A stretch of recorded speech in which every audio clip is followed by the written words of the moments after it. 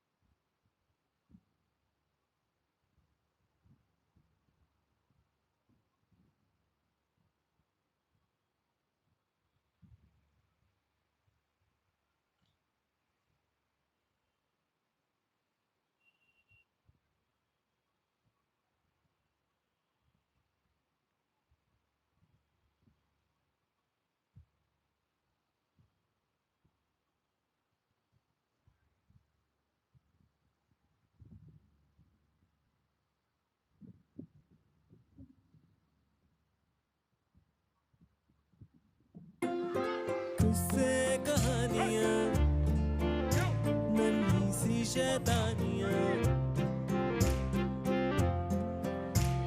निशाना लगाना कभी चिढ़ना चिढ़ाना कभी छुपना कभी छुपाना सवाल है ये पुराना ये मेलेडी इतनी चॉकलेटी क्यों है बचपन की नादानियां नन्ही सी शैतानियां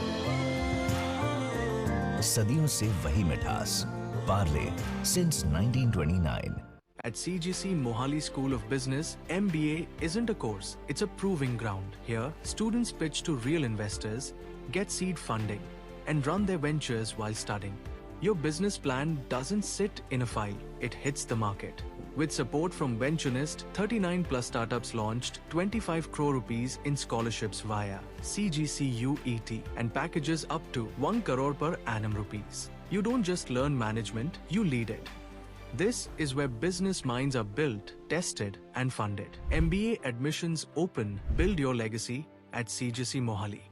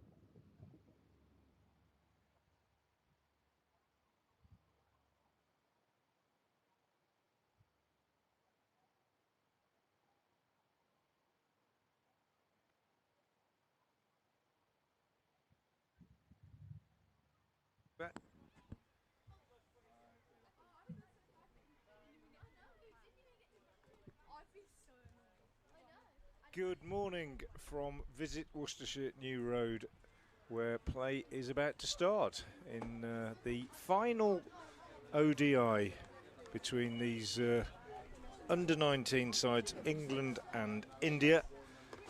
The series has already been settled. India have won it by, well, they're 3-1 up at the moment as we go into this final game, but still plenty to play for in terms of pride and experience for these young cricketers out there. It's a glorious morning here at New Road. Bright sunshine, plenty of blue sky, lots of school children on the ground today. I'm delighted to say we've got a really healthy crowd here on a sunny Monday morning in Worcester. And the news is that India under-19s have won the toss and elected to bat, and they're about to get underway with their two opening batsmen, Matre and the wonderful Suryavanshi, the non-striker. And the first ball of the game is delivered and goes past the outside edge and through to the wicket-keeper, and it was bowled by Alex French, the Surrey seam bowler, who was opening things up this morning from the New Road end of the ground. We had a game between these two here on Saturday, which was won by India. They've made several changes. Well, England have made several changes to their team. I'll just run through those as we go through this over, as French bowls again, and Matre defends off the back foot. England make 4 changes. Isbell, Home, Ali and Minto dropping out, and in come Singh, Furbank, French and Green. And 1 change for India sees Kundu drop out of their side, and Singh off spinner coming in. So India won the toss and chose to bat. They are yet to open their account, as French is in again from the New Road end, and a play and a miss. This one a little bit short and wide outside the off stump, and Matre cutting at it, unable to make contact.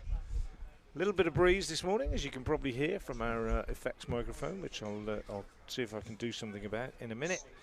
But otherwise, absolutely glorious scene as we look across the ground here at New Road to the wonderful cathedral in the distance.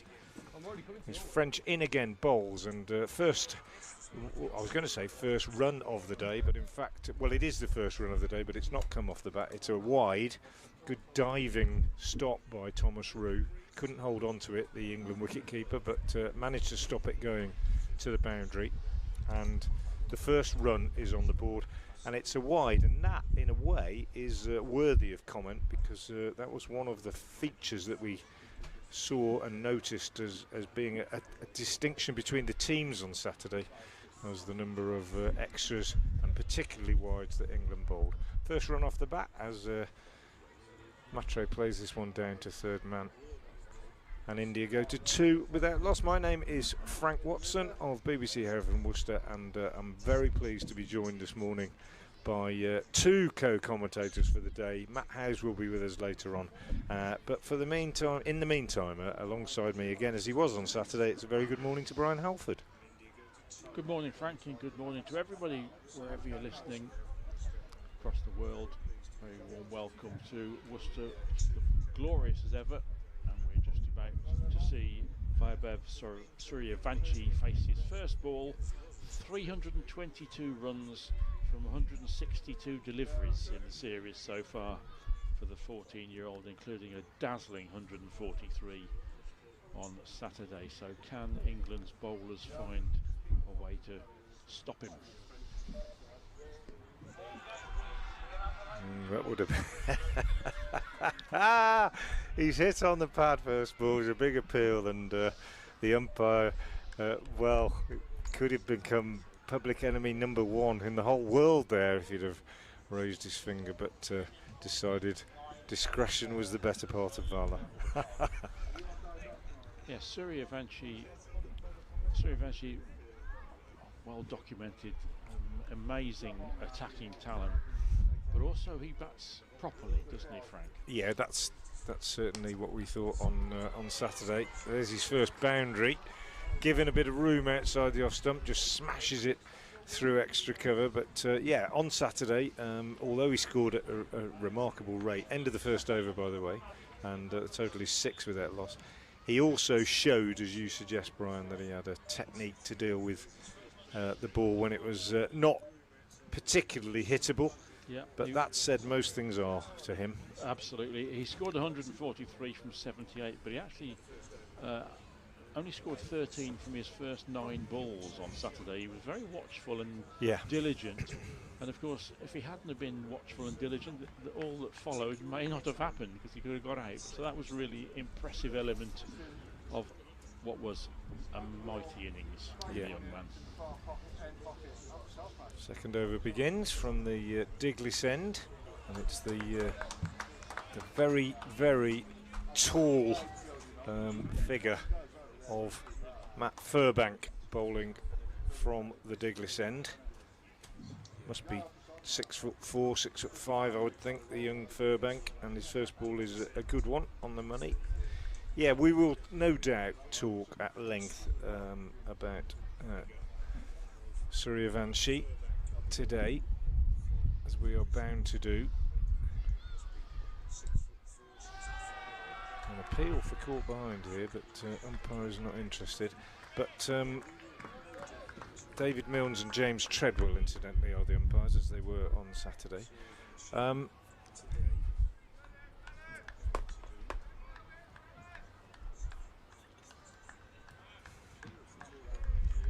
The intriguing thing about Suryavanshi for me is the fact that he is so imposing a figure at such a young age. I mean, even though it's under 19s, he's probably 4 or 5 years younger than most of the players in this game.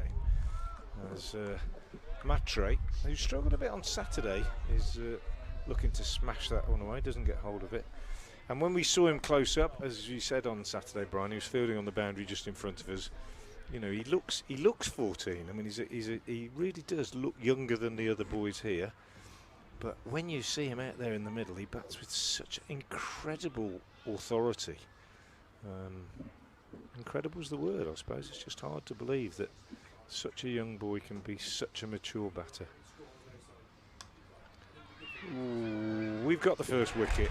Matre's given it away, really. Chipped it up on the onside. Might just have stopped on him a little bit, but I don't think he's really given himself time to get in on this pitch. And a bit like on Saturday, he's a little bit too eager, and he's just chipped that one up in the air to mid-on. Hasn't really hit it at all.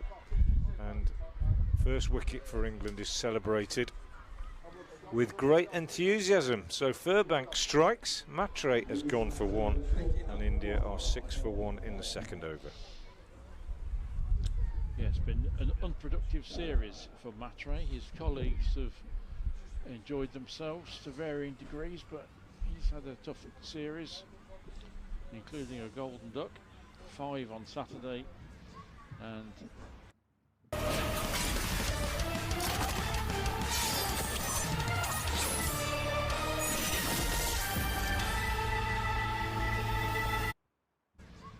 entry to the side, and now can England follow that up? There was a little bit of movement in the first half an hour, wasn't there, on Saturday, Frank? India have decided to bat first, so they clearly think it's a good enough pitch to make hay on if they can just get through the opening overs when there's still a bit of shine on the new ball. But that's 1 down, and if England can just strike 1 or 2 more blows, including, of course, the main one, Suryavanshi. Although let's not forget how well Malhotra, the new batsman, he's also scored a brilliant century. He did, a very different one, but a really superb innings. Anyway, he's on strike now. First ball for him from Furbank, and he's off the mark. Very watchfully steering that down to third man nicely. He batted with great poise, didn't he, on Saturday? We thought Malhotra. He was very happy to give Suryavanshi the lion's share of their partnership, but once Suryavanshi had gone, he sort of nursed the rest of the order through, and I just thought it was, one innings was precocious, the other was very mature. It was some very high class, exquisitely timed shots from Malhotra, wasn't there? And I think on any other day that innings would have towered over everything else. His century itself was a thing of beauty.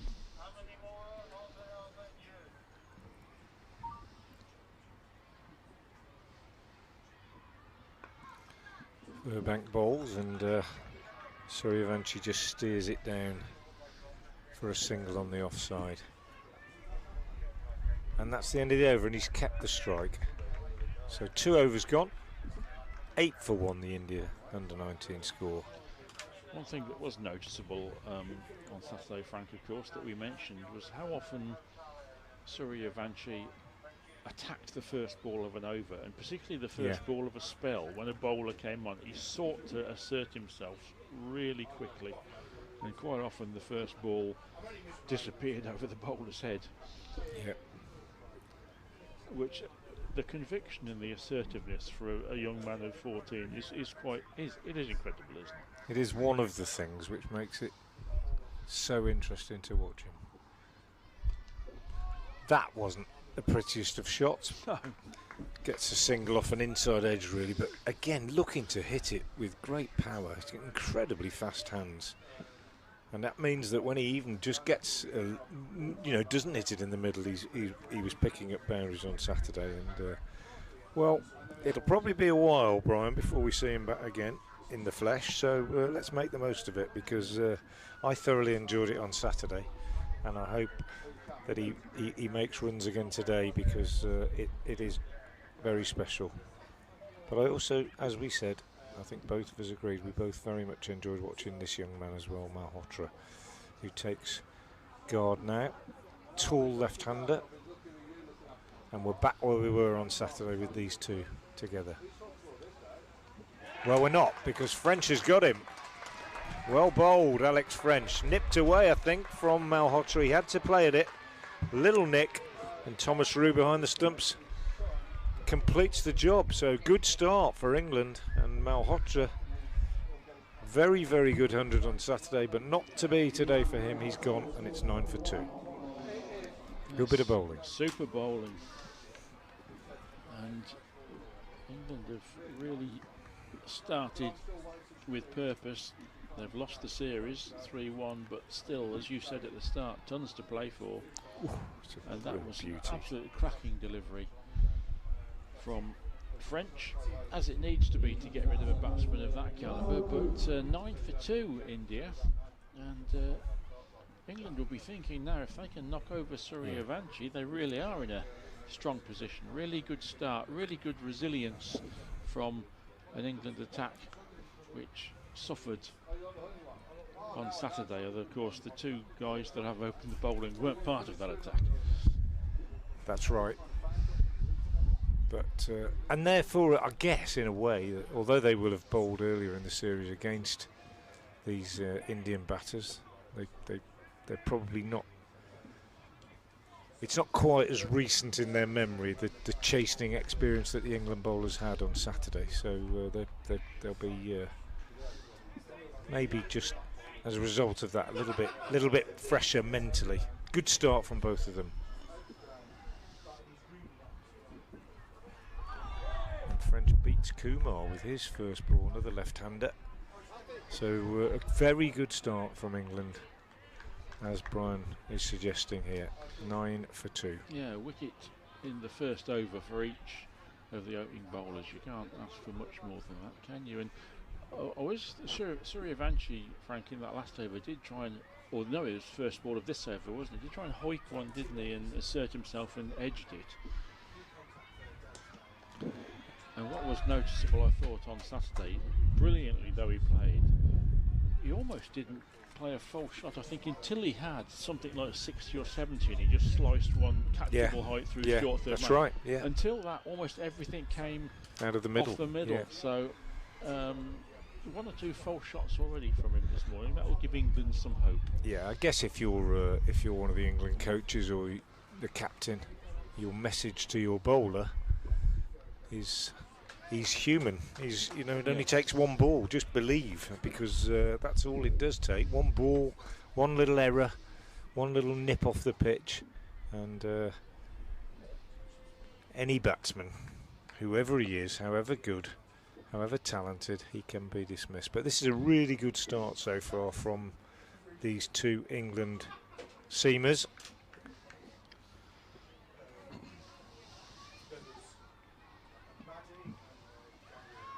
Oh, and that's a great way to finish what was an absolutely superb over from Alex French. Really, really well bowled. He picks up a wicket. Furbank has one as well. Both the bowlers entitled at the moment to run in with a bit of confidence.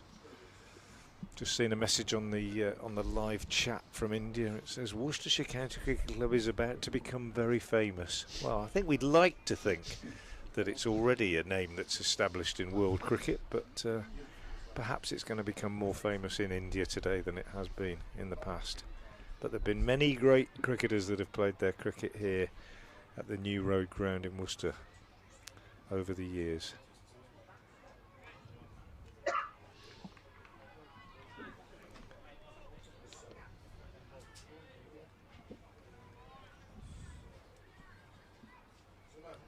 Fourth over begins.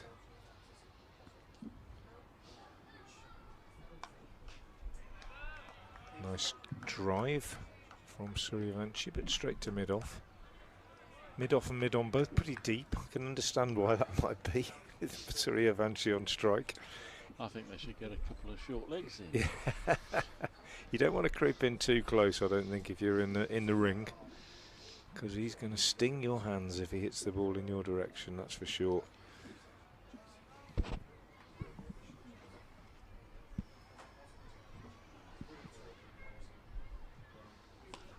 Well, no stinging of hands there, apart from perhaps somebody who's in the seats, because that's the first 6 of the day.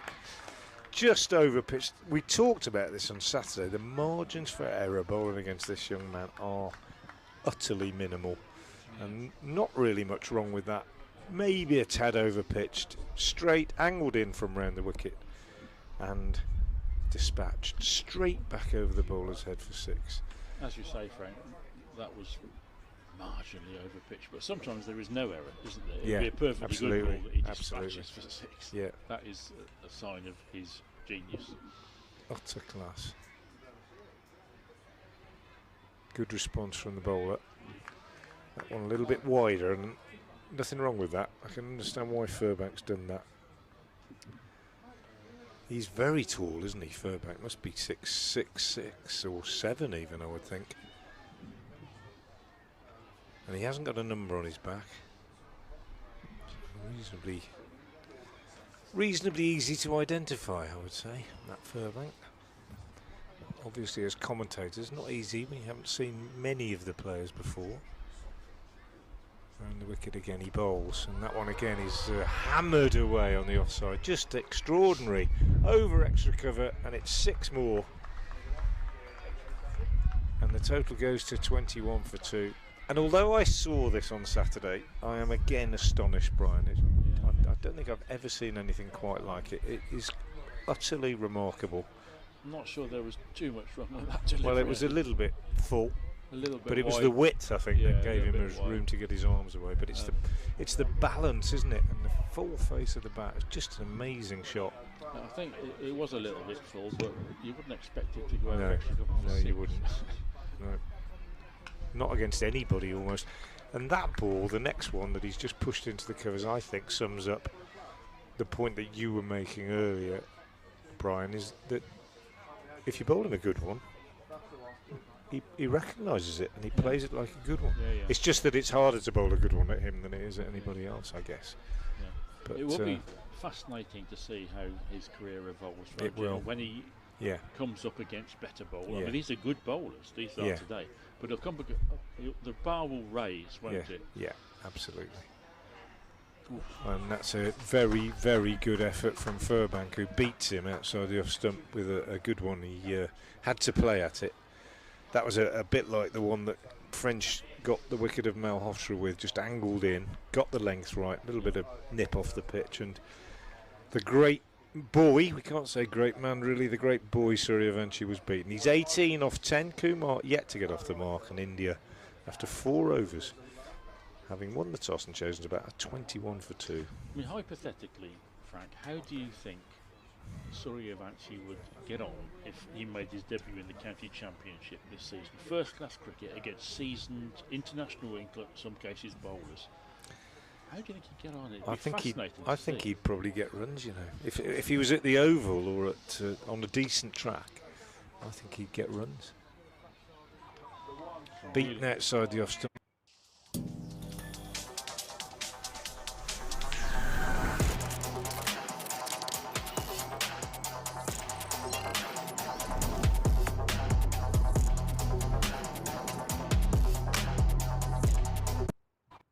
In the Midlands, in the UK, and very happy to be bringing you coverage of this game.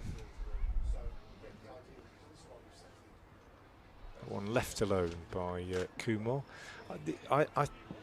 We're obviously eulogising about Suryavanshi. I do think he'd probably get runs in county championship cricket. I suspect that over the next year or two he's going to play quite a bit of first class cricket in India and find out what he can do against more seasoned professionals. I also think there's quite a challenge for the rest of the team. I'll just enlarge on that as Kumar gets off the mark, turning this one on the leg side.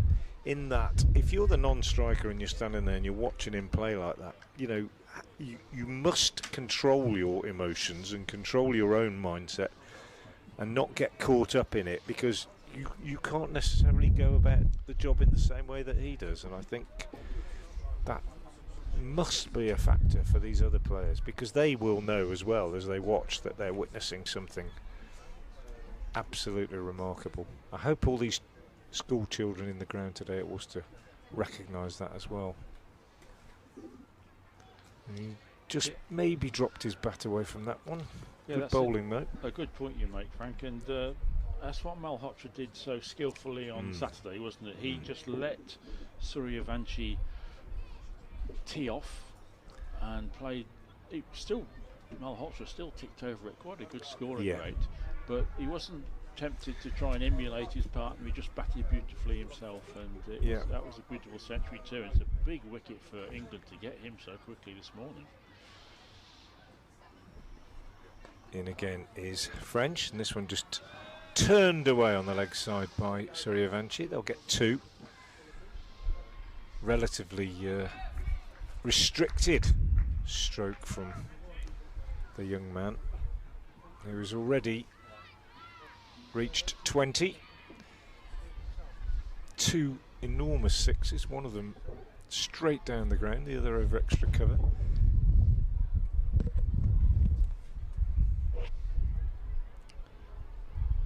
Settles again now.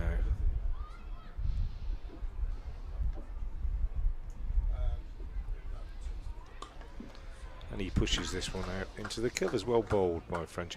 I don't think it's often that you can say with, you can't say it with complete 100% authority, but it's probably not often that you can sit as a commentator at any sporting event and say that you're watching the best of anything, really. But I suspect we wouldn't be far wrong if we said we're watching the best 14-year-old batter in the world.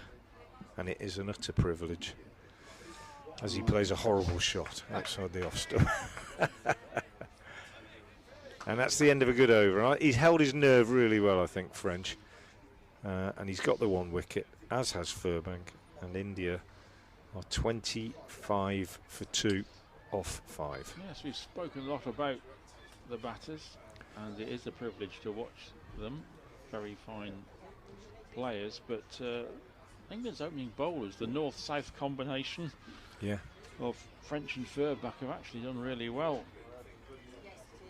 2 sixes off Furbank's last over, but he didn't do too much wrong, and they've actually hit back with some good threatening deliveries and forced 1 or 2 false shots from Suryavanshi.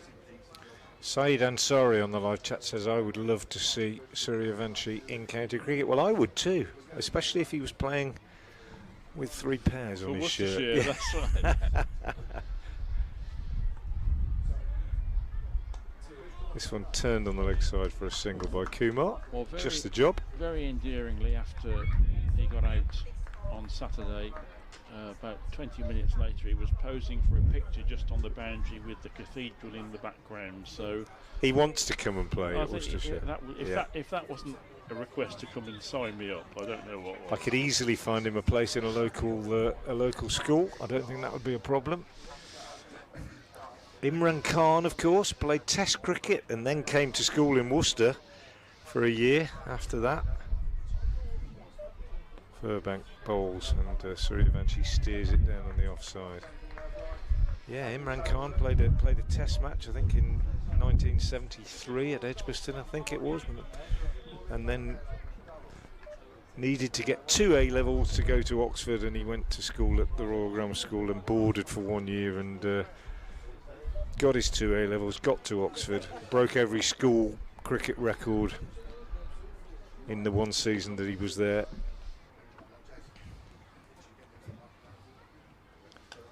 Furbank bowls and Suryavanshi is watchfully pushing into the covers, and there's no run. It's So yeah, I'm sure we could arrange it if we needed to. But I suspect there might be a bit of competition.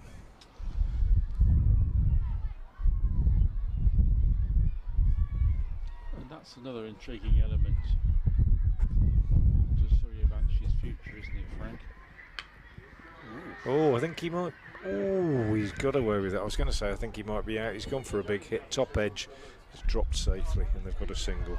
His coaches and his advisors around him and his family, what will they be plotting out? Will they want him to elevate into first-class cricket sooner rather than later? I mean, you've got to be careful, haven't you? You have. There was quite a bit of discussion, apparently, on the commentary on the Test match on television on Saturday while we were here, and they knew that he was setting about the bowling here. And I picked up a little bit of it, as this one is dabbed on the offside. Good running. Kumar gets a single. And the general opinion expressed was that those in positions of responsibility around this young man are very careful and very cautious. They don't want him to be exposed too much to the media, and they don't want him to be exposed too much to any opportunity that somebody might take advantage of his situation. As long as he's well advised by responsible people who understand the game, and I'm sure he is, then I don't think we worry too much. But you're right, I mean, in terms of development as a cricketer, he's got to elevate his standards quite quickly. Plays this one up to mid-on for a single, because otherwise his development won't be as prolific as it could be, I suppose. But at the same time, you don't want to overdo it. It's a difficult balance to strike, I suspect. It is, and there's an element of pressure from being this good this early, isn't there? Absolutely. Because as soon as, if it does plateau at some stage, or he has a couple of lean innings, whoa, what's happened? You know? Yeah. So, yeah. And we've all seen footballers have a little bit too much too soon, I think, and not make the most of their ability. Well bowled again from Furbank. It's a very, very tidy over from Furbank, that one, given that he almost got a wicket as well, and he's only conceded 5 runs from the over. One was a no ball. It's 30 for 2. Furbank getting the nod today, his first game of the series. Scarborough College pupil, formerly Harrogate Grammar School, and the north-south combination of Furbank and French, Kingston upon Thames, has done really well. 30 for 2 from 6 overs in the context of this Indian batting lineup. That's a really good start from England on this very windy day. Yeah, breezy, I think, breezy we'll say, but you can hear it in our effects microphone, which I've just tried to sort of baffle a bit, but I hope it's not disturbing our commentary too much. When does breezy become windy? Well, so this is windy. Whatever. Yeah, I don't know really. It's not a gale, is it? But it's. I mean, the trees aren't moving that much on the far side of the ground, but it's a fresh breeze. That's what I would say. French is in round the wicket, left alone by Suryavanshi. But it's a lovely day. A little bit more cloud than there was about half an hour ago.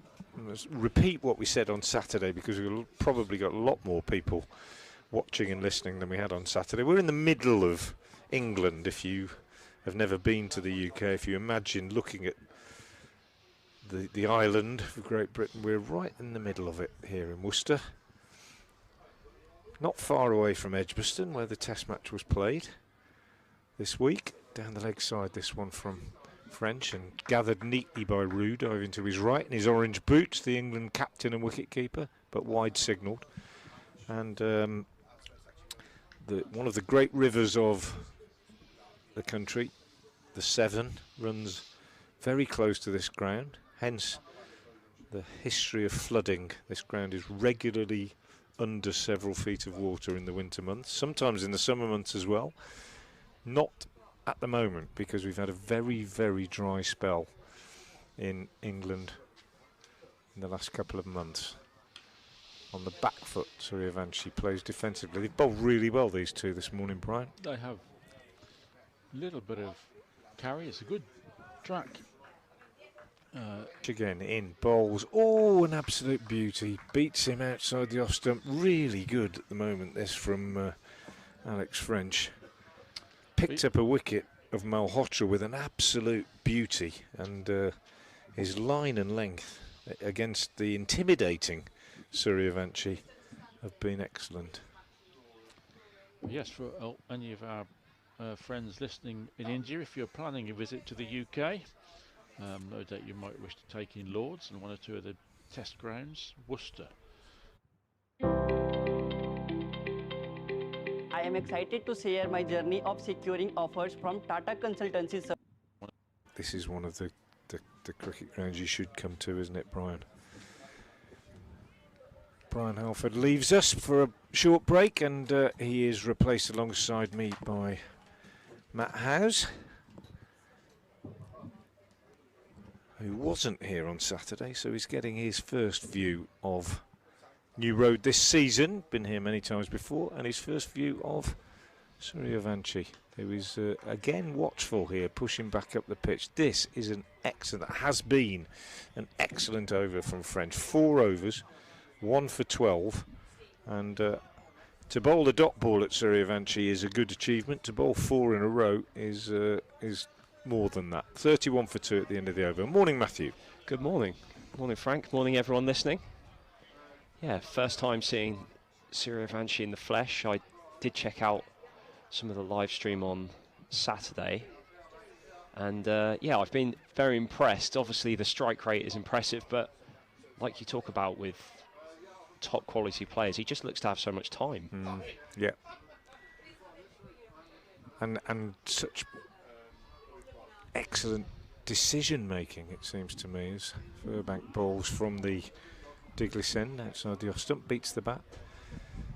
It is well, you can say it over and over again. It's just remarkable that he plays cricket or bats the way that he does when he is so young. You just wonder how you can get to be that good at that age. I mean, I'd love to know how good he was when he was 7 or 8 or 5, or when he first, showed signs of turning into this kind of cricketer. Nice little dab out on the offside from Kumar. Wanted a single, but sent back.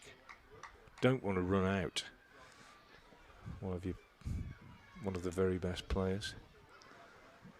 Just a privilege, a real privilege. We were saying it over and over again on Saturday, Matthew.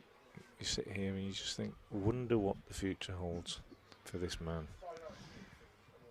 Wonder what he will become. Will it actually pan out as we sort of expect, or will it not? Will he turn into one of the greats of the game, or might it be unfulfilled talent? And we were running through, some of the names that we could think of who didn't fulfil their talent, both in football and in cricket and in other games, and there have been a few.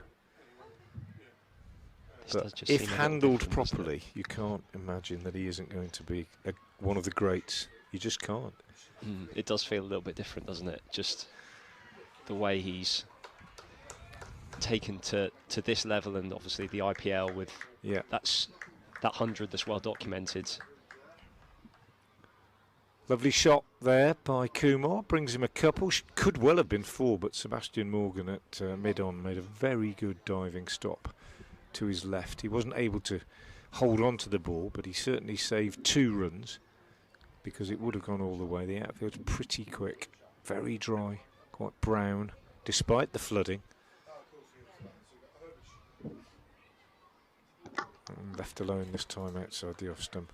I mean, I've talked about the flooding. This ground, I said this on Saturday, I'll say it again, it was flooded, I think 7 times this last winter, separately, 7 separate occasions, and underwater. And when I say underwater, I mean under 2 or 3 feet of water. The square for 39 days between October and March, and not consecutive days, but over a period of time, for 39 days, it was under several feet of water, single here, pushed out on the offside by Sarriavanci, and had to be completely resown in March when it should have been done in October, or had been done in October, but that had all washed away. And they had to then put a big tent up with lights in it and grow the grass in sort of artificial conditions. The root growth apparently is nowhere near what it should be and what the ground staff would like it to be, and hence the difficulties that they've had. This pitch though, and the one we used on Saturday, it seemed decent enough. Red ball pitches this season on this ground have been more than helpful for the seam bowlers. Yeah, and this wicket's had a little bit in it Yeah. this morning, Bit of carry. especially good carry from French, who's about to start another over, and a little bit of seam and help for the bowlers.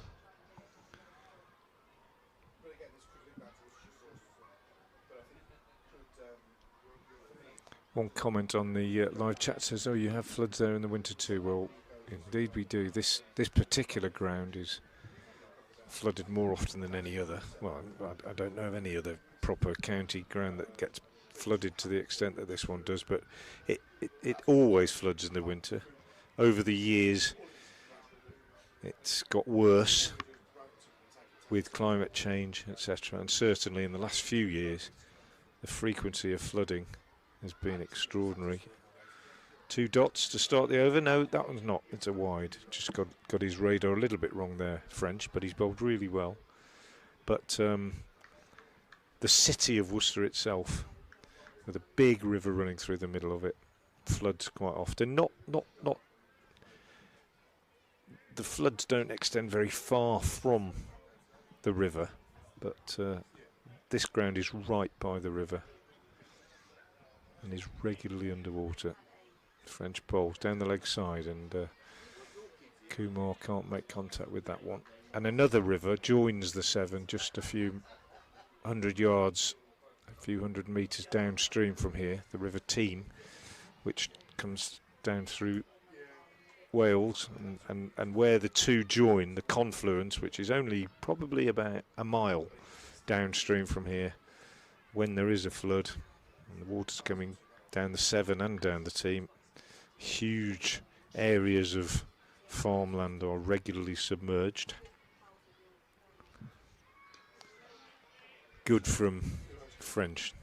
This is the best spell, I think, that probably anybody's bowled in the 2 games that I've seen for England. Sebastian Morgan bowled pretty well from this new road end on Saturday, but French so far 1 for 15. He's in his 5th over, and when you think that Sarriavanci is there on 22 and he's taken 24 balls to get it, which seems by most standards reasonably quick, but for him is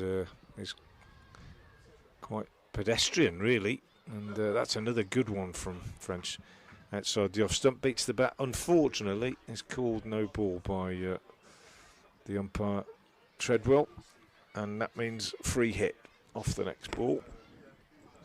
Yeah, I've been impressed with French so far. Looking at the numbers of the series, it's not been the most economical for bowlers across the 4 matches so far. I'm excited to see Chauhan later, who's got an economy rate of 4, whereas everyone else has gone at 5 at least, and most of them up towards 6 or 7.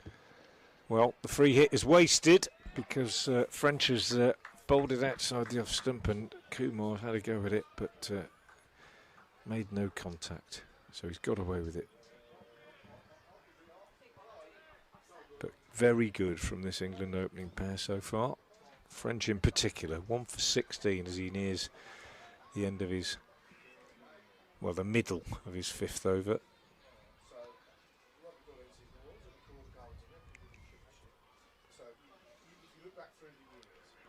And that's a wide. 1 for 17.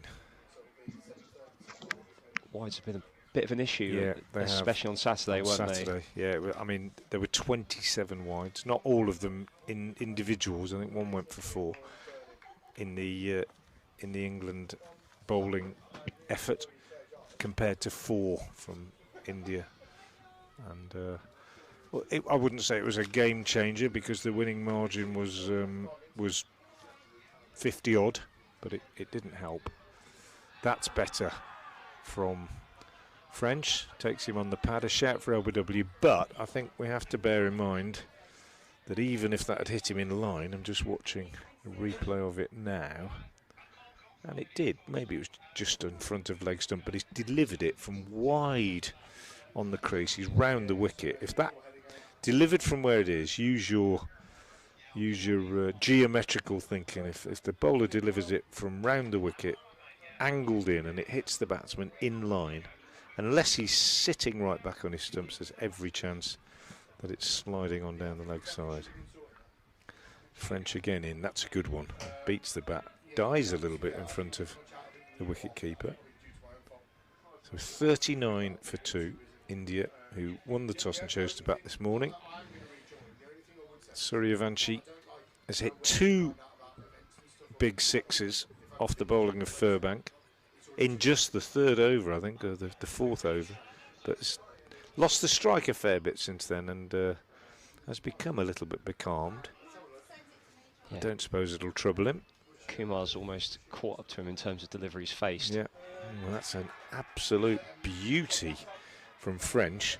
Past the outside edge, big shout for a catch behind. And umpire Treadwell says no, he didn't touch it. So just watching a replay now. What an absolute beauty. It's gone a long way. I think it must have gone off his thigh, maybe. Missed it, and it certainly changed direction quite sharply after it had gone past the bat. The slips were confident in that appeal. They almost expected the finger to go up. But the bowler he did and the look keeper back. less so. There's the old telltale look back from the batter there. You know, when you nick it and you look back to see if it's caught. I often think that's a good sign. You know, if you play forward and nick it and you or miss it, you don't tend to look back. But he did look back. I think he might just have got away with one there. French bowls Yorker, dug out by Kumar. Down to 3rd man for a single. He's going to keep the strike, so Suryavanshi continues to be starved of the strike. So good over, notwithstanding a couple of wides and whatever, and I think he struts away down to fine leg. Alex French thinking that he might just have been denied one there. We'll never know. 40 for 2. Might be a good strategy to Suryavanshi to starve him of strike and see that. At KR Mangalam University, we don't just play sports, we create warriors. Champions aren't born, they are made. Badminton, football, cricket, pickleball rallies, kabaddi, frisbee, the laser focus of archery, where players become leaders. This is KR Mangalam University. We make you future ready. भाई investment tip देना small caps में डाल small caps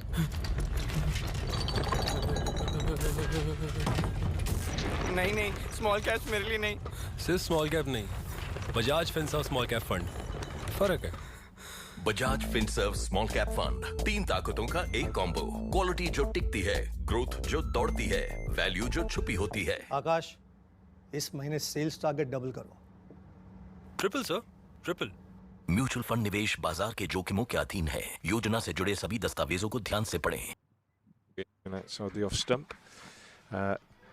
X, or Twitter as it used to be called, is a good way to get in touch. And the live chat comments flash past on the screen. We don't see them very much, and we don't have time to, but you can get in touch on Twitter if you'd like to, with either myself or Brian or Matthew. My handle is at Frank Watson 58, at Frank Watson 58. Brian is at Brain Haldorf. This one clipped away for a single. Not Brian, but Brain, B-R-A-I-N Haldorf, at Brain Haldorf. And Matt, you are? Matt Howes 9. M-A-T-T-H-O-W-E-S 9. That was a no ball, and it's another free hit. Just a little bit of indiscipline from these two. They've both bowled really well, and I think you can understand that they're a little bit tense as they run up, particularly if they're bowling at Suryavanshi. but just a few too many extras already in this England bowling effort. 2 no balls, that's the third in fact, 7 wides, and a free hit now for Suryavanshi. Where do you reckon? I'm thinking something violent over Row the leg 6, side. row 10. I parked my car a long way away this morning.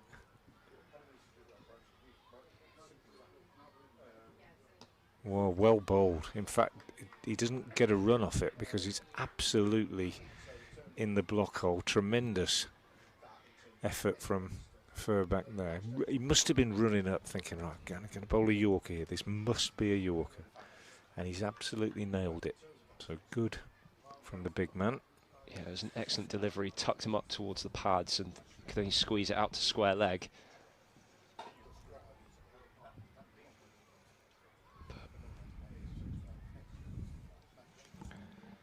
Free hit or not, I'm sure Suryavanchi's not overly concerned. No.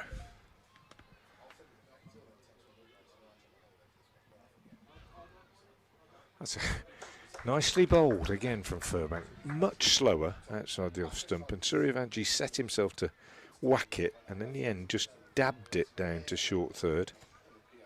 And he looks disappointed with himself. I'm sure the England coaches will have talked to the bowlers about your mindset when you're bowling at this guy, and it's got to be absolutely right. And will he get a little bit frustrated if we can tie him down a little bit? 22 off 26.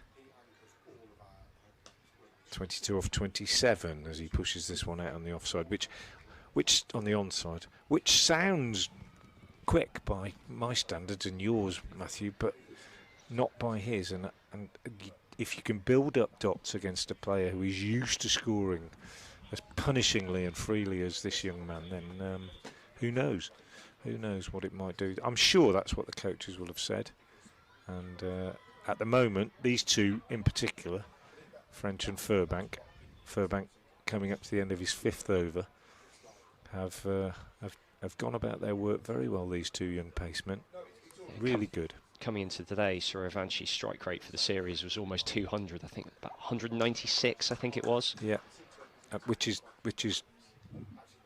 extraordinary, but a long way from where he is today. 22 off 28 deliveries at the end of that excellent over from Furbank. So fair play to these young seamers. French 5 overs, no maidens, 1 for 18. Furbank 5 overs, no maidens, 1 for 28. And 12 of those came off 2 deliveries. So really, really good from the 2 young England seamers. 46 for 2 at the end of 10 overs. India, who won the toss and chose to bat. England making 4 changes from Saturday. Singh, Furbank, French and Green coming in for Isbell, Home, Ali and Minto. So neither of the 2 Worcestershire players, Isaac or Jack Home, is included in the side today as the first bowling change takes place, and I think we're going to see Sebastian Morgan coming on at the New Road end. Probably the pick of the England bowlers on Saturday. 3 for 54 from 10 overs. Jack Home took 4 for 63 from 8, but Morgan bowled. Well, they both bowled actually when Suryavanshi was on the charge, and Morgan starts well here with a good ball outside off stump, which is edged down to 3rd man by Kumar for a single.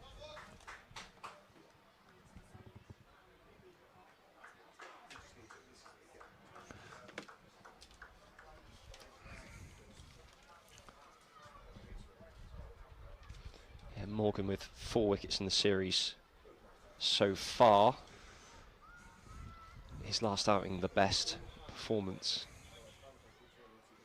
Figures of 0 for 46, 1 for 61, and as Frank said, 3 for 54 so far in this 5-match series.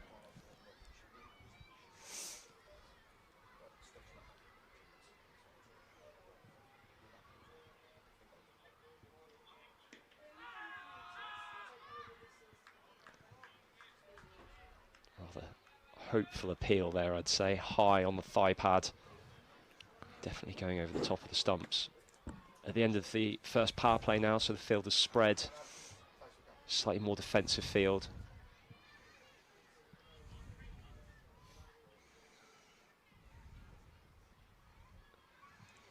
Fine leg, deep backward square. A man out on this cover boundary in front of us in the commentary box. Was that a chance? Or was it a bump ball? Let's have a look at a replay. Chip back up in the air. 22 off 30. Positively pedestrian from Suryavanshi. Very becalmed. And I guess, you know, it's good for him as well, because that's another part of his cricketing development, is learning that you can't have it all your own way. And when he plays against better bowlers at a higher standard, he will have to work hard.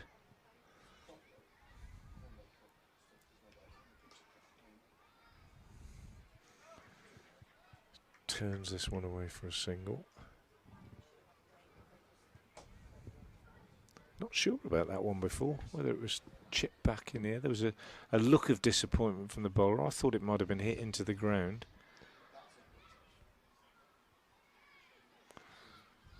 Let's see if I can find out. It was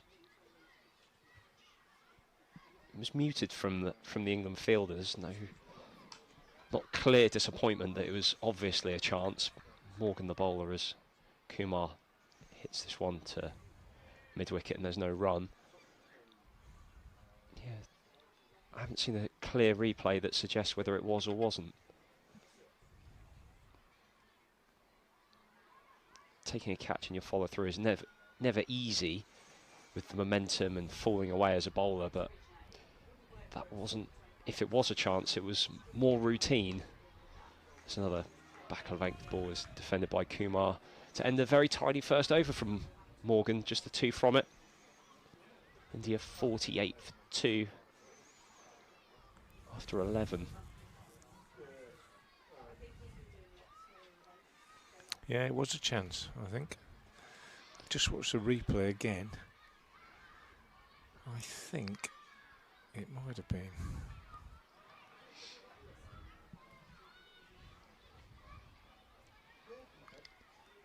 Furbank's spell of 5 overs from the Diglis end has come to a close, and the tall, imposing figure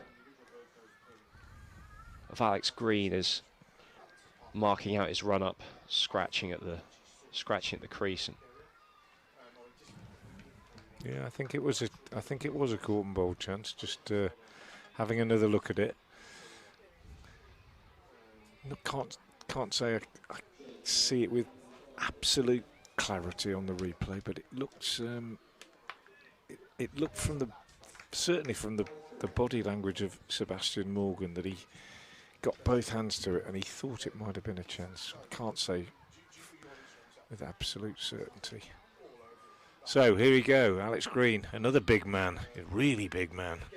He's in and bowls, and his first ball is clipped up to mid-on by Suryavanshi.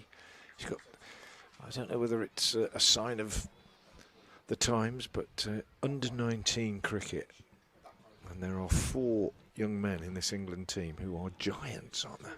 I mean, Rocky Flintoff, Alex French, Matt Furbank, and this young man, Alex Green.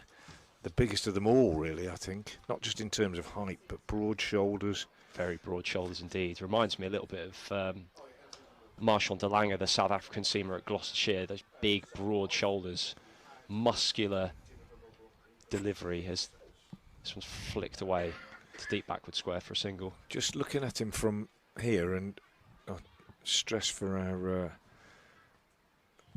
listeners that we are not behind the arm. We can see the pictures that you can see, but we are actually sitting square of the wicket, and I can't help myself as a coach from commenting on bowlers. And I watch Alex Green coming in, and he just seems to shorten his strides, doesn't he, just before he hits the crease. This one clipped very nicely through mid-wicket, and they'll pick up 1, that's all. And I don't like to see that. I like to see a bowler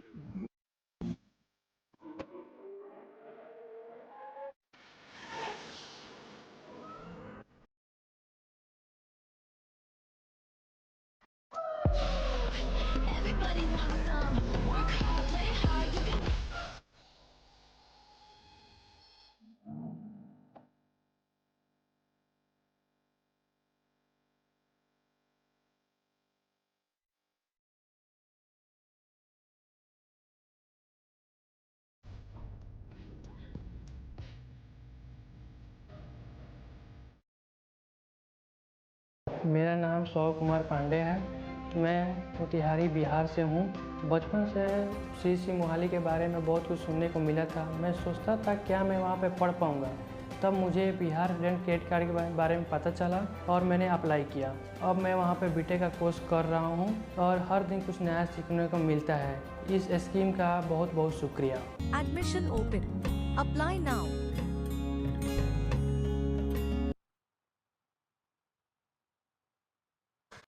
I think when he's not bowling with great confidence, the strides shorten a little bit just before the crease.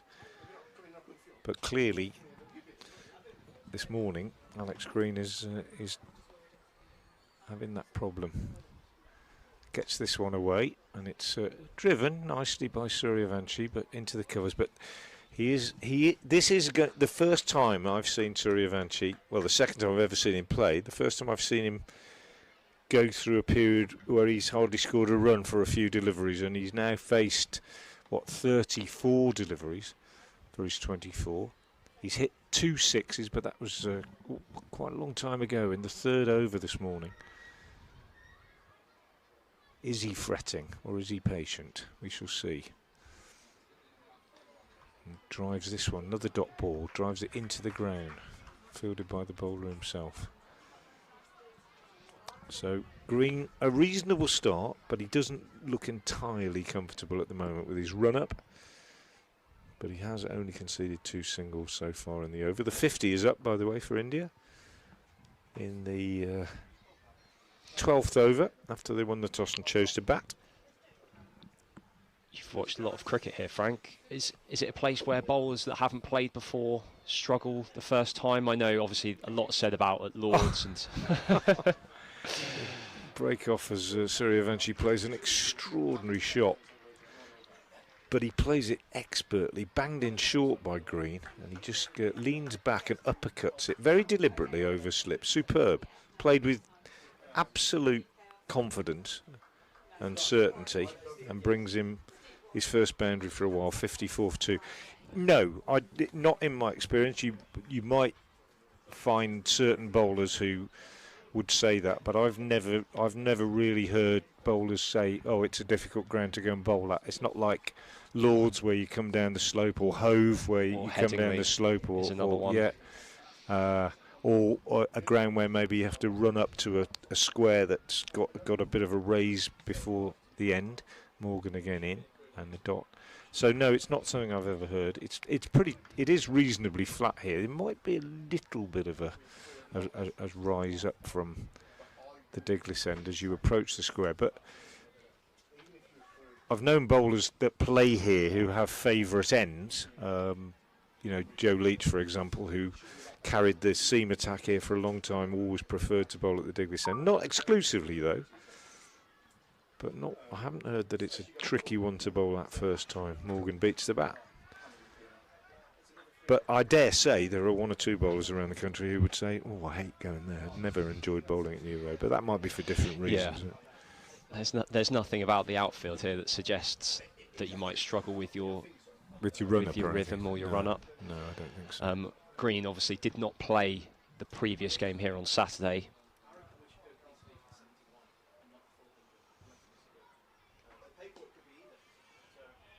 But good from Morgan in his second over, and good from the 2 opening bowlers, I think, from England this morning. Suryavanshi won't often, I think, at this level anyway, bat for an hour and only score 28 as he has. It's quite unusual in this series, certainly. Round the wicket from Morgan, left alone, and a wide called by umpire Treadwell. This would be a good start to his spell here from Morgan. That wider side, he looks to have dropped onto a good length, good line. Interestingly, we've seen all the England seamers so far start round the wicket, this left-hand heavy Indian top order.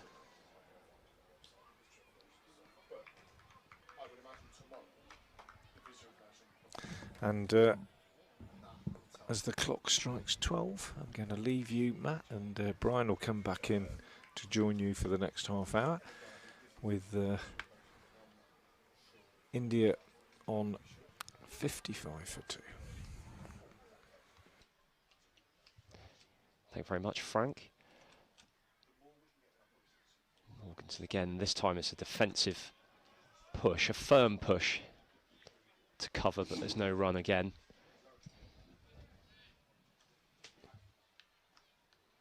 Kumar's looked good so far for his 14 from 34 balls. Certainly not scoring quickly, but he looks composed and compact in his stance. It's the first time I've ever seen him play. Morganson again. Well, that's a beautiful drive that's knocked out the stump down at the far end, and there's no run. Excellent fielding by the stumps, and that completes Morgan's over. 55 for 2, India. Just that wide from the Morgan over.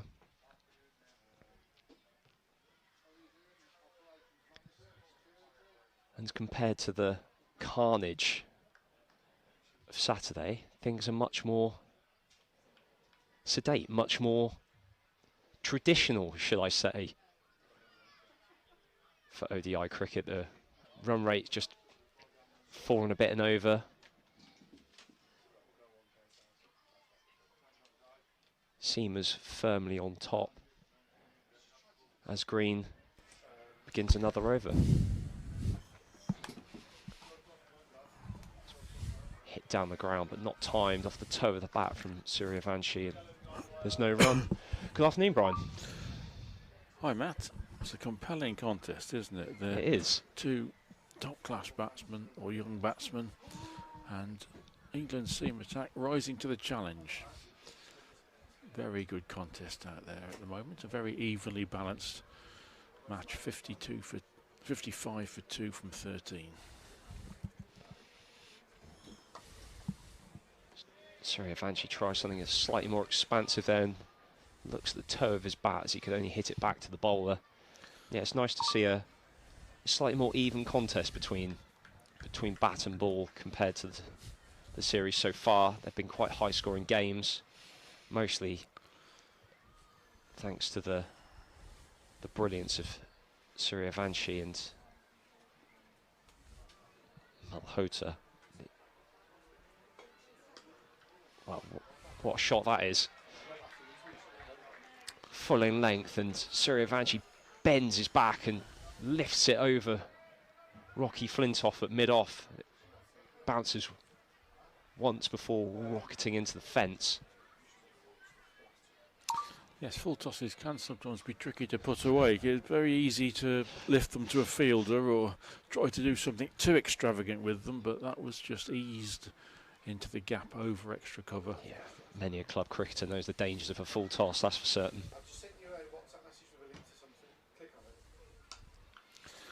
Wonderfully timed. Good sprawling stop at mid-on.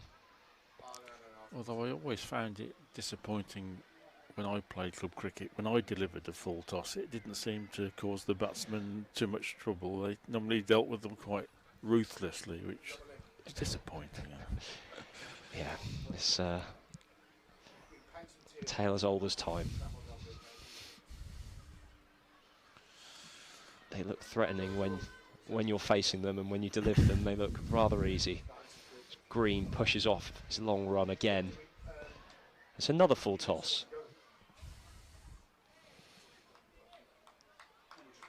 You watchful, Kumar. 14 from 35 deliveries.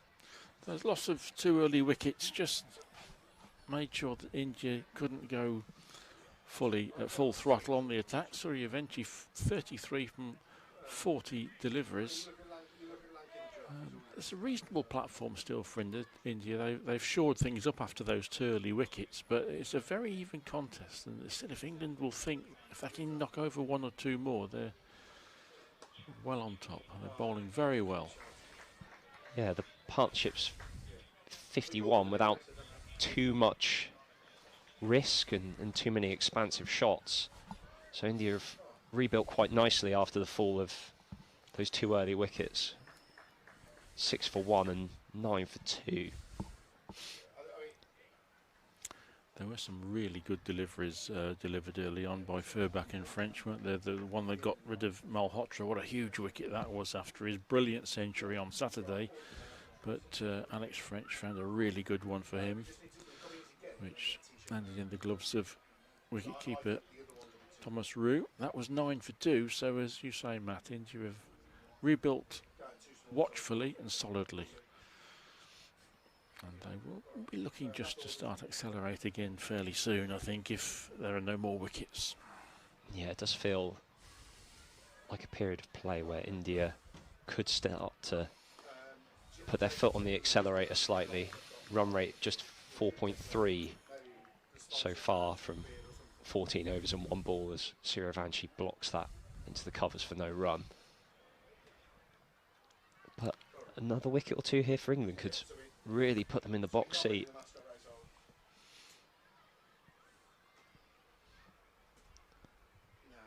There's such a nice hum around the ground, lots of school children in today. As Morgan's in again, and that is sliced and taken. Vikram चाहे जितना भी फड़फड़ा ले ढूंढ नहीं पाएगा. We're experiencing some turbulence. Security!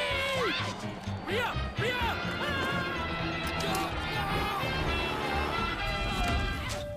Good evening, Priya. This is your captain speaking.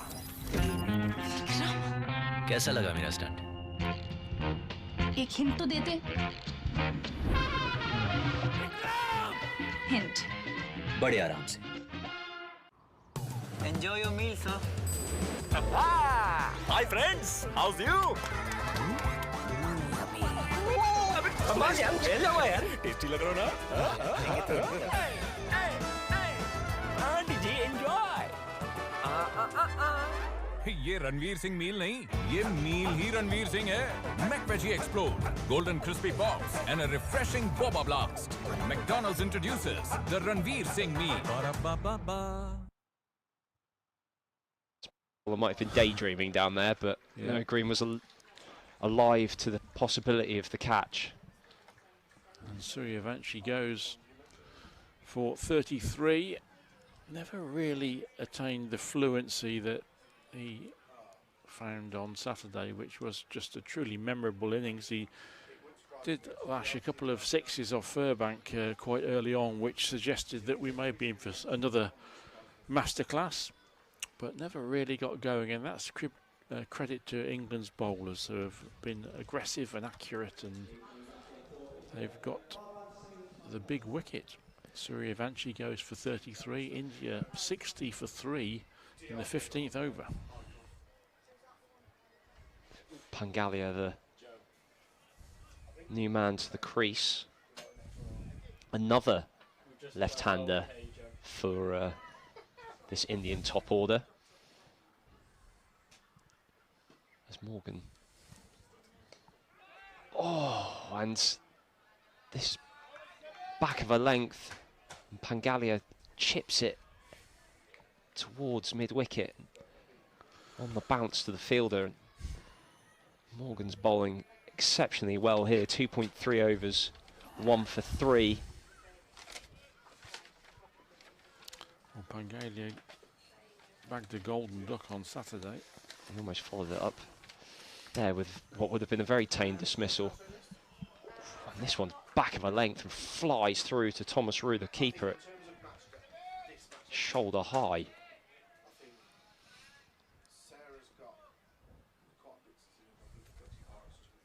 Morgan's not as tall as French, who was bowling from that in previously, but managed to get the same level of bounce there.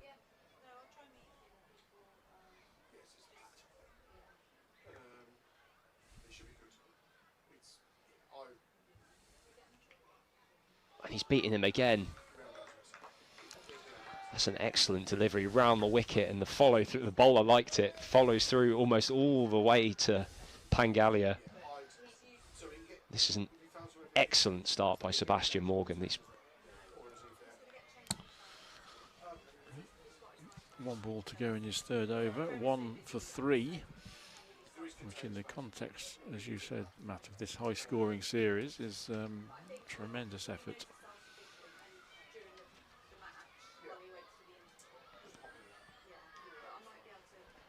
You mentioned Pangalia's first ball duck on Saturday. He's had a lean series, just played in the third and the fourth game. 11 from 23 at Northampton and that first ball duck. But he did score 103 not out in the warm-up game against a select 11. So has scored runs on this tour, even if it's not in the ODI series so far. He has indeed, and I think there were 9 sixes in that 103, and it came off 50 odd balls, so a dangerous player. But England have certainly kept him on naught really impressively there. Sebastian Morgan, 4 balls Pangalia faced and didn't really look comfortable against any of them. So the ball doing a little bit, there's a little bit of cloud cover. We've got a sky of many colours above us at Worcester. There's blue and white and grey, but perhaps a little bit of moisture in the air. There was overnight rain, so a little bit of assistance perhaps for the bowlers, and they're using it really well at the moment. Yeah, I came through some rain on the way up here this morning.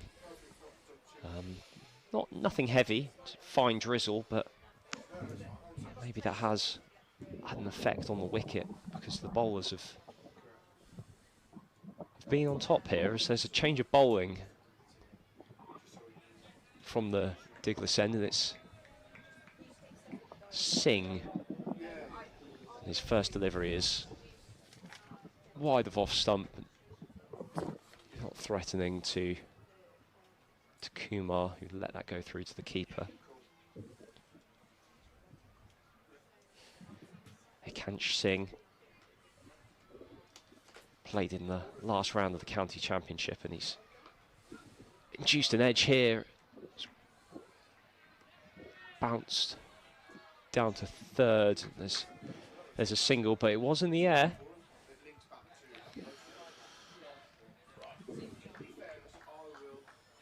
Did pretty well in the county championship for Kent against Northants, 49 and 27, batting at 3. This time he's got the ball in hand with England, I'd say, on top at this stage. Yeah, doing everything right so far, and if Singh can emulate the other 4, we could see all the overs bowled by seamers today. In this innings at least, I'm sure India have, they showed on Saturday they have a couple of spinners that can inflict damage. England, of course, have Ralphie Albert, who bowled very well, better than his figures suggest on Saturday. But at the moment there's a little bit in it for the seamers, a little bit of overhead, a little bit of moisture in the pitch perhaps, and they're giving the Indian batters plenty to think about. That's a beautiful cover drive though by Pangalia, who is off the mark with a gorgeous 4. Very full in length, and he managed to squeeze that one out through the covers. Excellent timing. That'll settle the nerves. No matter how good you are, it's always good to get off the mark, especially when you've suffered a first ball duck in your previous innings. It's really important here that Singh doesn't ease the pressure that the other 4 bowlers have built up as he comes in again, and this one's back of a length, and it's no run, tucked to backward point, and energetic fielding there, shy at the stumps. But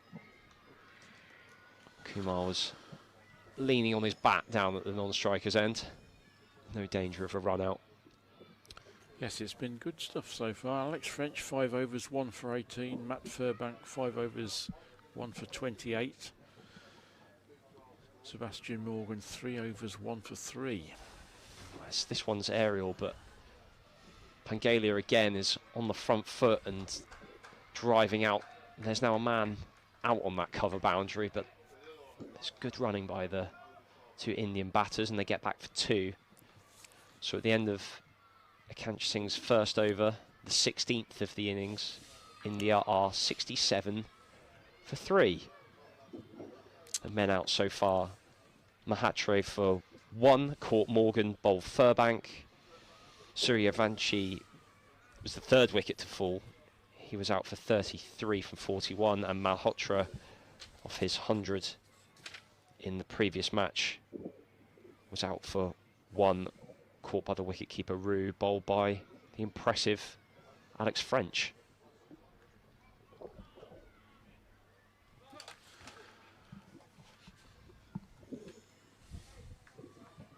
Visit Worcestershire New Road, bathed in sunshine, as Morgan begins his 4th over. Again, just continuing on that really good length. I've been really impressed with what I've seen from Sebastian Morgan so far. The speed gun saying around 77 miles an hour. He's not as tall as the other England seamers that we've seen, but he's bowled on a good length. Did a lot of bowling in the warm-up, and he's right on his straps here as it's back of a length and forcing Kumar to defend. He rehearses something slightly more aggressive. Thought about taking on that pulled shot. There is a man back at backward square. Fine leg, and 3rd, where we saw Suryavanshi caught. So there is protection if Morgan does bang the ball in short. There's excellent running in the ring there. Pressure on as batters rotating that strike. It's important. And that's good running. The running and the intent to run from all the Indian batters today has been impressive. It has. They do need to just keep the scoreboard ticking over. So much of white ball cricket now is about boundary hitting, as Morgan draws the outside half of the bat and it runs down to 3rd, where I think that's Green doing the fielding, and there's another single. Yeah, with so much boundary striking is at the forefront of white ball cricket now. All these strike rates are so impressive, but there's definitely still a place for being able to rotate the strike, keep the scoreboard moving. Right on cue. There's another single in that ring, and oh, there's an overthrow, and it's well saved on this boundary. Diving stop by Green to prevent that going for 4 overthrows. So, but that's another tribute to the runners, isn't it? As you say, they're sharp and aggressive with their running, and that they got 3 because they put the fielder under pressure. The throw.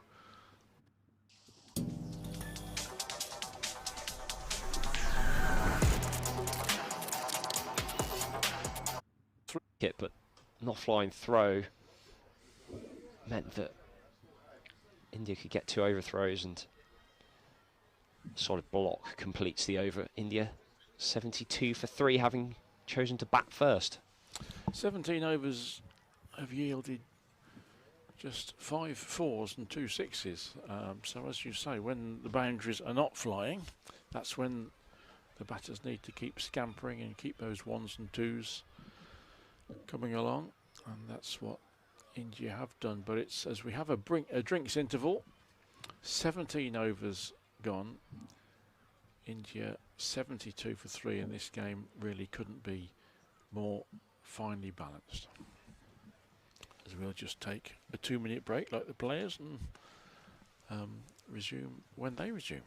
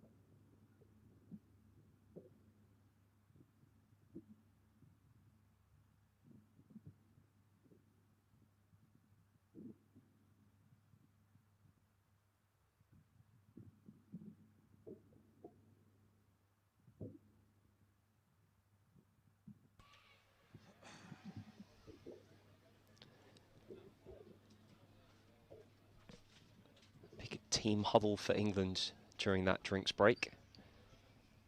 I'm sure they're fairly happy with their work so far. 3 wickets. The Indian captain Matre, Vaibhav Suryavanshi and Malhotra, the players out. 3 big wickets as the opposite side of the ground to us, under the scoreboard, one of the schools that are in the ground today are cheering as an England fielder makes their way out to that cover boundary. As Akash Singh begins another over round the wicket, turned into the leg side for a single to Kumar. Takes the score to 73 for 3.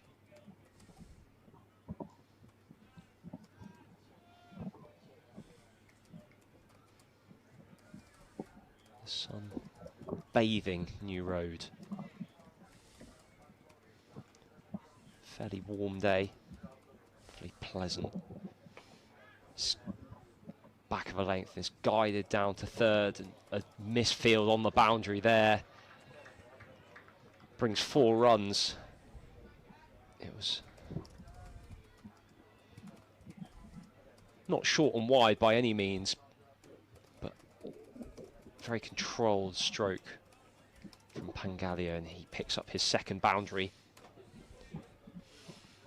as the fielder sliding to his left fumbles the ball over the boundary rope. That's certainly not what England would have discussed during that drinks break. Short ball bunted into the leg side without much timing. Brings another single.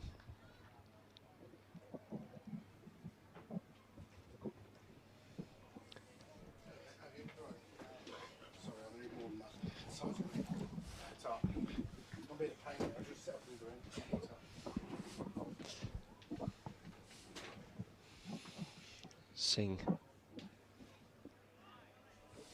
balls from round the wicket again, and this one's just left alone.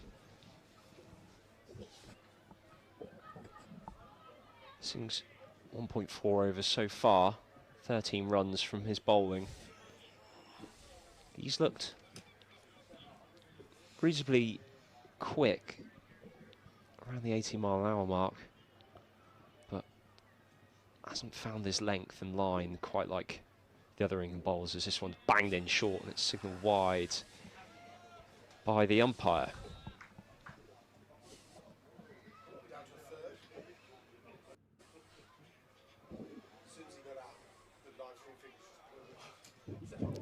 Yes, wides have been an issue for England's bowlers during this series, particularly in the second and the fourth games. So far today they've been better in that regard, but they need Singh just to maintain the control that the other seamers have imposed. Very good work so far from the England seam attack. The sunshine that Matt described in the last over has deserted us briefly, which I don't think the bowlers will be too unhappy about. More cloud cover the better. That's a much better line and length there from Singh. Draws Pangalia forward into a firm block. Back to the bowler. Completes his second over. India at 80 for 3. Yeah, just a large, fluffy cloud. It's obscuring the sun. There's a little bit of grey in there, but it doesn't look like it will come to anything. Still a warm day. 20 degrees or so, as it looks like Alex Green's going to come back on for a change of ends. A little surprised that Sebastian Morgan's come off. 4 overs, 1 for 8, bowled beautifully, and there's obviously a case for keeping some of those overs in the bank, but his bowling, I thought, maybe well enough to warrant another over or 2 from the New Road end. I'd agree. As Green begins. A good length delivery that's driven firmly to mid-on. There's no run. Well, that pitter-patter of feet and the shortening of the strides that Frank described when he was bowling from the opposite end, still apparent in that first delivery as he strides in again. Big tall frame, and this one's up in the air, and man circling underneath it, deep backward square, and he takes the catch. It was a full-length delivery. Kumar, who's been fairly circumspect, looks to flick this away, and he looks at the toe end of his bat there. Maybe stuck in the pitch slightly, but the ball went high into the outfield. The fielder circled underneath it and took a fairly comfortable catch, which brings about the fall of the 4th Indian wicket. They're 80 for 4 now. And the change of ends has worked. It has indeed. Ben Dawkins with the catch right down there on the rope. I think Kumar was hoping that he just got enough on it. It was over-pitched and flicked down there towards the practice nets here at New Road. And Dawkins took a really good catch on the almost on the boundary. Just had to be aware that how close he was to the rope, concentrated hard, and that's a big wicket for England, because India were just starting to build another little partnership there, and it looked as though Kumar was going to play the anchor role, which they need someone to do for the rest of this innings. 80 for 4 now, and England.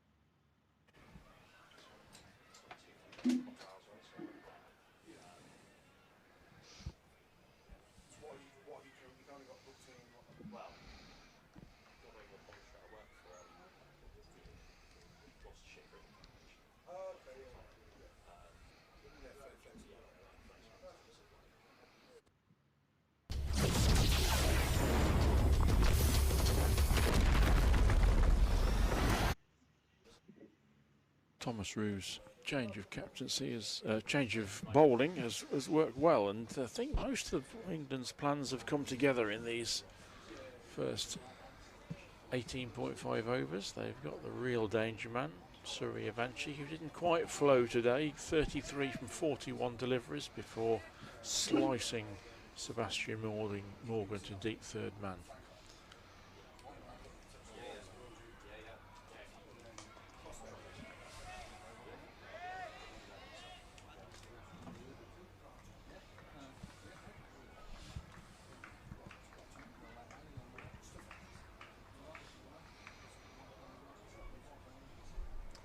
Yeah, they've bowled really well, haven't they, Brian? The England attack generally, I think.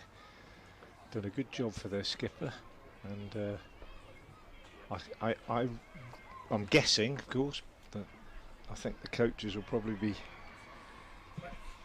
using, well, they'll be pleased first of all, and they'll be no doubt using this in the future as an example of what happens when you stick to your guns and get the ball in the right areas, even if you're bowling at a side that's taken you apart a couple of times.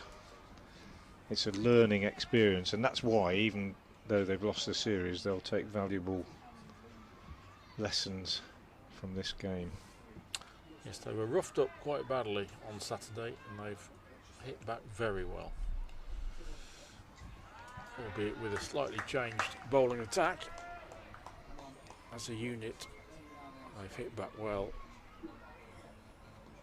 against a very accomplished India side. It's certainly no disgrace to be 3-1 down in the series to this very talented India team, but England would love to make it 3-2. And at the moment, they're reasonably well placed to do so.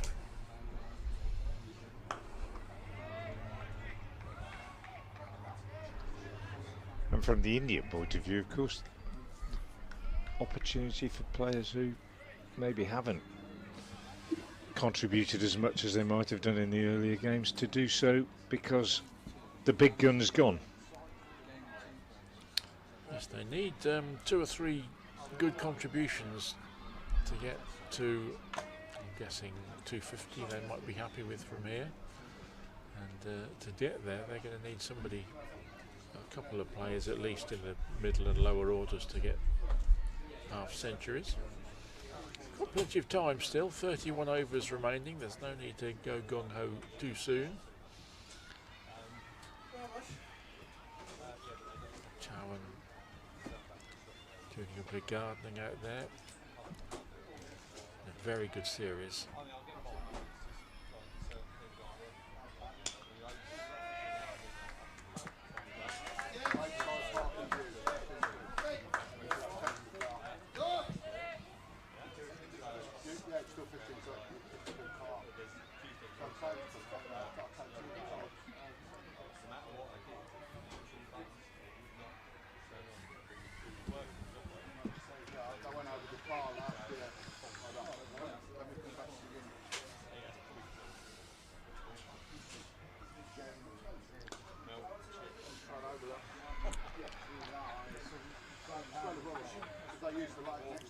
It's been a good week for India. A resounding victory in the Test match at Edgbaston, and a series clinching win here at Worcester. Yeah, it's interesting, they were criticised, weren't they, for their selection at Edgbaston on the first day, leaving out Bumrah, but there's plenty of depth in that squad, there's no doubt about that.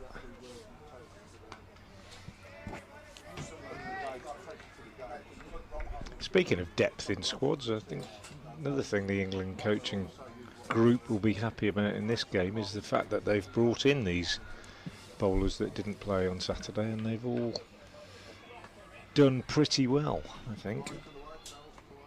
Furbank, I mean, having conceded 12 in 2 deliveries in his second over, came back really well, I thought.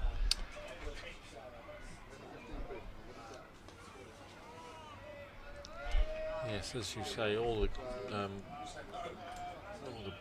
bowlers that have come in, and 4 of the 5 bowlers used didn't play on Saturday, and they've all done well, and perhaps best bowler of them all is the one that did play on Saturday, and a little bit surprised, Frank, both Matt and I, that Sebastian Morgan came off. He's bowling so well, 4 overs, 1 for 8. Yeah, it was a case for maintaining that. Yeah, sort of pressure. I thought that, and I thought he bowled really well on Saturday as well.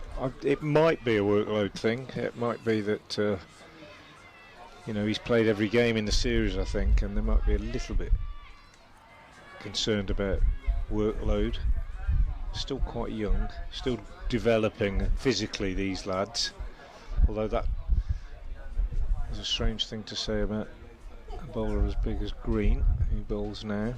I'm still concerned personally about Green's run-up, as I watch him from this end, the New Road end, as well as from the Diglis end. I think he gets into his stride quite nicely in his run-up, and then slows down and shortens his stride in the last 5 or 6 strides before he hits the crease, and I think he's losing quite a bit of rhythm and momentum.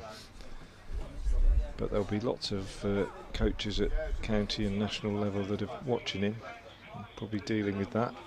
And he beats the bat here. He's a big lad, he's got all the attributes to bowl at high pace, you would have thought, but rhythm, the indefinable X factor, is probably the key.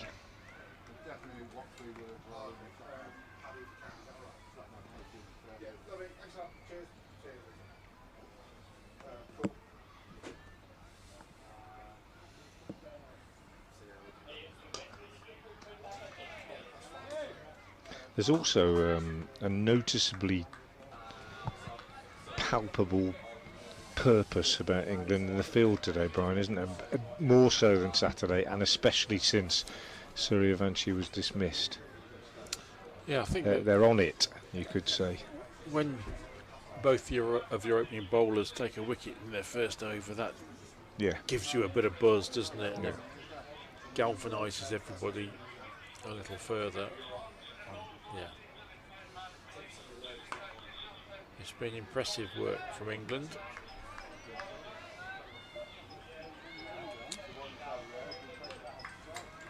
Potentially, we shouldn't call him the great Suryavanshi, he should be at 14, but the potentially great Suryavanshi hinted at delivering another masterclass, didn't he, when he lifted those 2 offside sixes in a row from Furbank, but never really flowed today. There were 1 or 2 false shots in there.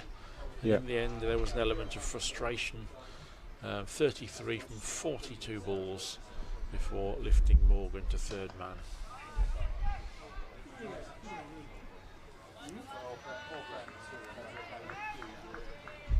Single taken there that's probably completed more easily than it should have been, because Alex French just let the ball come to him at mid-off rather than attacking it.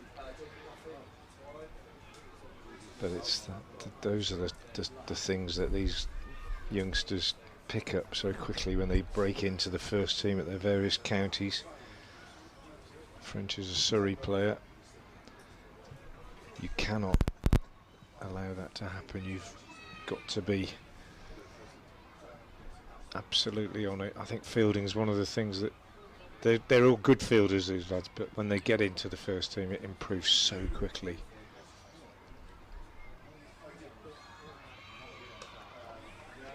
Nothing wrong with Green's line though. He's bowled a good line generally, just 1 wide, nearing the end of his 4th over, 1 for 13.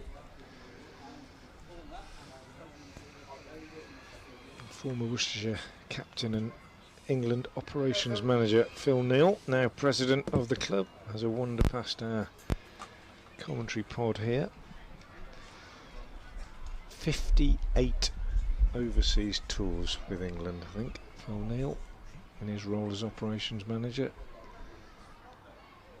and he only lost 1 bag. Single taken off the last ball of the over. And a very accomplished fullback for Lincoln City. Indeed. I think the 4th highest number of appearances for Lincoln City, and the last really of the proper footballer cricketers, professionals who played both sports in their careers, and Phil, the last of them really. I think once he had to play cricket and football on the same day. There were a few in county cricket in those days, but not anymore. One game or the other now. You can't really play both to a high level. Another wide here.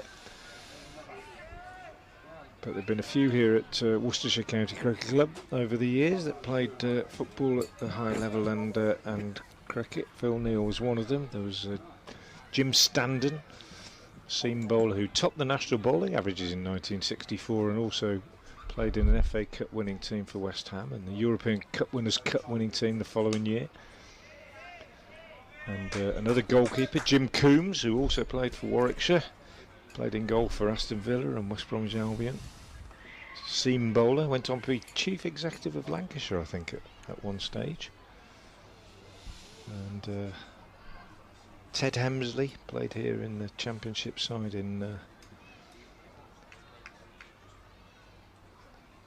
at one stage and played for Sheffield United in the old First Division. A slower ball from Singh, deceives the batsman. Done really well here, England. India 87 for 4, and we're in the 22nd over. So the run rate is just 4, but Suryavanshi responsible for a fair bit of that early on, and since he's been out, he was out in the 15th over. They've added only 27 since then, so that run rate has dipped. And as I say that, a boundary is conceded. Singh drops short and Chowan.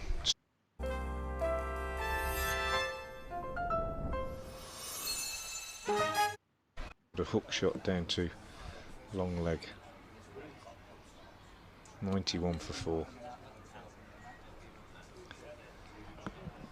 Yeah, first boundary for some time. The discipline of the bowling has been impressive.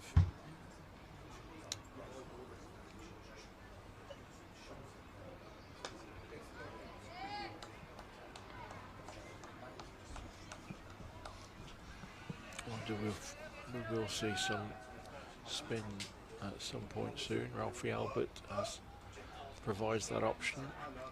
No Taz Ali today. The Warwickshire spinner did somewhat bear the brunt of the assault by Suryavanshi on Saturday. Ralphie Albert bowled well, didn't he, on Saturday? In 3 separate spells, I think, from memory. Oh, almost a catch here into the gully. Diving attempt from Joe Moores, I think, unable to get a hand on it. Pangadia is an interesting player, I think, Frank. He has been a little bit scratchy, but I just get the feeling that there might be something quite dangerous about him as a batter. Clearly he can hit the ball, 100 off 50 balls in the warm-up game at Loughborough. Of course, he was out first ball on Saturday. He was.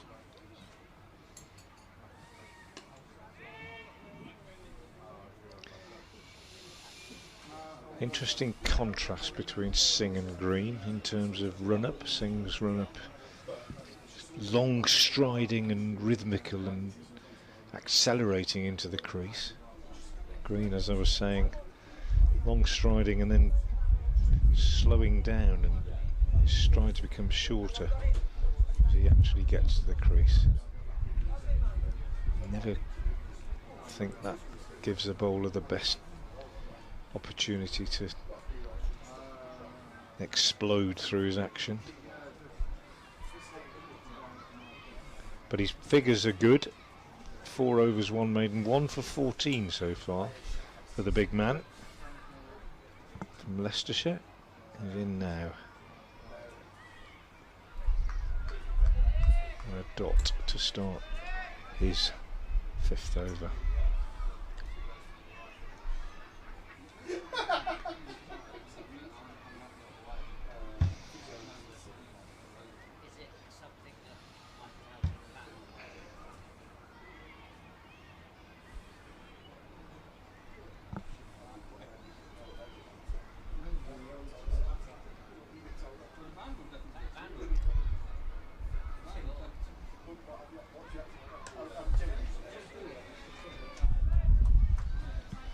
Good running. Pushed out on the onside and quickly through for one. It's important, if the bowling is tight and your boundary options are restricted, that you keep the scoreboard ticking over.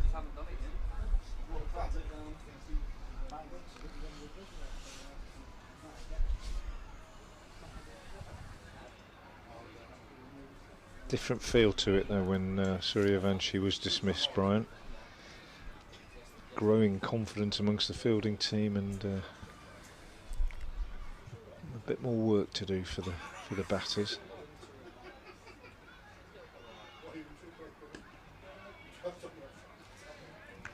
Yes, India have the series tied up, of course, 3-1 up.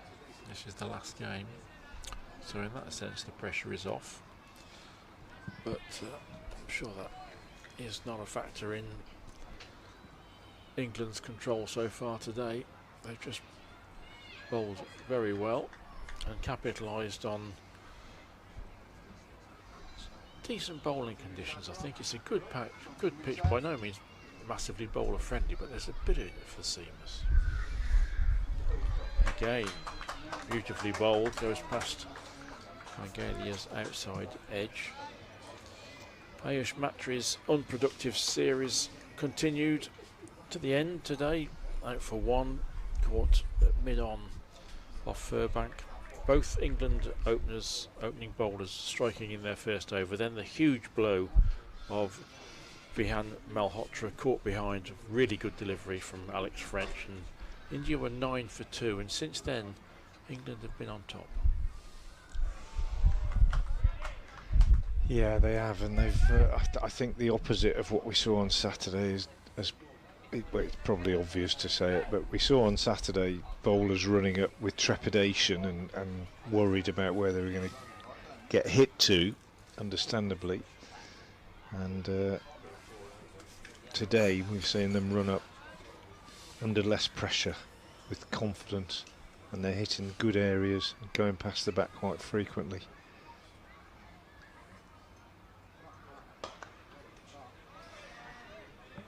And the fielding's been sharp.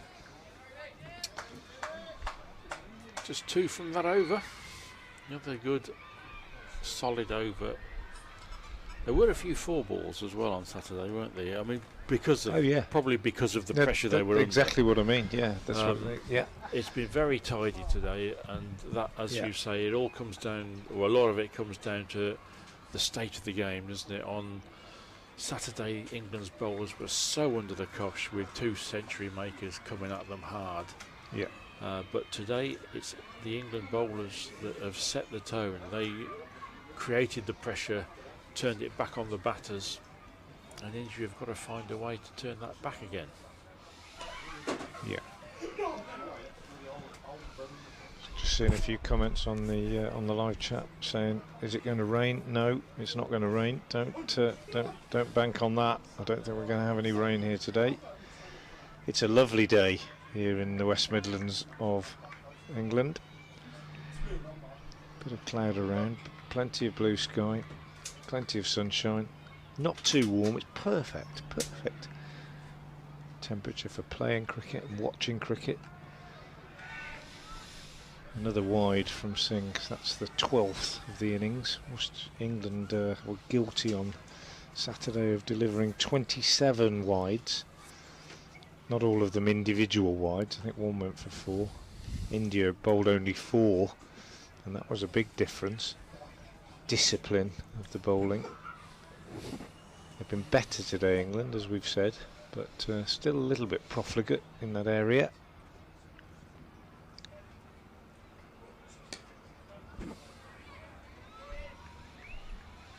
Single taken, and the push through the covers by Chowan.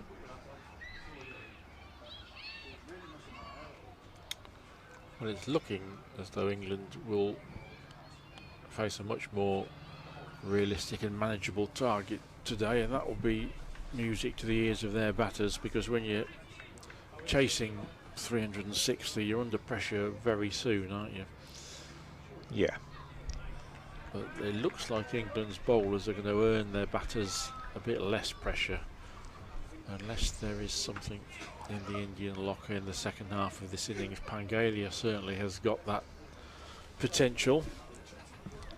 Chowan has had a very effective series with bat and ball, so England are by no means through, but they've done a lot of good work so far.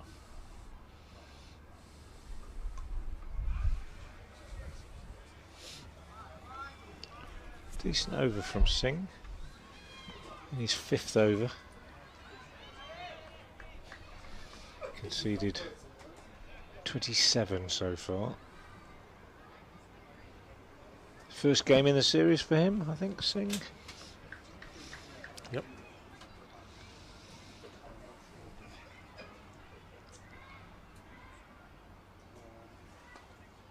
Varies his pace quite nicely. Good slower ball there. These days, if you're a medium pace bowler in white ball cricket, if you're not capable of high pace, you've got to have a few tricks. You've got to have a few variations. Looks like that kind of bowler to me.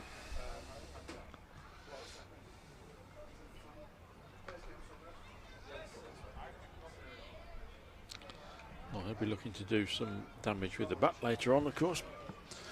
Top order batter as well, so it's in his interests to keep a lid on this Indian scoring and make his life easier later on.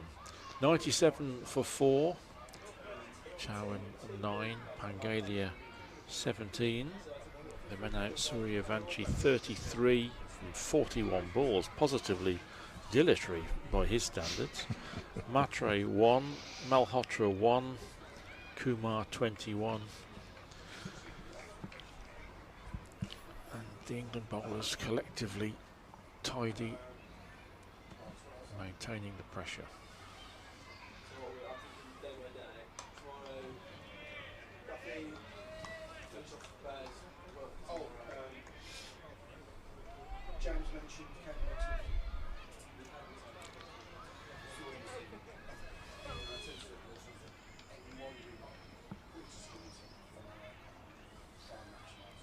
Alex Green 1 for 16 from his first 5 overs.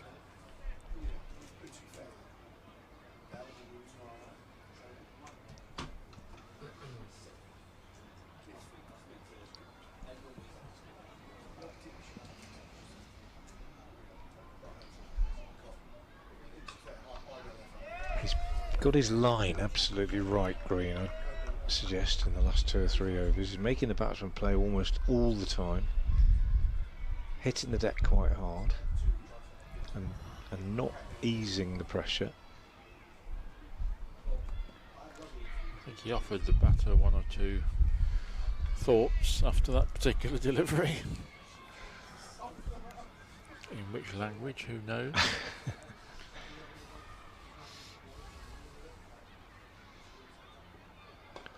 Well, next ball is a bit too full and just steered gently out on the offside for a single. Neither Chowan nor Pangalia has yet tried anything extravagant. Chowan has 10 from 20 deliveries.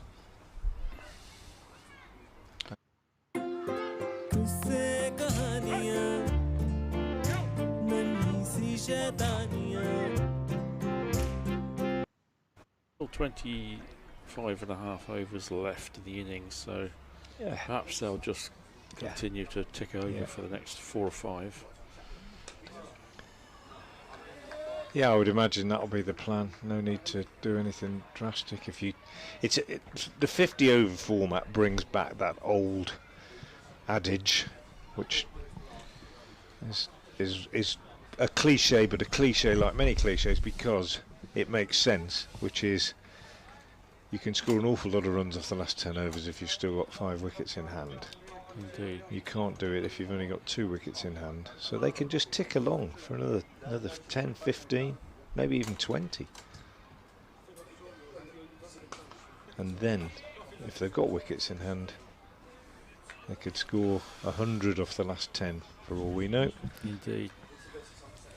I spoke to I remember a couple of years ago speaking to Kumar Sangakkara about, and he was talking about T20 batting and saying it's surprising how much time you've got even in a T20 innings.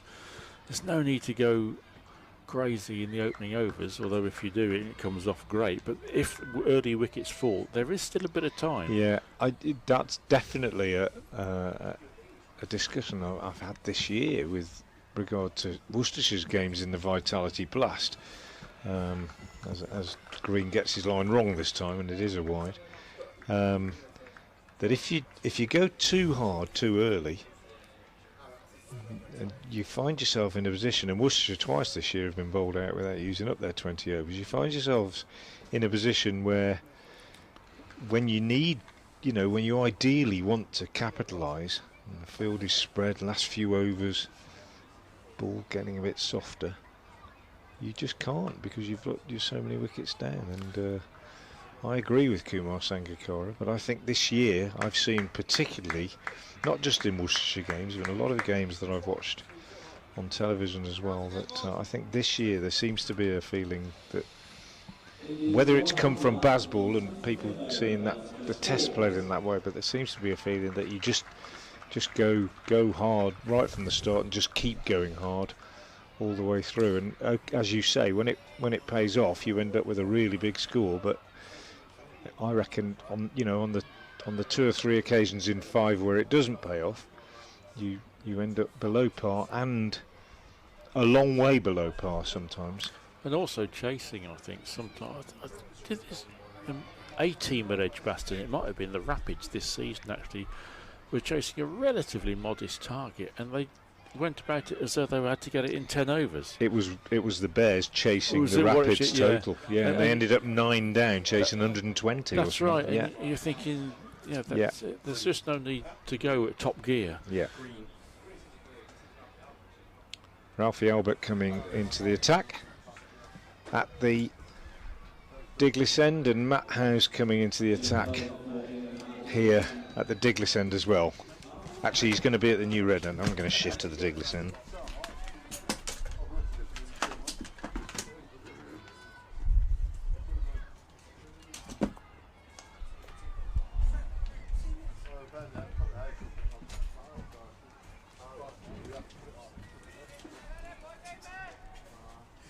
So Ralphie Albert into the attack at the Diglis end, starts with a dot, bowled pretty well on Saturday. His figures probably, we didn't think here in the commentary pod, did him justice on Saturday.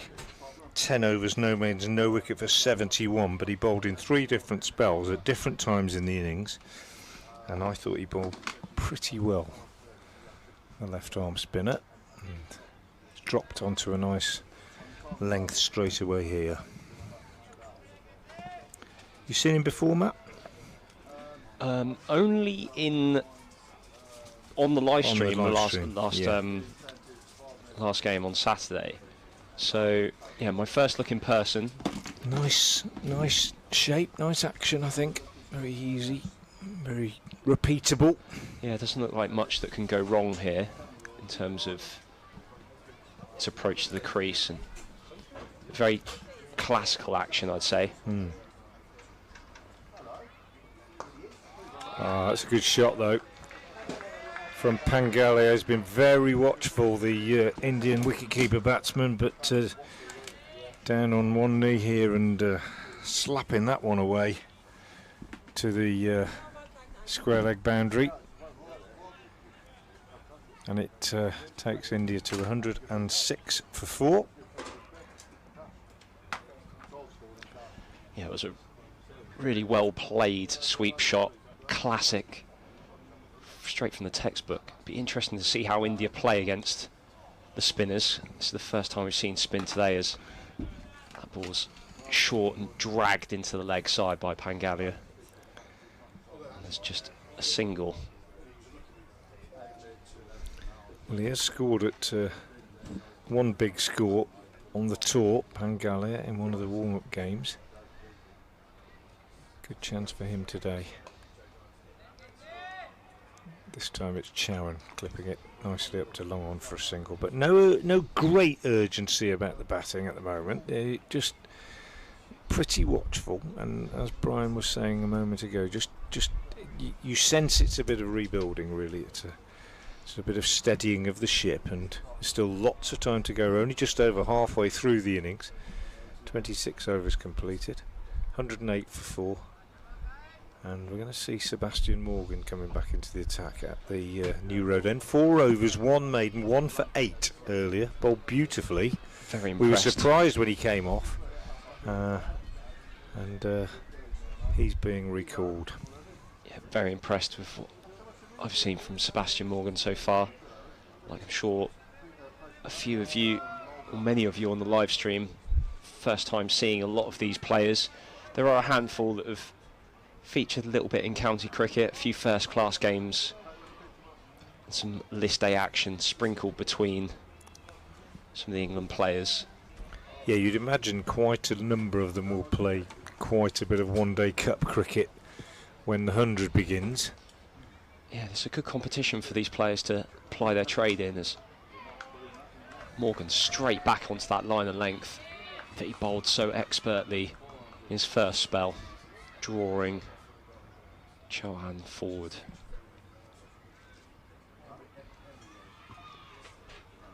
The one-day cup sits in an odd place in the county schedule now, doesn't it, Frank?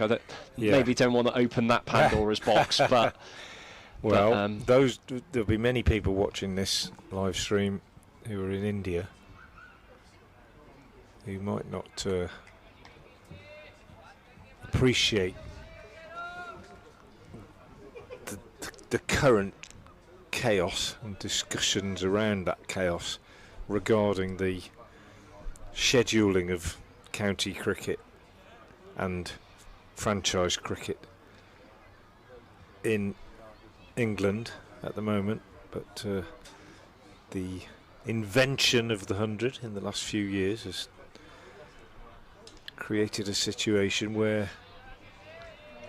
we've got too many competitions and not enough time to play them, you could say. So there have been all sorts of discussions currently ongoing in cricket admin around how best to accommodate the different competitions, and the one-day cup, as we call it, the 50 over white ball competition, has been pushed into a competition really with the 100, and so with several big players missing from a lot of counties, it means that the one-day cup has presented opportunities for the youngsters such as the lads we're seeing today to come into their first teams and get some experience.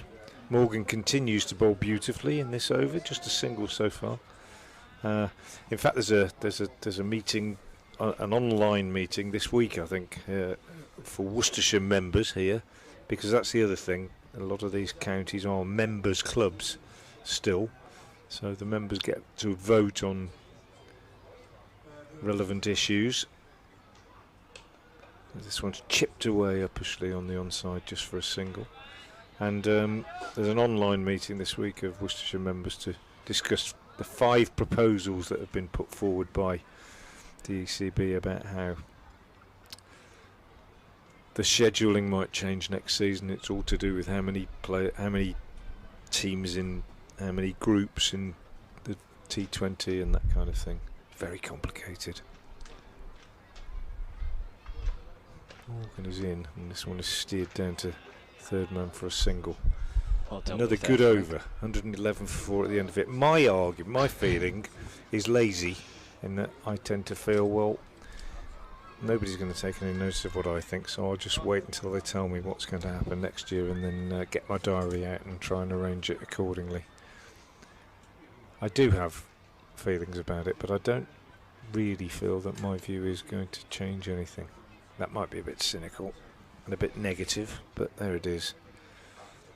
I'm too old to worry about cricket scheduling, Matt.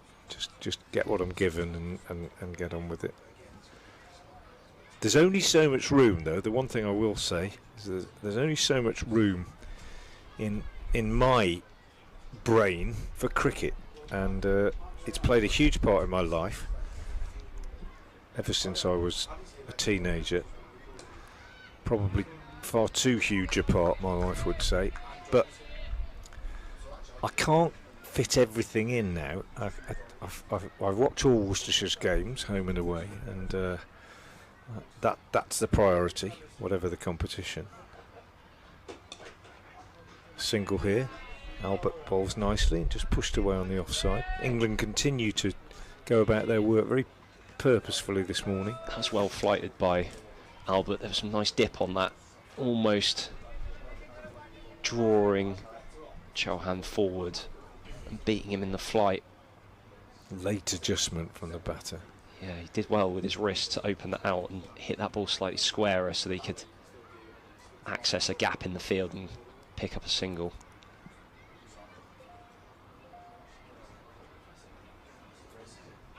Sweep shot, and he's given. Sweeping at that one, Pangalia. Quicker ball, I think. He can't believe it, and he's actually shown his dismay quite clearly to the umpire.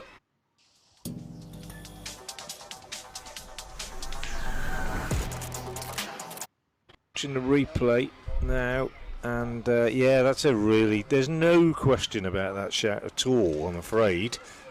It's pitched in line, he's swept it, he's missed it, dead straight, and despite his apparent disgust at the decision, I think we're right to say that David Milnes has got that one absolutely right, and Ralphie Albert picked up his first wicket, and it was with a nicely flighted delivery, and India are 112 for 5.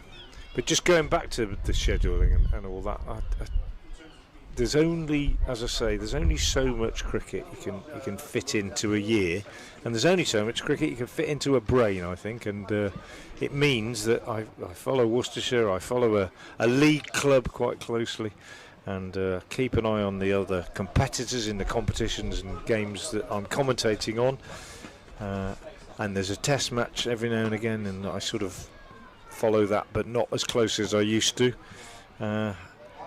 I've lost touch a bit with the IPL and the Big Bash and that kind. I just can't fit it all in. There's just too much cricket. So unless there's a player playing in the 100 who I have a particular interest in, I probably don't watch a great deal of that either. And then the football season starts, and Matt, we have to worry, and I'm pleased to say we worry about the same team as Ralphie Albert comes in and bowls the first ball to the new batsman Ambrish, who plays out on the onside. And regular listeners to my commentaries on Worcestershire have no doubt about my allegiance in football, because I mention it at least once a day. That little. And I'm pleased to say that Matthew alongside me supports the same team as I do, and that's a coincidence. Well, it's not. I only have colleagues who support Norwich City, but yeah, we're very excited because we think they are announcing a big signing today.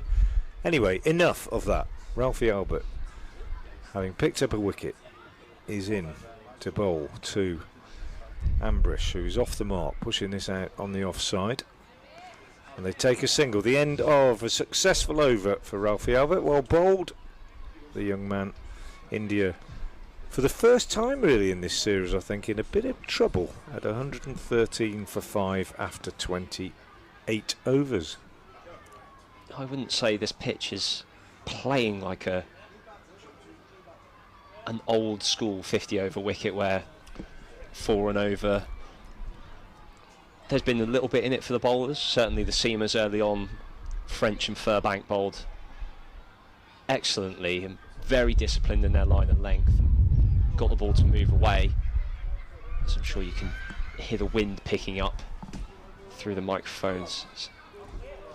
But yeah, India are on the back foot here. Yeah, it's an interesting comment about the pitch and the white ball, because I've watched all the cricket that's been played at New Road here this year with red and white ball, and in Vitality Blast games here,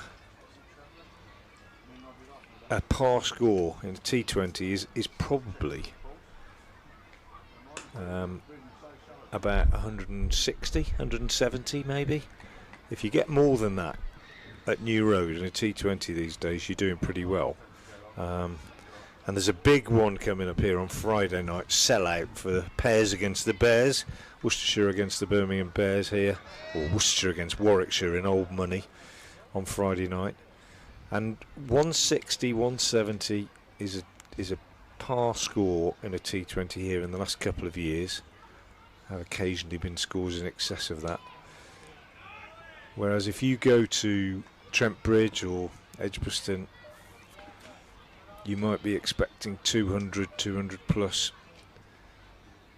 Headingley the other night, Yorkshire got 230 against Worcestershire. Not here, not often anyway. So I reckon we might have been flattered by Suryavansh's assault on Saturday, and indeed by England's response, in which Rocky Flintoff made 100 and 2 scores of over 300 in 50 over cricket. Might have been a little bit above par. So if England restrict India, as they are doing at the moment, and Morgan has started bowled half of another excellent tidy over so far with 3 dots. If they keep India to below 250 here, it might not seem very much. You know, say they got 240 or 50 overs, and they'd have to go well to do that. There's 5 of them out already. But it won't necessarily be a walk in the park for England if they're chasing 200, 200 plus. Certainly not. I think my comments mostly around this. It's definitely not a minefield out there. There's runs to be scored if you play properly. Yeah. If you take your time, and there will be bad balls. Yeah. You always see that. And last time I was on commentary, Brian and I were talking about the running of the Indian batters, and that intent to run is certainly going to propel that score forward as Ambrish picks up another 2. No, you're right. It's not a minefield, but it doesn't appear to be a pitch on which, if you bowl in the right area, run scoring is particularly easy. And even Suryavanshi was a lot more circumspect today than he was on Saturday, certainly. And Morgan, at the moment, is not offering many scoring opportunities. No. Nor does he there. I'm not sure he's bowled a loose ball in his 5.5 overs so far. He's been really good, hasn't he? Excellent. England do have 5 wickets, but as is often the way now in these sides, India are batting deep. Ambrish, an all-rounder, scores of 4, 31, not out, and 9 so far in the series. Certainly not from the Chris Martin of New Zealand mould of bowlers who weren't particularly sure at which end of the bat to hold. There's so few like that now, aren't there? That was a wide, by the way, having said how well he's bowled. Just drifted down the leg side. Yeah, you get very few now, do you? Batters, tail-enders who have no idea. No, the expectations of modern white ball cricket is that even your number 10 and 11 need to have the ability to hit boundaries or at least keep the ball out. As a single off the final ball is run down to 3rd. And you're 117 for 5 from 29 overs. Yeah, another good over from Morgan. 6 overs, 1 maiden, 1 for 14. His figure's really tidy. Let's get away from Rob Jones, the Worcestershire batsman, who's down there having a chat to one of the England lads, who I think is probably a former club mate up at Lancashire when Rob Jones was up there. The other bowling figures: French 5 overs, no maidens, 1 for 18. Really good at the start. Furbank 5 overs, no maidens, 1 for 28. Green 6 overs, 1 maiden, 1 for 20. Singh 5 overs, no maidens, no wicket for 27. And Ralphie Albert about to start his 3rd over, 1 for 9 so far. He's in now and he bowls, and that is driven by Ambrish up to long on, and they pick up a single. And lovely little scene being played out in front of us where a young man who's playing for England in this game is signing autographs. He's one of the players who's not out there in the middle. He's on the bench as a single is taken, and Rob Jones, far more seasoned and illustrious cricketer, has not been recognised by any of the young men, and is just standing back and allowing the young man to take the limelight in typical Rob Jones fashion. A lovely little scene as Albert bowls, and this one is pushed out on the offside, and there's no run. 119 for 5. I heard a great story, Matt, which I'll relate because people will probably enjoy hearing it, about autograph hunting recently, when I was told about, I can't remember even who told, I think it was Jeff Miller might have told the story about an England tour where they were in Barbados and they were on the beach. There's Albert bowls and there's a sweep away for a single, and Ian Botham was in the sea, just a few yards from the edge of the beach, and just paddling really, and Mick Jagger was with him.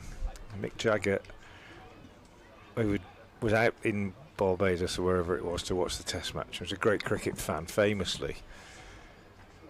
There's Albert Bowles driven back to him, and Mick Jagger was with Ian Botham, and Mick Jagger was sitting in the surf at the very edge of the sea, and Botham was a few yards further out.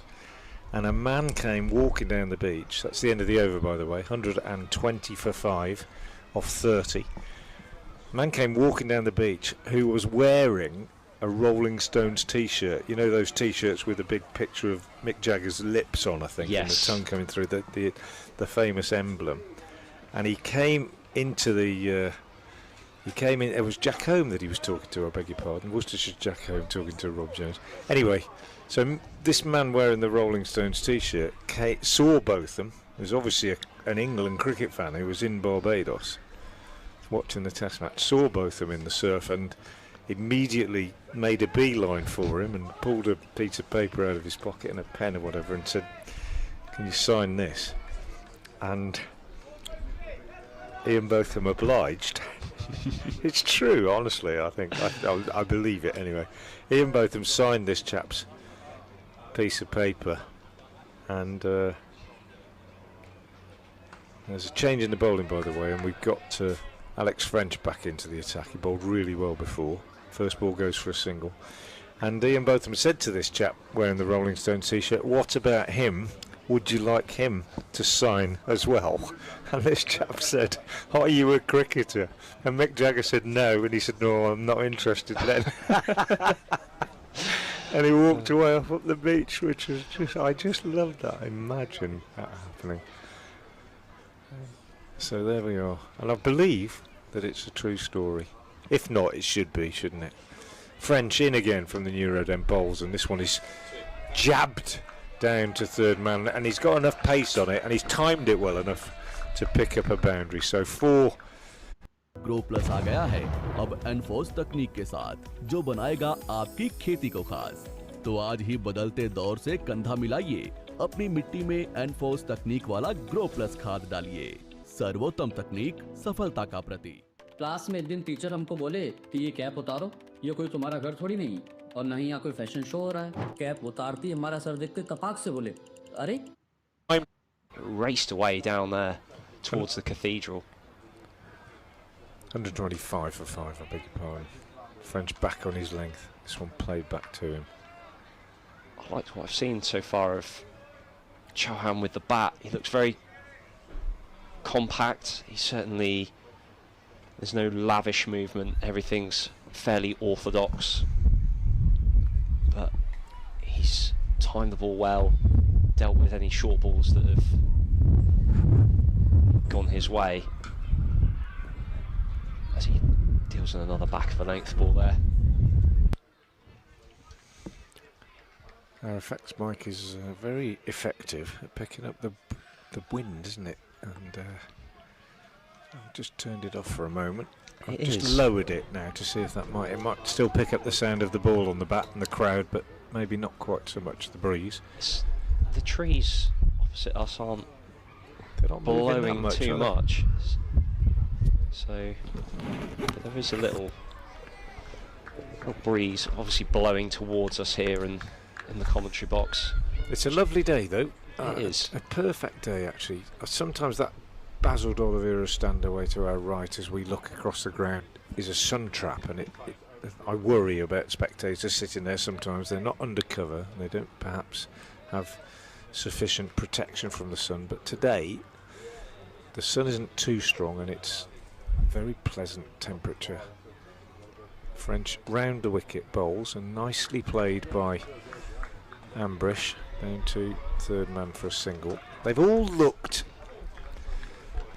dare I say it, at the end of the over, 127 for 5. They've all looked, the Indian batsmen so far, and you'd expect it at this level, but a phrase that is often used by coaches, they've all looked well organised, and what I mean by that is they know their games. They've got basically good techniques, and most of the shapes that they take up are correct, and what I mean by that is they play the right shot to the right ball. In other words, you know, if it's outside off stump and it's short, they're looking to cut it. If it's full and it's on off stump, they're looking to play it up towards mid-off or extra cover. Yeah, there's no idiosyncrasies in there. And there may be in the shorter format, and they may be in the later overs, but generally speaking, as we see here as Albert bowls and Ambrish drives him up to long on, generally speaking, the ball bowled in a particular area receives the response that it should from the batter.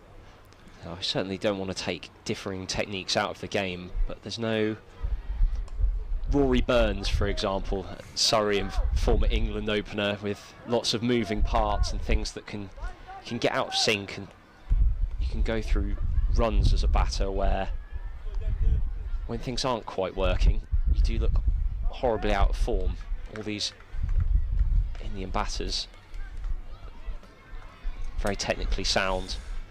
Yeah, you can develop on top of a good technique, and it's hard to put a good technique into place if you've already developed habits that don't lend themselves to good cricket. This one driven into the ground and half stopped by the bowler off his own bowling, but they get a single. But he's been tidy, Ralphie Albert, so far, very tidy, and he's halfway through his, just over halfway through his fourth over, 1 for 13 so far. Slight adjustment in the field here as he moves mid-wicket onto the boundary, and substitute fielder Home moves round behind square. This one played nicely by Ambrish off the bat foot. He is looking very well organised at the moment, and he goes on to 10. 130 for 5. Imagine, Matt, I'm going to throw you an imaginary scenario here.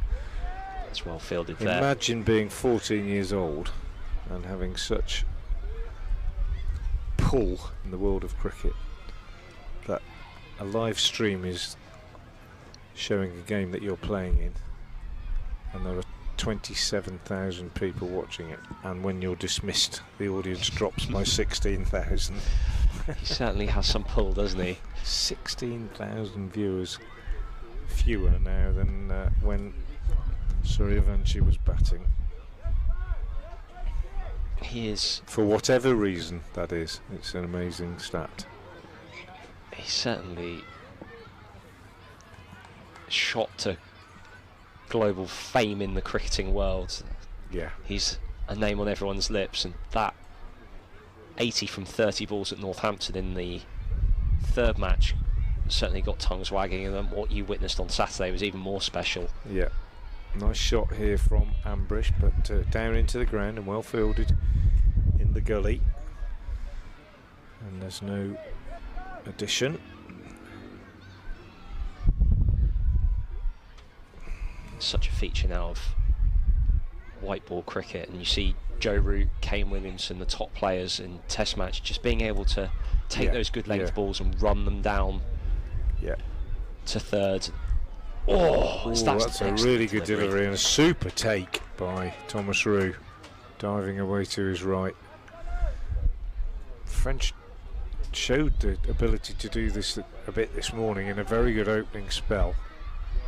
And yeah, that's nipped back a long way. This one has nipped back a heck of a Round. way. Over the stumps, really, I think, and died on Rue. It was a really good take by Thomas Rue, one-handed low to his right ankle.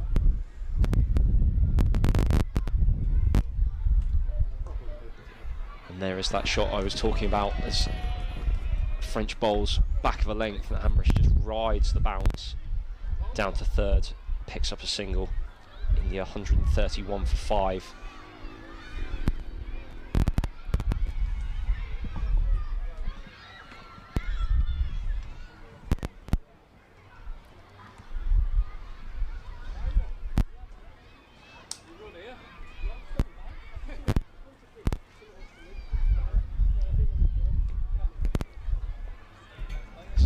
Blocked into his toes and there's no run.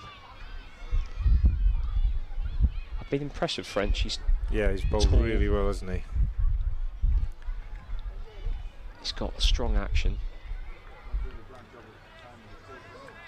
Looks fairly repetitive, or repeatable, shall I say.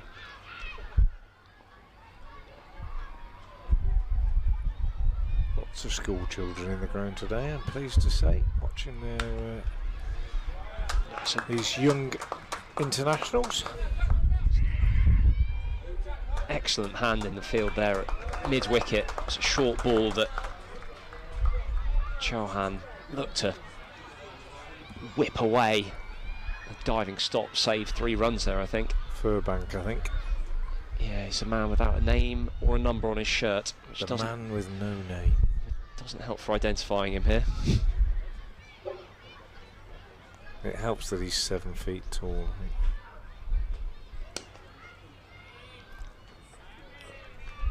Wristy, isn't he, Ambrish? Yeah, he plays the ball so late. That's been a feature of his innings so far as he moves to 12. Plays the ball under his eyes.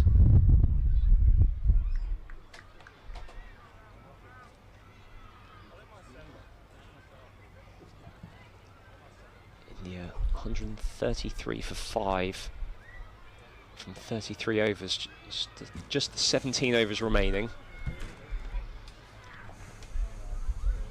The old adage of double the score from 30 overs. I'm sure India will be hoping for a few more than that. Yeah, not always easy to do that when you're 5 down, is it? I think we were talking about this before, Brian and I. It's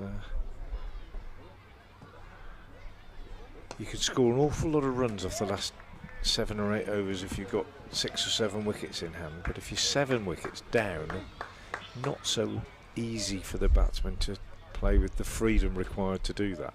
Mm-hmm. Yeah, another couple of wickets here for England, and they can really restrict the total that India can score. Lovely shot. Lovely. That's timed so well. Wristy flick straight down the ground.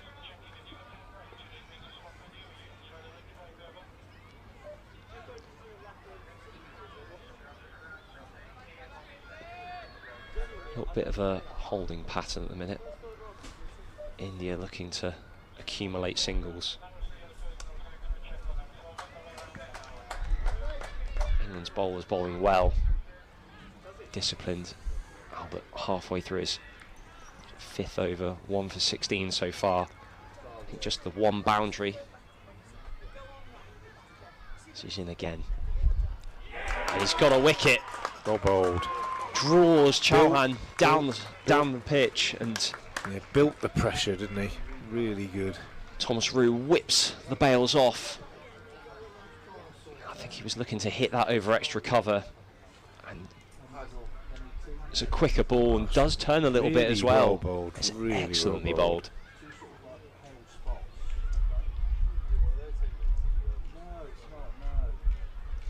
With that, India are 134 for 6, and they're going to take drinks. And Chauhan, having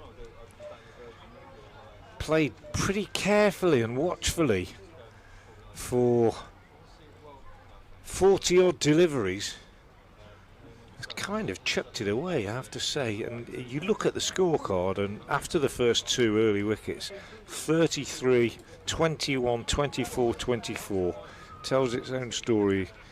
India getting people in, but they're failing to go on, and it's great credit to the England bowlers. And Ralphie Albert picks up his 2nd wicket. Lovely bit of bowling, 2 for 16 for him, 134 for 6.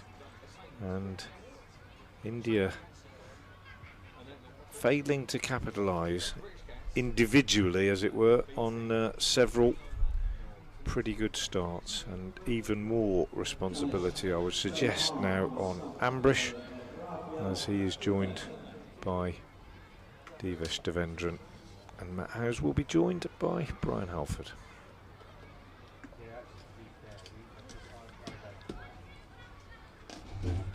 It's a really big wicket at this stage. I was just talking about India looking to set themselves up for those final 10 overs or so, really look to accelerate the score, but England's bowlers just keep fighting back. Ralphie Albert excellently bowled that delivery, drawing Chauhan down the pitch, and a little bit of spin away from the right-hander was enough to beat the edge, and Thomas Roux did the rest, a simple stumping.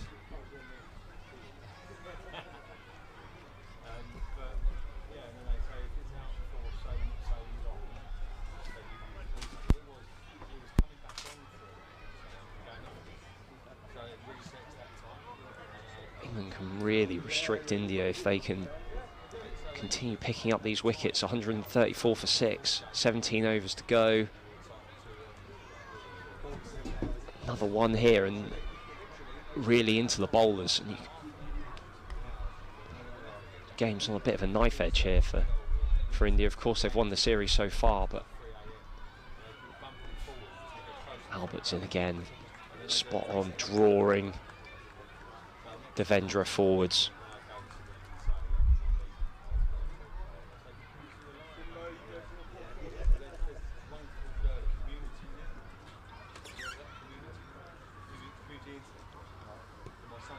This wraps him on the pad, sliding down. There's no appeal from the bowlers.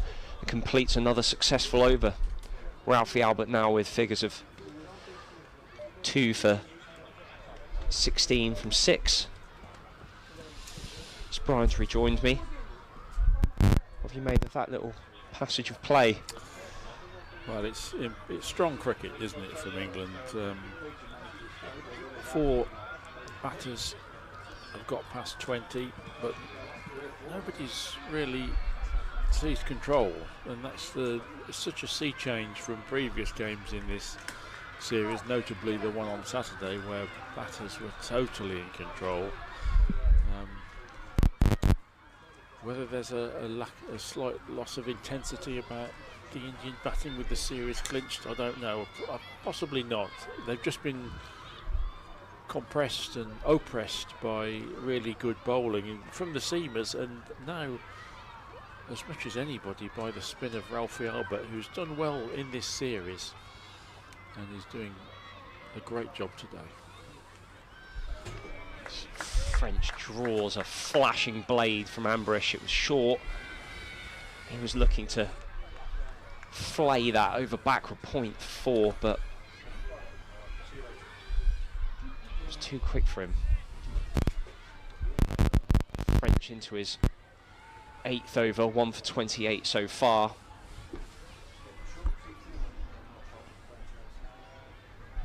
As Frank was saying, you look down the scorecard, plenty of Indian batters have got in. This is again short. Dropped at his toes and there's no run. Plenty of Indian batters have got in. No one's gone on. Suryavanshi 33, Kumar 21, Pangalia 24, Chauhan 24, and Ambrish is on 13. They'd be much better placed if any of those could have kicked on and continued their innings. As this one keeps a little low, it's back of a length again.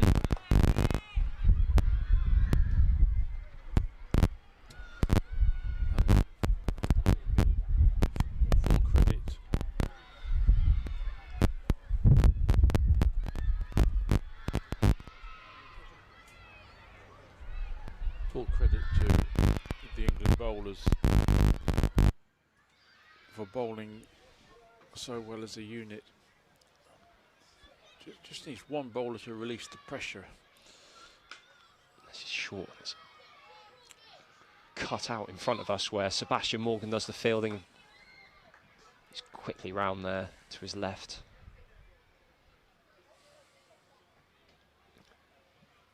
Yeah, it's been a very disciplined bowling display so far from England. All of the bowlers have been really at it when it comes to their line and lengths. There's been very few loose deliveries that have eased the pressure.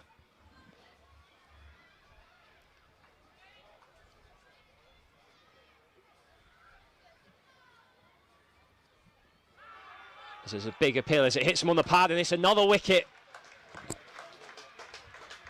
Dipesh Devendra is out for a duck. French has his second.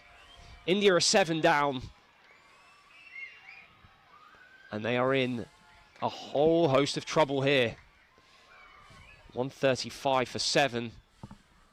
At KR Mangalam University, we don't just play sports, we create warriors.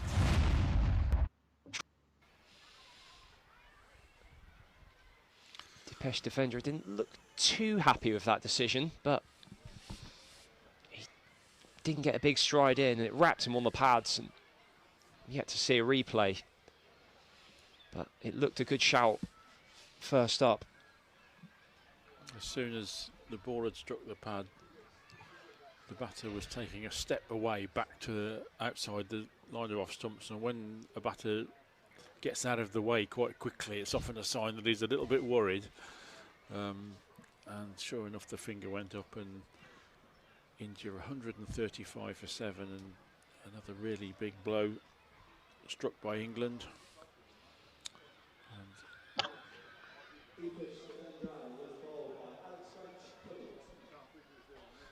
the India lower order is going to have to come up with something special to give their bowlers anything to bowl at here. A minimum of 200, you would think. I mean, the pitch is giving a little bit of assistance, and the conditions, the overheads, it's not by any means easy batting, but India will want 200 at least. Yeah, certainly is.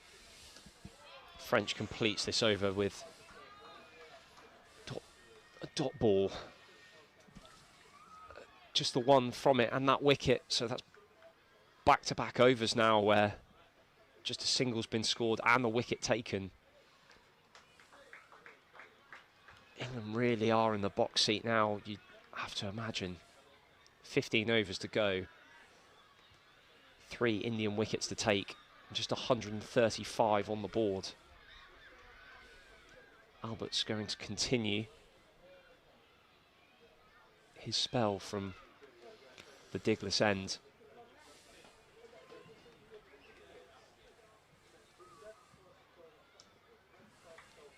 Ambush forward in defence. It's an untested lower order for India.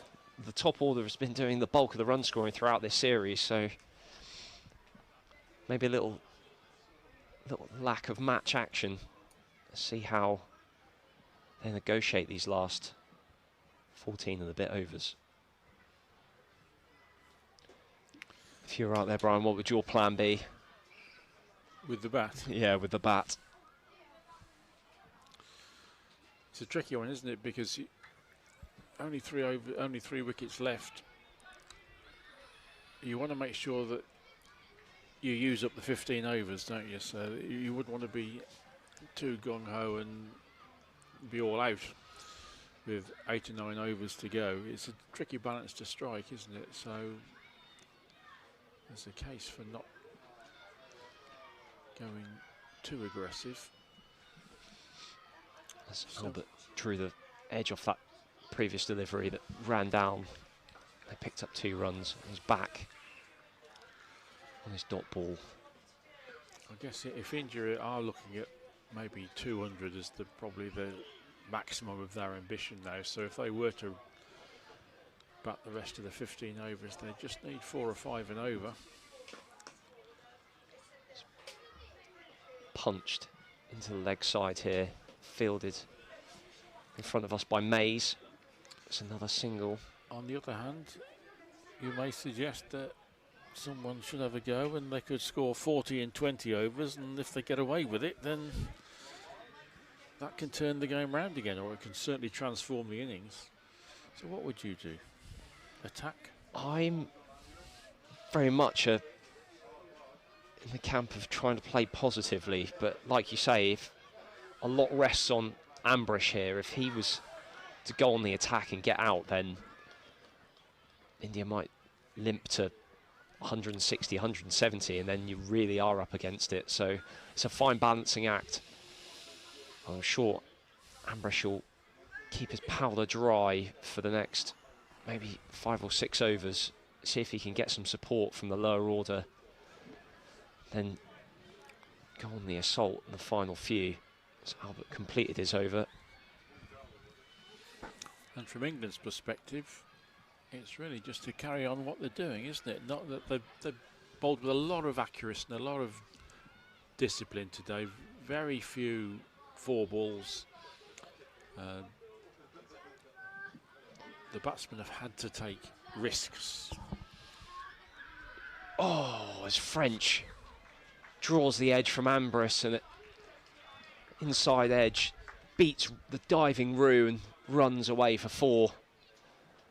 Another excellent delivery. He's round the wicket at the start of his 9th over. Again, it's still movement. It comes back from outside off stump quite a long way and draws the inside edge. 83 miles an hour, a brisk delivery. Of course, the India seamers will be looking at that and thinking, well, this might be fun to bowl on, so they're still very much in the game. There's certainly enough in it still if we're into the 37th over and the ball's still deviating off the seam, off the wicket.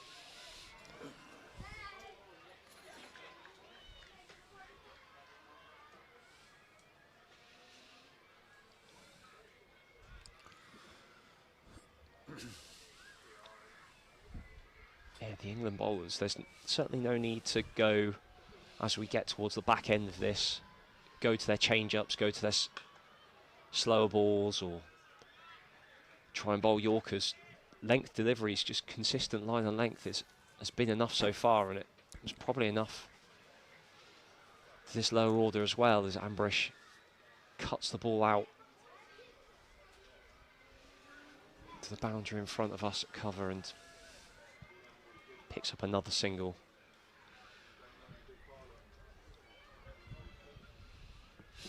It's a flock of children autograph hunt in front of us. It looks like Tazim Ali is the latest recipient of attention. And Sebastian Morgan fielding at deep extra cover there has just signed a few.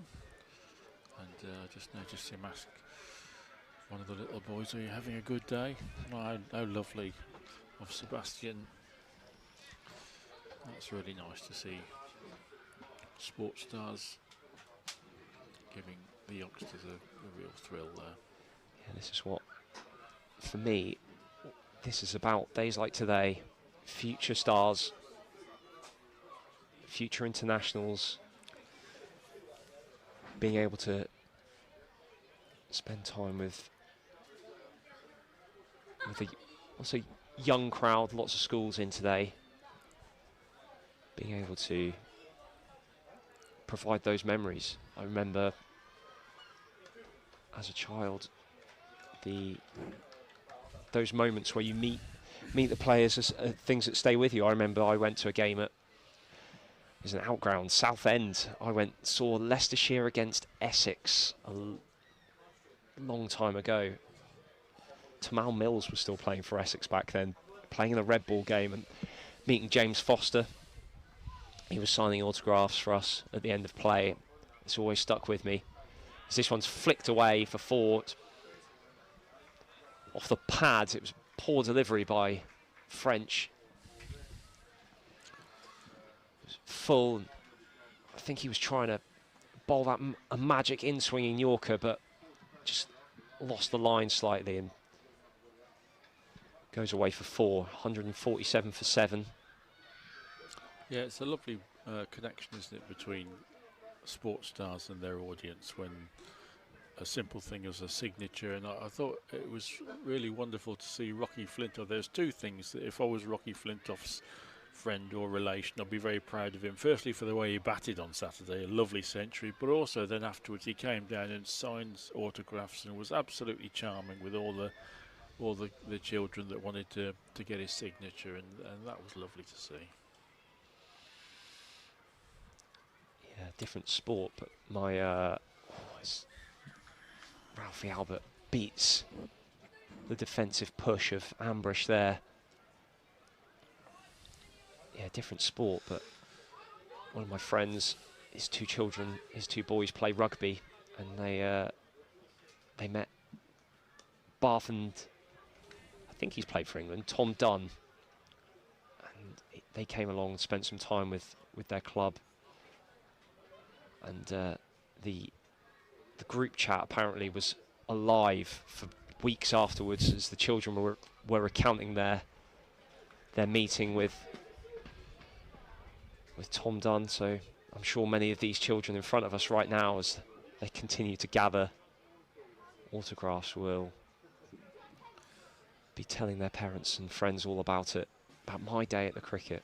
And who knows, it might be planting the seed for one of them to be a very fine cricketer and signing autographs themselves one day. So that's certainly the hope, as Albert continues his economical display here. 4 balls in the over gone, no runs so far. So that is pushed to long on, and there is a single.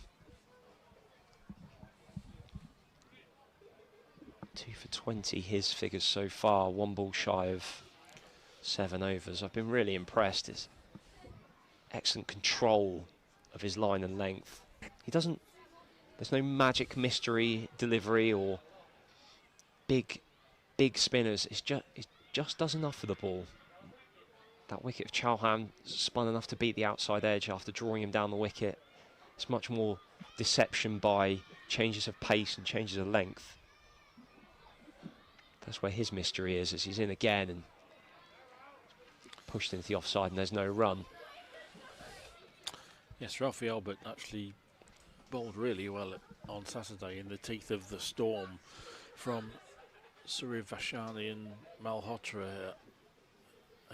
His figures don't look great, but he came on when they were really in full throttle, and he bowled very calmly and induced 1 or 2 false shots, but just made them rein back in.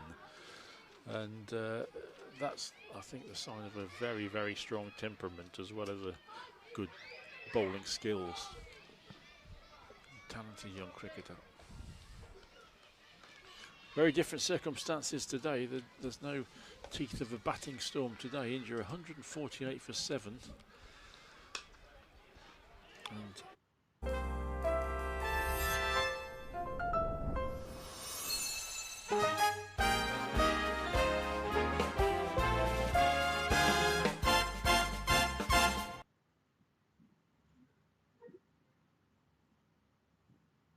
there are some pros and cons of studying at LPU. Let me start with the pros. LPU students have posed by the England bowlers as a unit. Yeah, French starting his 10th and final over. I don't know if you noticed there, Brian, that's interesting that Ambrish cut that ball away to Morgan in front of us and declined the single. Morgan's out here on the boundary, and so it looks like Ambrish has decided to take some more of the strike as he flashes that one down to 3rd, and this time he does take the single. With 4 balls left in the over. Yeah, interesting that he didn't take a single out here off that first ball. Yeah, curious thinking.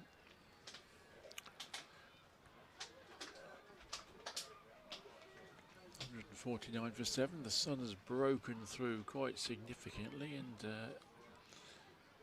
England will be very happy if it stays out while they bat. This one's squeezed off an inside half of the bat, behind square on the leg side. Guha gets off the mark. the 150 up for India. 150 for 7. 11.3 overs remain. We were talking about what India's strategy will be. It appears to be an attritional one, just to gently try and gather a few more runs. Just the one attacking shot in this last few minutes earlier in this over from Amrish, sliced down to third man, but nothing reckless at the moment. Just wanted to fill the innings, just to bat 50 overs. And I guess if they're still 3 down with 5 overs to go, then they can tee off a little bit and see if they can get some boundaries. Yeah, we see the ability of batters nowadays to score quickly and score heavily, even in a short amount of time. So having wickets in hand for those last 5 overs, the potential for 50 or more is certainly there. But there would have to be a real change of direction from the momentum of this game so far. England's bowlers have been so disciplined. It's beautifully played. This one's played almost as it passes Ambrish. He guides that one down to third for a single for last ball, and Alex French completes his spell. 10 overs. 10 overs bowled, 2 wickets. The 35, I think it is. It's just gone off the scoreboard. And one of those wickets was the huge one of Vihan Malhotra, scorer of a scintillating century on Saturday. And French found a really good one for him. Malhotra just 1 run to his name, edged it to Thomas Roux to leave India 9 for 2.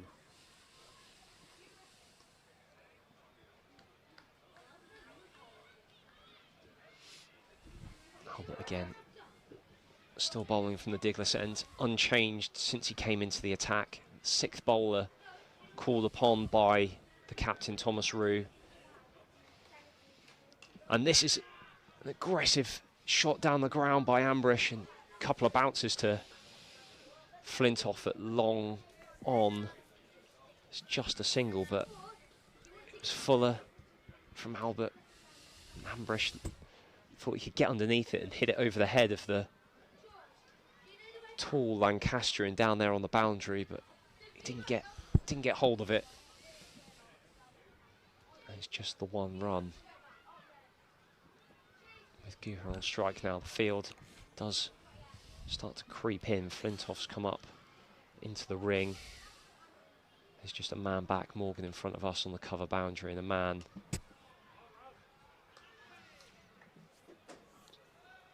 directly opposite him on the leg side. Sort of looks like it for a slog sweep. That back foot punch as Albertson again. This one's slower, dips, draws Guha forward. There's no run. Just 46 miles an hour, that delivery. He's changed his pace really nicely in this spell.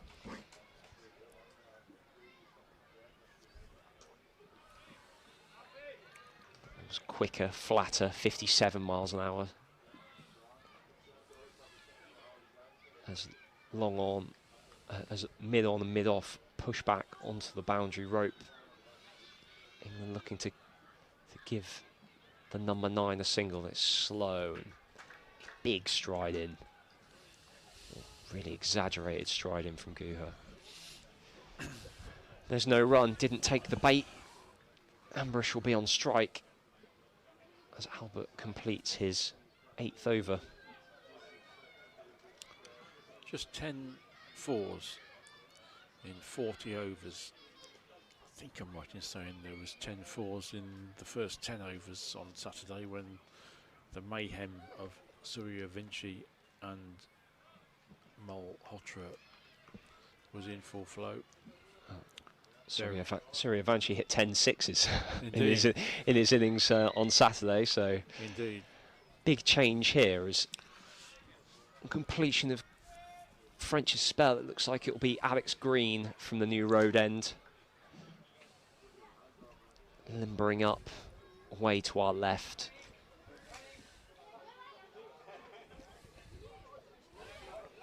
Have you got his figures in so far in front of you? 6 overs, 1 for 20 so far. The wicket of Rahul Kumar. And his first 2 overs went for 11 as he starts around the wicket. It's left alone by Ambrish.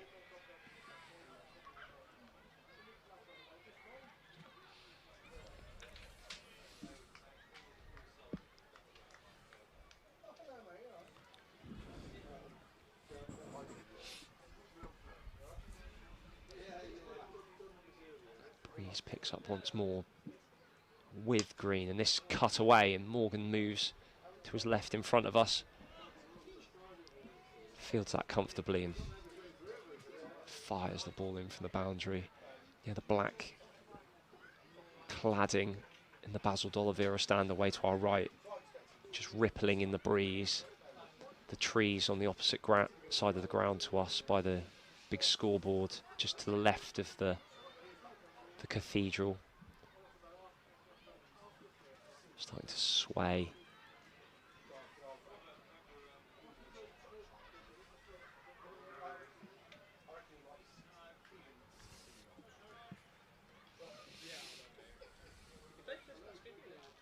Still one of my favourite places to come and watch cricket, even though I've been here now a few times.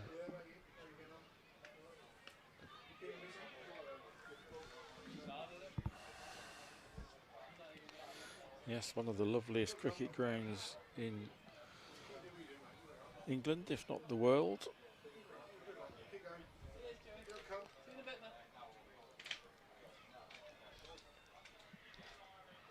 And really brilliant effort by the Worcestershire ground staff, who have to deal with such difficult circumstances, of course, with the flooding of the adjacent river.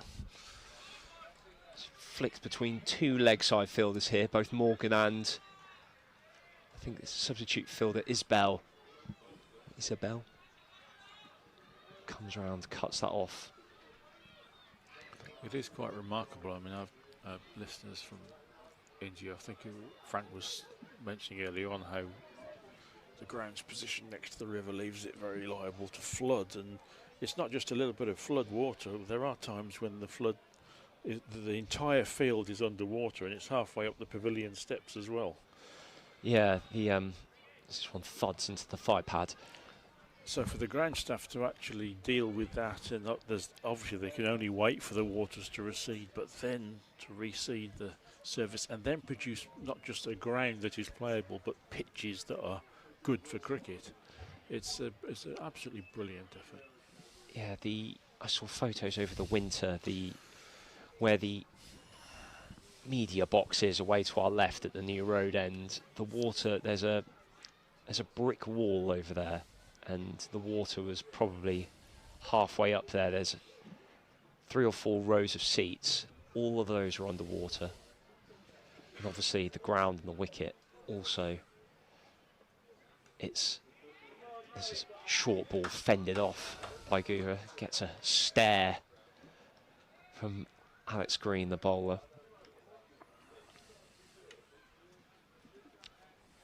Yeah, it's given the dry weather that we've had recently, it seems wild to be discussing floods, but that is the issue that every year the ground staff here have to contend with.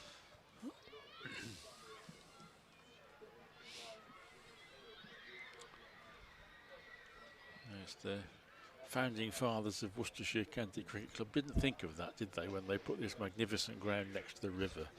They should have shown a bit more foresight. Yeah. But it is one of the truly lovely cricket grounds in the world, and it should be on the to-visit list of any English or any Indian tourist if you're coming over to watch your team play, or just to take in some cricket in the UK. obviously there are great test match grounds in England, but there are also lovely county grounds like Hove down in Sussex and Worcester here, and Durham, some lovely county grounds as well.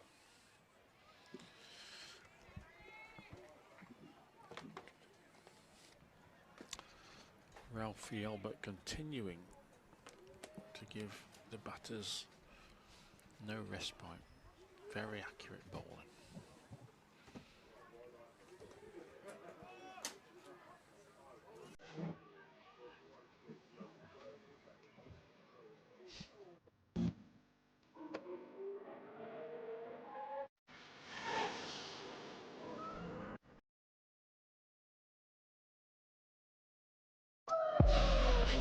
Everybody wants some.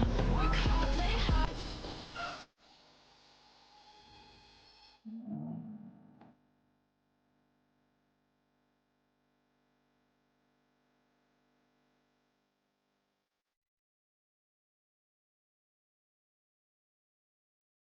Six for 7 as Frank rejoins us. Thinking India might be happy to get to 200 now. Yeah. Really good effort from the England bowlers this morning and early afternoon. But maybe pitch a little bit more difficult to bat on than we saw on Saturday. We'll have to wait and see.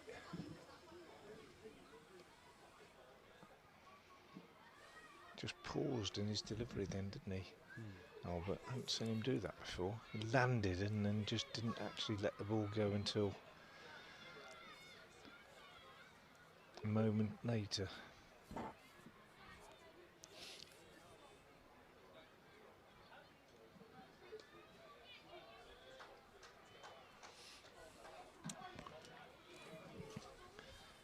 But yeah, completely different feel to the game from Saturday. Because I think probably A, the early wickets, and B, obviously Suryavanshi. But even when he was batting, Brian, he was not as fluent as he was on Saturday, was he? Yeah, there were 2 sixes, weren't there, off successive balls quite early on, but also almost everything that he attempted on Saturday came off the middle, didn't it? He just batted utterly sublimely. Today there were a few false shots and a few edges, and ultimately a frustrated heave to deep third man. But the pressure that India are under probably reflected by Udajit Guha, who's been in there now for 18 balls for his 3 runs, and he's doing a good job for his team because they need to prolong the innings. But England will be very happy with that run rate. And a word for Alex French, who I thought bowled really well. 10 overs, no maidens, 2 for 37. And he bowled when Suryavanshi was in as well, didn't he, at the beginning? So really good effort from the young Surrey paceman. And he got the really big wicket of Malhotra with a great delivery, didn't he? A wicket taking ball.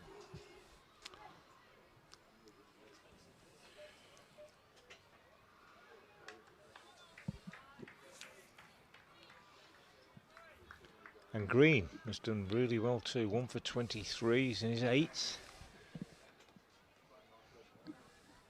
Been a good all-round effort. Furbank 1 for 28 off 5, but he was the one who suffered those 2 successive sixes early on, and there wasn't much wrong with the deliveries that he bowled.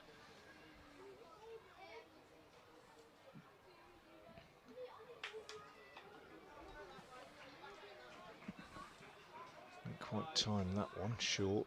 On him a bit quicker than he thought, I think, but he's got 2. Ambrish played quite well, Ambrish, but he's hamstrung, isn't he, by the fact that they've lost the wickets at the other end. Well, just before you came back on, we were just discussing what the India approach can be, and Ambrish is in a bit of a dilemma, isn't he, because risks really can't be taken at the moment because India need to extend the innings.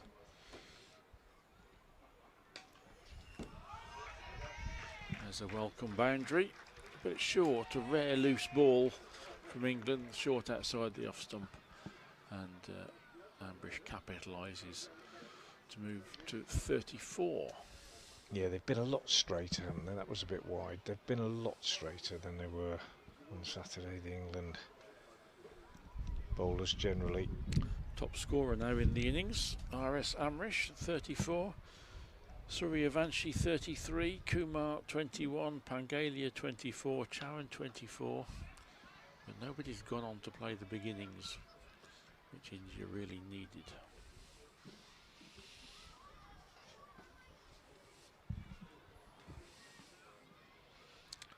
But as they always say, you don't quite know until both sides have batted. There is certainly a bit in it for the seamers, and the way Ralphie Albert has bowled as well will encourage the spinners. So it's going to be, it looks like being an attractively low target for England, but still plenty of work to do. Yeah, definitely agree with that, I think. And sometimes the low-scoring games can be more interesting.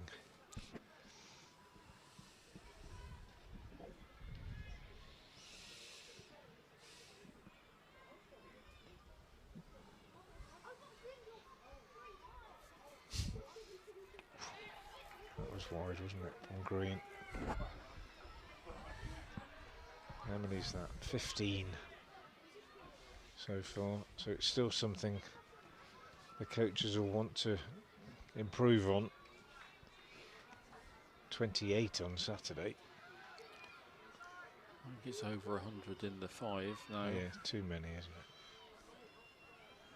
And as you quite rightly said on Saturday, it's not just the runs that accrue, it's the extra balls that are bowled, isn't it, as well? Well, you're giving the opposition several more overs, aren't you? Which is, can lead to many more runs. End of the over, 169. Sorry, 60, 65, 65. That 9 on the 5 on the board on the other side of the ground. Just surprises me now and again. 164 it is, 164 for 7, I beg your pardon. 7 overs remaining, so yeah, 200. Well, yeah, they might get more, but 200 looks about right. As I was saying earlier, on this ground, in T20s, 170 is par, so maybe Saturday's scores flattered the sides a bit, and 200 will not be as easy as it might look. Toby Albert, I knew I'd say it. I said it once on Saturday as well. Ralphie Albert starts his last over. Really good figures, 2 for 22 so far. It's a good effort.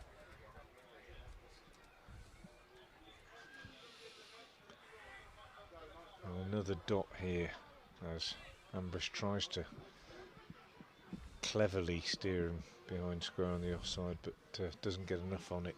Picks out green at short third man. Because we're talking about the way scoring rates have evolved in one-day cricket. It was, of course, England v India, not under 19s, full men's, that produced one of the most bizarre limited overs games ever in the World Cup in 1975. England 334 for 4 from 60 overs. India replied with 132 for 3 from 60 overs. Sunny Gavaskar batting all through the 60 overs for 36 not out. Amazing. One of the most truly bizarre one-day games ever. Yeah. I've never heard him talk about it. I wonder what his take on it is now. Well, immediately after the game, he said that it was a difficult pitch to play strokes on, but Dennis Amiss had scored 137 on it, and England had piled up 300 plus. Yeah. So, and the India coach was pretty grumpy at the time. So, but I don't think he's ever actually spoken at length about it. So. No, I've never heard it discussed. It's extraordinary, isn't it? But in a World Cup match, the first World Cup, 36 not out from 174 balls with 1-4.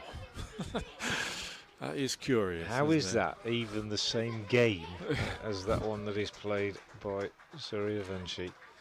It is just amazing, isn't it? Although, I mean, you know, I can remember county cricket games here at New Road and elsewhere where a batter like and Tim Curtis springs to mind would you know, set his stall out at the start of the day to bat all day, and if he was 110 not out at the end of the day and we'd had 100 overs, that would be okay, you know. Build your innings around that, get 400 on the board and win a 3-day game playing like that. It's just unrecognisable almost statistically from those days, isn't it? But all the more so in that instance, of course, because Gavaskar was such a fine player, wasn't he? 10,000 Test match runs. And later in his career, dominated in one-day cricket Absolutely. as well. Yeah. Sunil, if you're listening to us, perhaps you might... Could be. What was that all about? Do get in touch on the live chat. Ralphie Albert, by the way, has finished 10 overs, no maidens, 2 for 24. That's a good effort. Green in. Almost too quick for Guha. This one takes him on the thigh pad, runs down on the leg side for a single. 166 for 7.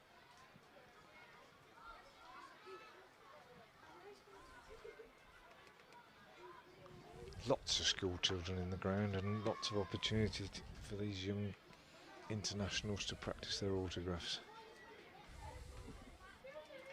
I always wonder, Brian, at what point the initial excitement of, I don't think you want us to sign. No. Okay. As we speak. Well, I always wonder, I was going to say, as you can go first, Brian, I always wonder at what point the excitement for a young cricketer of signing autographs becomes a chore, and when they have to sign loads and loads and loads, and you do wonder why that is. And they've had... What drives tomorrow's CEO? Smart decisions backed by smarter data. At CGC Mohali, our MBA in Business Analytics equips you for the digital age. You strategize, analyze, and execute in real-world environments here, with exclusive access to industry-driven projects and strong corporate... It was a wonderful collection, and Neil Aberley once took it around for the season and put it into the opposition dressing room of every team they played against, so I had all the counties in the 60s, and I lost it in a house move, sadly. But I've still got a few, and the one I treasure, I've got a couple of examples of it in scrapbooks, is Derek Underwood, because it was the most beautifully scripted autograph and perfectly legible as a full name, as opposed to the squiggles you often get. This one is hammered down the ground, tennis style almost, by Ambrish. Well, two astute young men have just got the autographs of Frank Watson and Brian Halford, and they'll put them on eBay and probably not probably not get a lot of interest. Now, the other thing I was going to say, I used to play in quite a few of the benefit games for people like Phil Neal and the Worcestershire players that had benefits back in the 80s and 90s, and the players obviously they didn't really want to play in the benefit games if they could get away with it. So if you could rope in a commentator to play, you would always get a game. And of course, you're turning out in a game like that, a lot of the people watching don't realise that you're not really one of the cricketers. And I used to say, no, you don't want, and it became so difficult. The other players used to say, oh, for goodness sake, just sign it. It won't make any difference. But it's quite embarrassing, I think. And I wonder whether even these guys start at 15 or 16 and play a few games and get asked for autographs, and then I suppose they've played a few games for their counties and so on, and they've got used to it. But I was just saying to Matt earlier on, One of the very impressive things about Rocky Flintoff on Saturday Yes. was his brilliant century, first up, but then afterwards. Absolutely. He was so lovely with all the autograph hunters, which was enormous credit to him. Yeah, I agree. I think it's very important, and some even I think Shane Warne had a reputation as being incredibly generous with his time with youngsters, and always having time for autographs and to help them if they were playing on the outfield, a little bit of leg spin or whatever it might be, goes a long way. That kind of And I think behaviour, I think. I remember Glenn McGrath as well here setting up a chair on the outfield. I've seen Greg Matthews do that on quite a few occasions.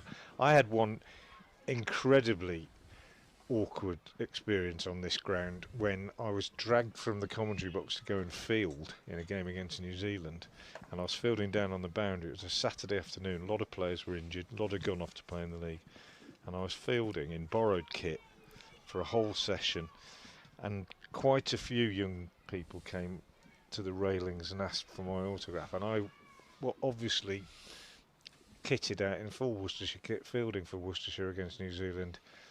They thought I was a proper player, and I was turning around and going, no, I'm not really and in the end I got berated by some parents who said, for goodness sake, why won't you give all? And in the end I just did, but it was just sheer embarrassment really.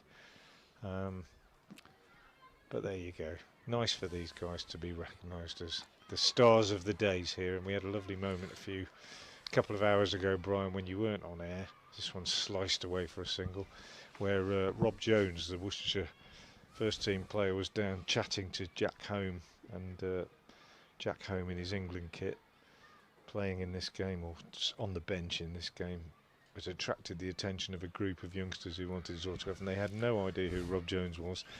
So they didn't want his autograph, and Rob just stepped back and allowed Jack to take the limelight, which I thought was very nice and typical of self-deprecating Rob Jones. 175 for 7. As we near the end of this Indian innings, Singh back into the attack. And Guha, who struggled to find any kind of fluency, slices this one away down to third man for a single. Ambrish has played well, but he probably, on 43 now with 4 overs left after this, will be hoping he can get up to sort of 60, 70 not out by the end of the innings, you would imagine.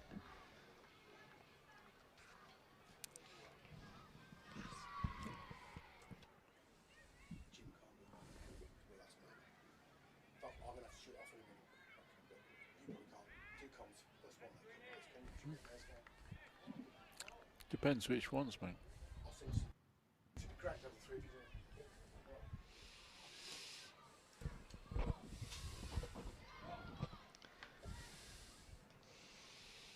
Perfect afternoon now. Sun shining. It's not too warm. Wind's dropped a bit. Ground looks a picture. Nice slower ball from Singh. Cleverly bowled. Did him in the air almost there. Just I think it's hard to say from square on exactly what he did, but I think it was definitely slower. I think he might just have been a little off break really.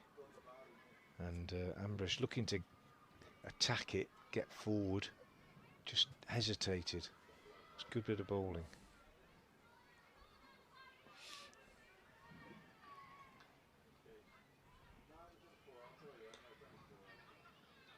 Tickles this one round the corner for a single.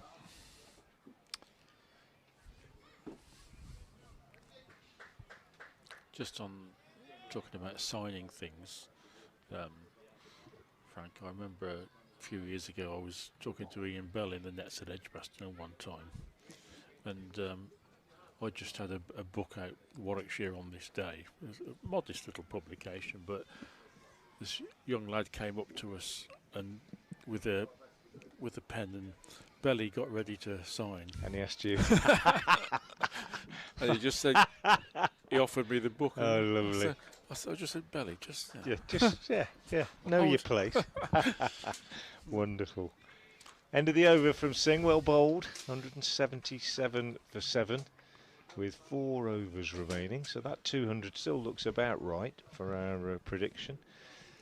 Well, I was telling a story when you weren't on there, and I'll repeat it though in case people weren't listening or have joined us since, because I really do think it's one of the best I've heard about autographs. And it was told, I think it was Jeff Miller who told it at one of our Cricket Society meetings in the winter, and you might have heard it before, but he was talking about celebrities and Ian Botham and all his friends and fans, and he said there was one tour, England were playing in Barbados I think, and they had a day off and Botham was down on the beach and he was joined by Mick Jagger, who was a big cricket fan, and they were together in the sea, and Ian was just a few yards in to the surf, I think up to his knees, and Jagger was sitting in the, literally sitting where the waves broke onto the sand.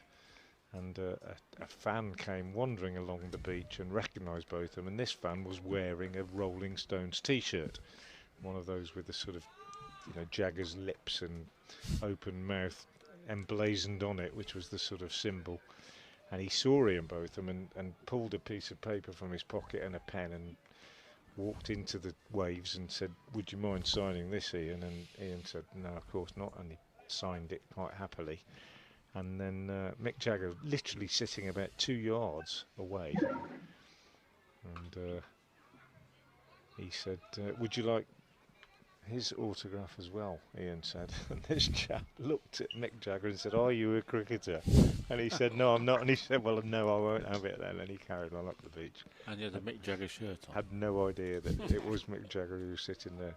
Great story, I think. Single taken off the first ball of the 47th over by Guha. Sorry, by Ambrish, and Guha is now on strike. And it's Furbank back into the attack, and his next ball is wide outside the off stump. Flashing blade from Guha, but misses it, and it's taken by Thomas Rue, the England wicketkeeper and captain, who will be pretty happy with his troops, I think, after this morning's work. Really good attitude and application from his fielders, his bowlers, and they've been a far, far more effective unit than they were on Saturday, possibly because the belligerent Suryavanshi was less than belligerent today and had to work hard for his 33 and was dismissed as early as the 15th over. Single taken here by Guha. Dropped out on the offside. So 181 for 7. 200's looking about right as I'm rejoined by Matt Howes, and we always say reserve judgment, don't we, about the pitch, but I'm not sure 200's going to be as easy as it might look. No, I don't think it's going to be a walk in the park, that's for certain, but I think it's certainly a score that England will fancy themselves being able to chase. Furbank again.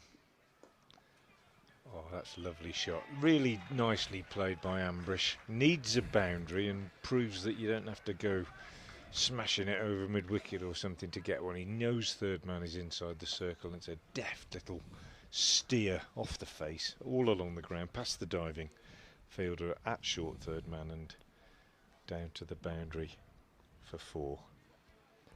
Ambrish has played well, hasn't he? Yes. And he's been hamstrung by wickets going down at the other end, but he's managed to keep things ticking along. It's been a good knock. 48 off 68 now. Real feature's been how late he played the ball. And that was a good example of it, wasn't it? Yeah, it was. And he's unlucky there because he's decided to go the other way and stepped into it and smacked it on the up into the covers, but a really good piece of birdie by Joe Moores, who fielded beautifully on Saturday as well, the England opening batter, and he diving stop, sprang to his feet and keeps them to just 1. Career वो चुनो जो family के साथ manage कर सके. And who will listen to you? Everyone, because I will make my opinions matter. The world will always question your choices. Make the right one to begin with. Welcome to the B School, Jaipuria. भाई investment tip देना. Small caps में डाल. Small caps?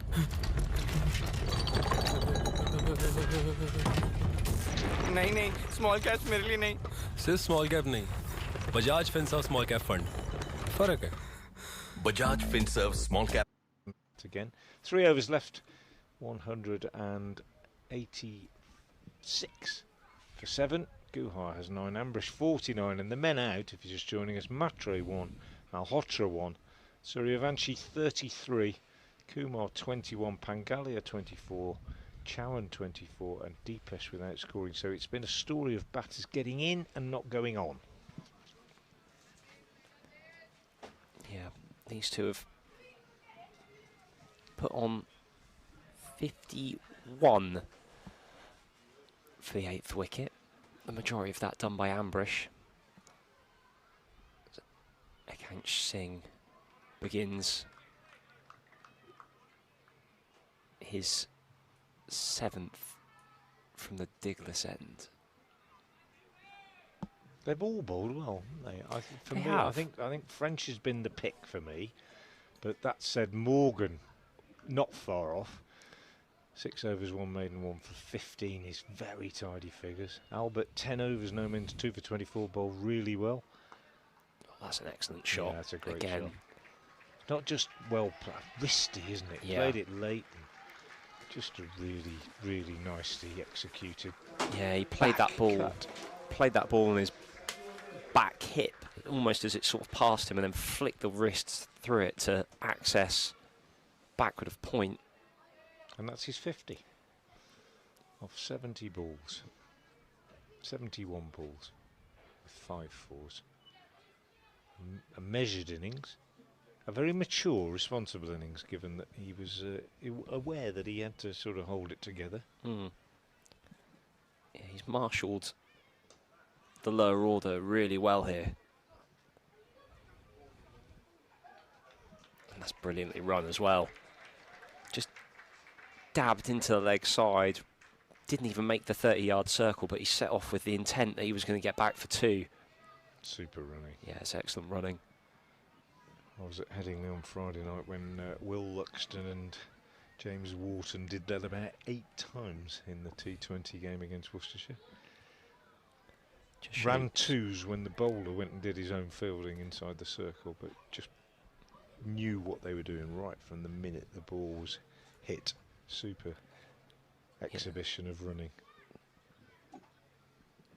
It might not be as flashy as hitting boundaries, but you can really tick the score along quickly by just having the intent to run 2 there rather than being happy with the single. I think in that game, I counted that Yorkshire, I think it might have been 12 or 13 2s they ran, and Worcestershire ran 1, I think, in their innings, or maybe 2, and it just shows you the difference. That's another lovely shot. He's finding the gaps now really nicely. Slightly full, to be fair, from Singh, but Ambrish opened the face as he drove it. Just opened the face and got it wide of the fielder at extra cover. And a big gap out there. 2 fielders on the boundary on the offside. 1 square, 1 fairly straight. They both charged round, but neither could cut it off. And it's the second boundary of the over. Again, showing that good work. Once you take the time to get used to the pace of a wicket, even on one that's challenging, there are runs to be scored out here. And he keeps the strike as he nudges this one down the ground. So it's 197 for 7, 2 overs left. They now might be hoping they can get up to something like 215, something like that. And if they do, it'll be largely thanks to Ambrish, who's now on 60. And it's 197 for 7 with 2 overs remaining. A lot of getting to 215 will rely on Ambrish facing the majority of the deliveries remaining here. Guha's ably supported him in terms of occupying the crease. Yeah, he has. He's struggled a bit, hasn't he? Yeah, He bowled very well on Saturday. He's struggled a bit, but he's done what he had to do. It'd been very easy for him to have gotten out trying to do something expansive. He's not really looked to play many shots apart from the last couple of overs, but he's allowed Ambrish to go about his work here. That'll be an outcome that England will be fairly happy with. Ambrish a couple of steps down the wicket, driving to long off, and only managing to get a single. Disappointed with himself. You could tell from his body language, even as he ran, he wanted two and he couldn't get it. Yeah, there was 2 or 4. If he'd managed to get that slightly squarer to the right-hand side of the fielder down there at long off, he'd probably been able to get back for 2. Instead, he had to settle for 1. And that was wild from Guha. Back of a length from Furbank, and yeah, just get a bat on it is what his coaches will be thinking. And I think that's what his partner Ambrish is telling him as well. He's taken a couple of steps down, sort of a disapproving shrug.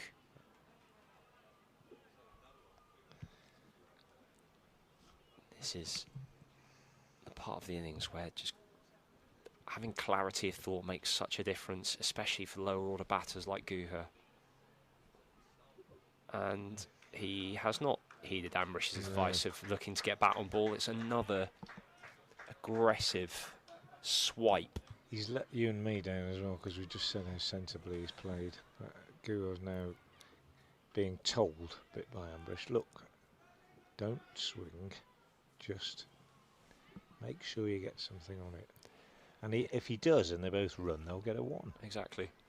And even if, like we saw in the last over from Ambrish, if one of those that previous delivery was tight enough to the body that he could have shuffled inside the line of that and done exactly what he's done there, and if he'd have got it closer to that 30-yard circle, they could have easily come back for 2. This time he gets too much bat on it, and the fielder behind square here, Sebastian Morgan, I think that is. So 2 chances for Ambrish to find the boundary. In an ideal world, he'll find the boundary once and then get up to the other end. Easier said than done.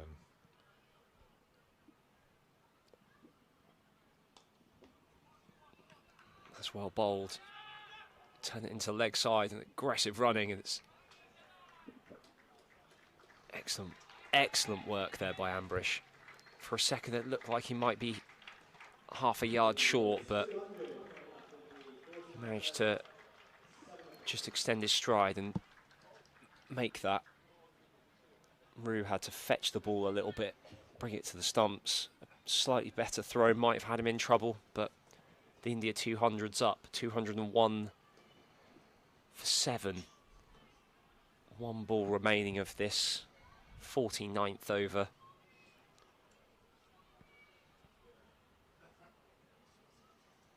Ambrish will be looking to keep strike.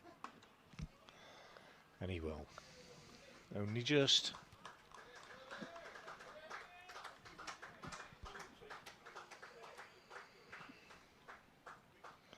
That was well bowled by Furbank. Never easy bowling at the death.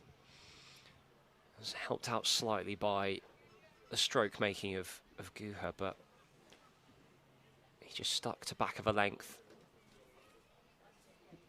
So who's going to bowl the last over? It looks like Singh will continue, I think. So Sebastian Morgan, who on Saturday bowled 10 overs, no maidens, 3 for 54. Today bowling just the 6 overs. Excellent figures of 1 for 15. Green finishing with figures of 9 overs, 1 maiden, 1 for 37. Albert 10 overs, no maidens, 2 for 24. French 10 overs, no maidens, 2 for 37. And Furbank 7 overs, no maidens, 1 for 41. Singh starts the last over with a There should be a full-length run ball, out, which is driven and to it's- long on. They come back for 2, and Guhar is unable to make it. So they'll get 1 run, and the second run won't count because Guhar is run out by the throw coming in to the non-strikers, and he had to go for it. I don't blame either him or his partner for taking that second run. The most important thing is that Ambrish has kept the strike, but Guhar goes, and that is the 8th wicket down in the final over.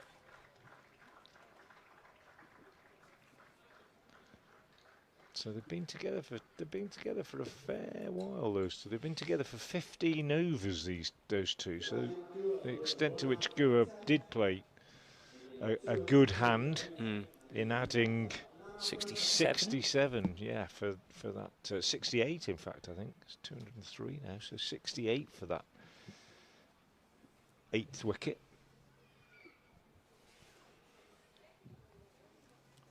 Good effort. 5 balls remaining. Trying to identify who the fielder was that threw the ball in from the boundary. I think that's Ralphie Alberts down there that did the fielding, caused the run out. Might have another one here because they're going to take 1, and they're not coming back for 2 this time, and they wouldn't have made it.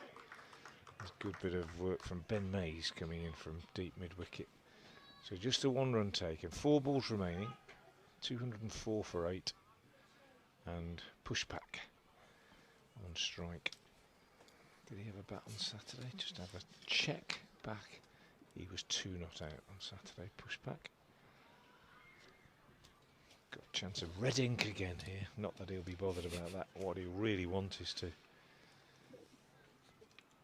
find the boundary one way or another.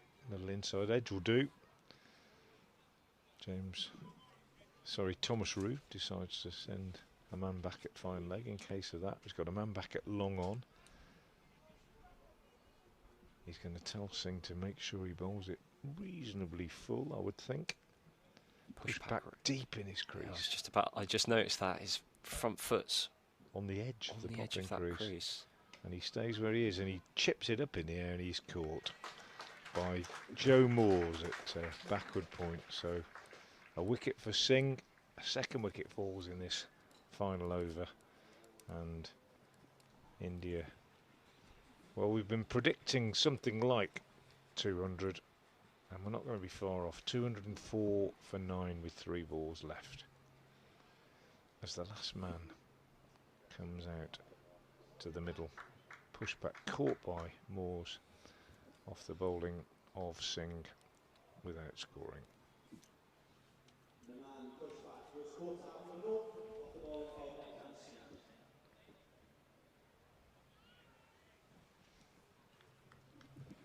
It was Green who got the throw back in apparently on the run out. Although I'm with you, I think it might have not been Green, but that's who's gone down on the official scorecard.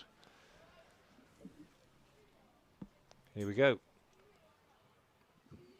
And that's nicely played, actually, by the number 11 batsman. Down to third man. It's gone for 4. He's a Yorker, as well bowled. But Singh just jammed the bat down on it. Singh to Singh it was. And the Singh of India triumphs over the Singh of England. And that's down to the boundary. So welcome runs, 208. Now the total with 2 balls left. French unable to keep that ball from going over the boundary rope there. Big, tall, fast bowler. Left in a heap of limbs. Slower ball. Nicely played out for a single. 209 for 9, 1 ball left. Ambrish on strike. Has played a good hand here. And he's going to be there at the end. That would have been his aim. 66 not out as he faces this last ball. And Singh will complete his 8th over. No maidens. And he has gone for 49 runs so far.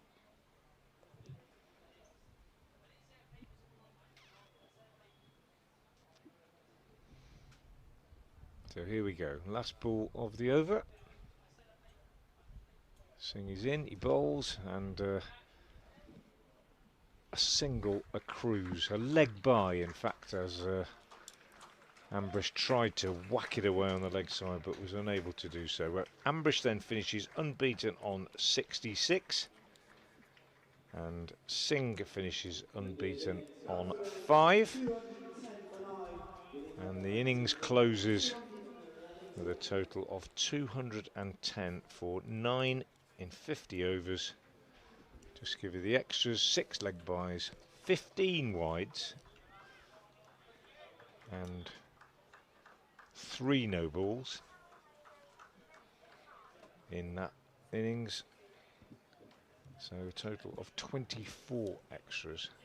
Ambrish 66 not out, Singh 5 not out, and the only bowling figures that we haven't given you, finally, those of Singh for England. 8 overs, no maidens, 1 for 49. England will begin their response to this score around about 10 minutes past 3. They will require 211 runs to win and to make it 3-2 in the series, which has already been taken by India.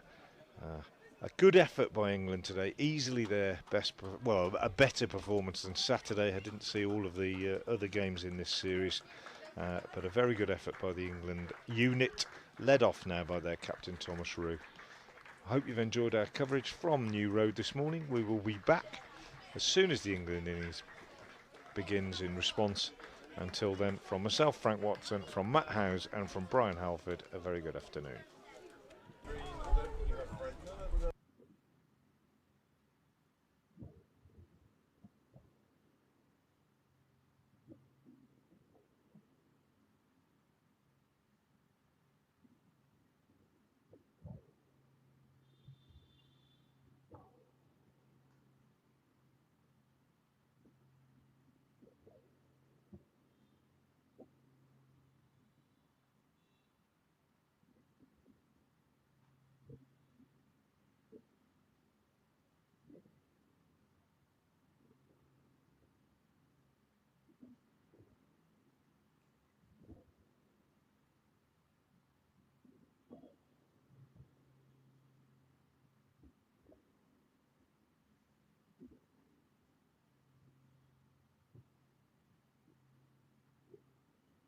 Vikram चाहे जितना भी फड़ पड़ा ले ढूंढ नहीं पाएगा. We're experiencing some turbulence. Security! Priya! Priya!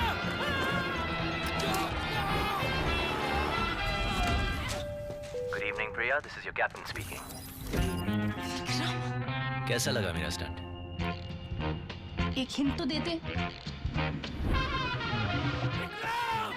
Hint.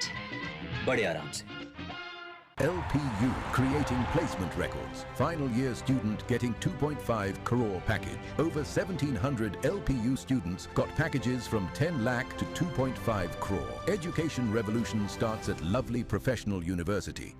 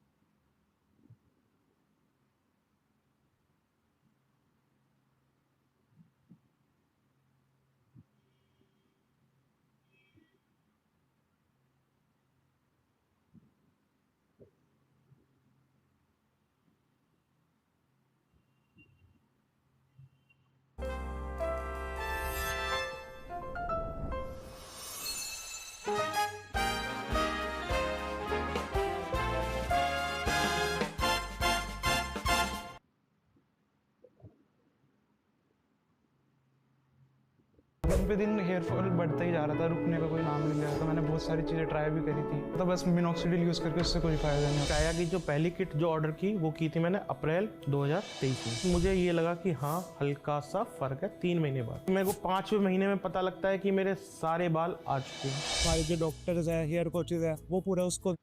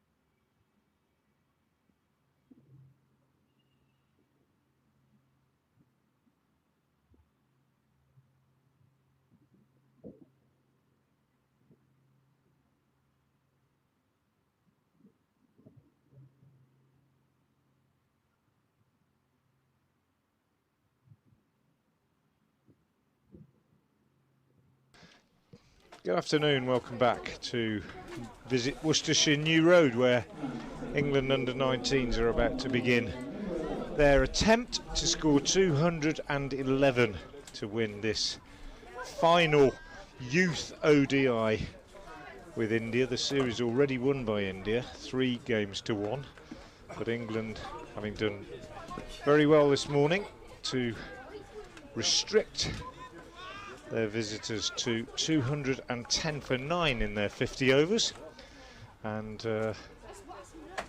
Ben Dawkins and Joe Moores, the 2 England opening batsmen, out there at the moment as we speak, about to start the response, and the first ball of the innings is played firmly by Dawkins up towards mid-off, and there is no run. First over of the innings being bowled by Guha, bowled pretty well on Saturday in the previous game in this series, when he bowled 8 overs, 1 maiden, no wicket for 48 in a much more high scoring affair than this one, both teams getting over 300. Guha is in again, and Dawkins is pushing this out on the leg side, but there's no run. Both these batters, Dawkins and Moores, made half centuries on Saturday. Dawkins made 67, Moores made 52. Yeah, Dawkins has been in decent touch so far this series. 18 in the first game, 7 in the second, 62 in the third, and 67, as Frank just said, here and I reckon he would have been a bit disappointed to get out for that 67, because he'd played pretty well. He'd looked fairly untroubled. He just gave it away a little bit. There we are. He has been in good touch, and there's no reason why he shouldn't add to that good form today.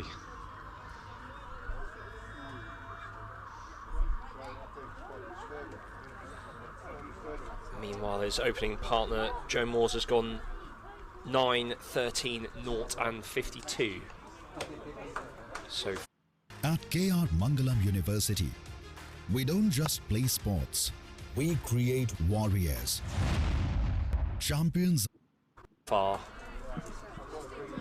Played well on Saturday for his 52, really did. But again, I thought a little bit on Saturday that he was guilty of giving it away a little bit. Went to his 50 and got out almost straight away thereafter.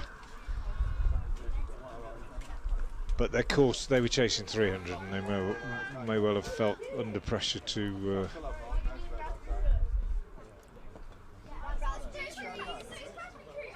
keep going, as it were.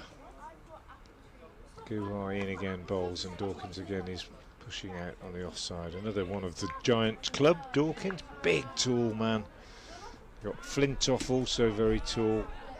Furbank, French Green. They're a very, very physically well-developed unit, this England under-19 side. Certainly are. As you've seen a little more of Ben Dawkins than I have, Frank. Only a bit. What should people at home expect from this tall opening batter? Okay. Plays for Kent, has a Gray Nichols. I don't want to start projecting on him, but I can tell you where he likes to score. Based on what I saw on Saturday, he has one particular area which is behind square on the offside, between sort of backward point and third man. He sliced the ball over the field and through the field in that area countless times in his innings on Saturday. As yet, he hasn't done that because that first over was a maiden. And a good start from Guha. And at the other end, we are going to see...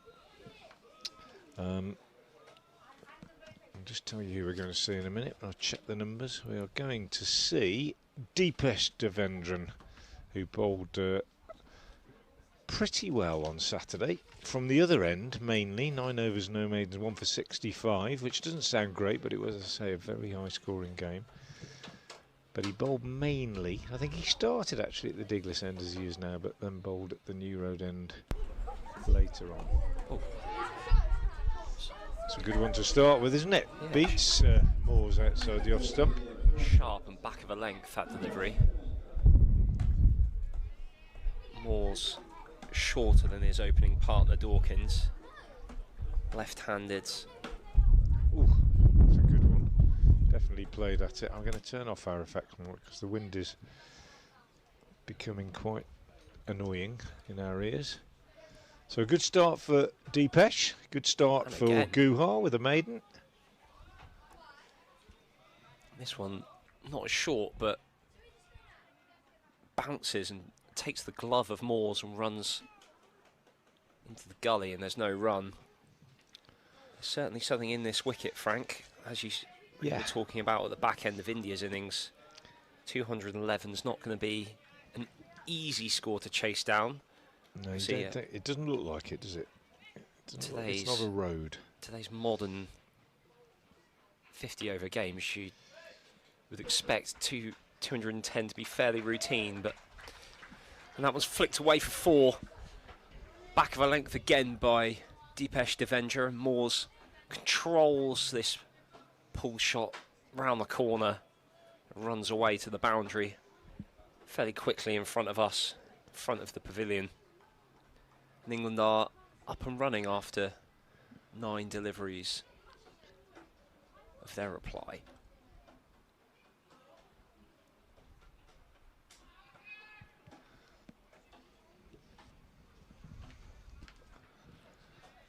Leg by off that one, which he struggled to cope with. Just nipped back at him. Something we saw a lot from England's bowlers, even deep into the innings, was that movement off the seam, off the pitch. French was still getting the ball to come back off the pitch, even into the latter part of his quota of bowling. So after the 30th over or so, there was still movement. Oof. Good one from Devendran to beat Dawkins outside the off stump. Every now and again, when you get to my age, you see a player who reminds you of another player, maybe from a previous generation, perhaps. I sometimes look at Brett D'Oliveira here at New Road, especially when he's non-striker, just leaning on his bat. Dawkins defends this, and he reminds me very much of his dad. And so I don't know, sometimes you just see a player and you think, oh, he reminds me of him. Well, Joe Moores reminds me of somebody, and it's somebody from a very, very long time ago, which is quite unusual. I mean, it reminds me of a diminutive left-hander who I watched a lot of growing up in the 60s, who has, the family I think has Norfolk connections, and it's John Edrich, who used to play for Surrey. Many people who are watching might remember him if they're of my sort of generation. Diminutive left-hander, played many, many times for England. Brilliant gully fielder as well, and just a similar shapes at the crease. Didn't have quite such a wide stance, Edrich. But that cut shot played by Joe Moores off the first ball of the 3rd over, very Edrich-like. I might just be showing my age, but Norfolk connection as well. I think the Edrich family. I think Bill Edrich, who was another famous member of the family, had played for Norfolk, I think, and certainly grew up in Norfolk. But John Edrich, who I'm talking about, I'm just going to bring up his details.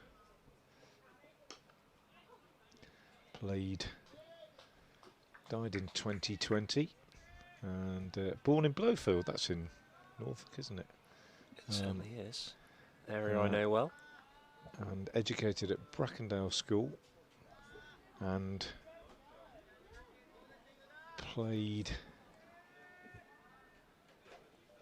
how many tests? 77 test matches for England, averaged 43, 1,224 50s, top score of 310 not out in test cricket. Not bad, is it? Not bad going at And all. I wonder if I can find a little video of him and show you, and you can tell me whether I'm talking nonsense or not.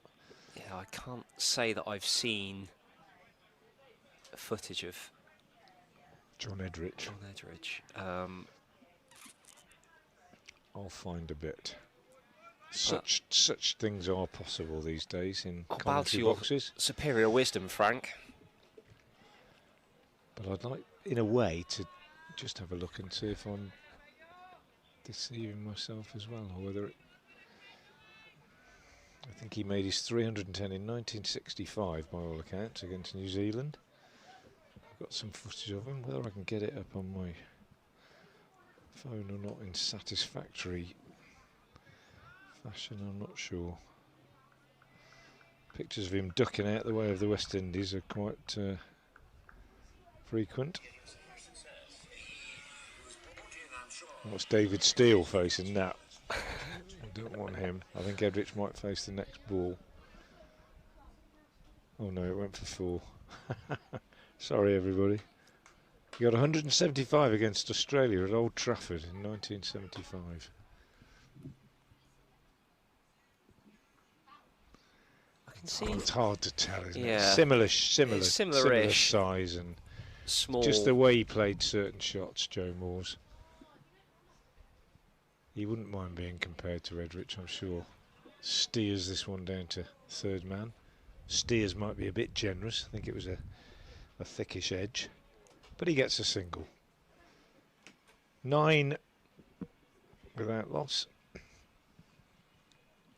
Sorry, 6 without loss. And Joe Moores has 5 of them. Ben Dawkins yet to get off the mark. 211 is the target.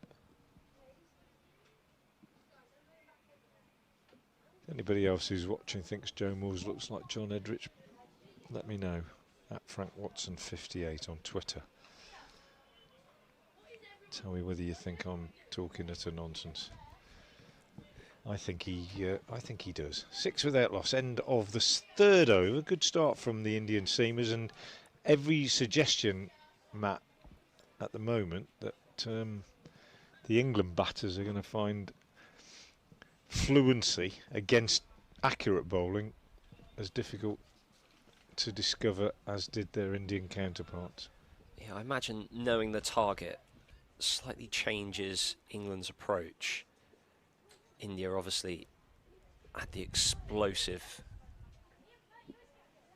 Suryavanshi at the top of the order, and a few of their batters got out early on, especially playing loose shots. Mahatra chipping to mid-on. Kumar caught on the boundary. Yeah, it was a Jaffa that got Malhotra from French, wasn't it? That probably a batter who was genuinely got out. Mm. That was a really good delivery from Deepesh there to Edrich.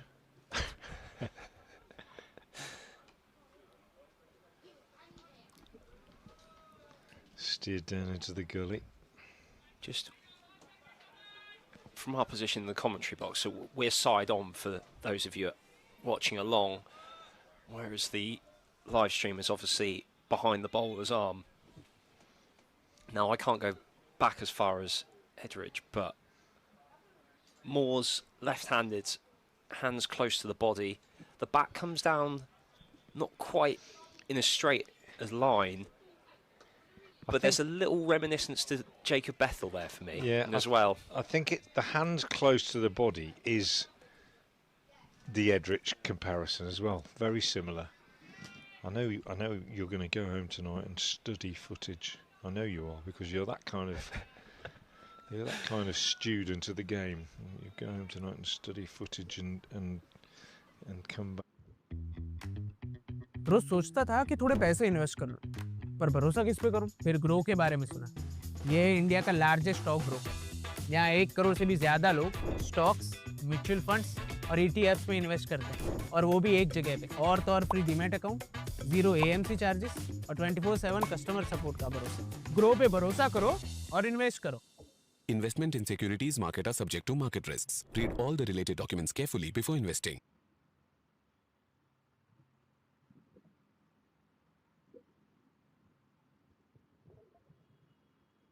Ready to design beyond the runway? At CGC Mohali, our BSc Fashion Designing program helps you master design techniques, garment construction, and fashion illustration. Gain hands-on experience in our fashion lab and through events like Meraki, crafting stunning designs and exploring fabric innovation. Our graduates are excelling as fashion designers, fashion illustrators, and more at top brands like Movidu, Webhoppers Infotech, WNS Global Services, and Uniqlo. Take the first step and design your future with us. Admission open. Apply today.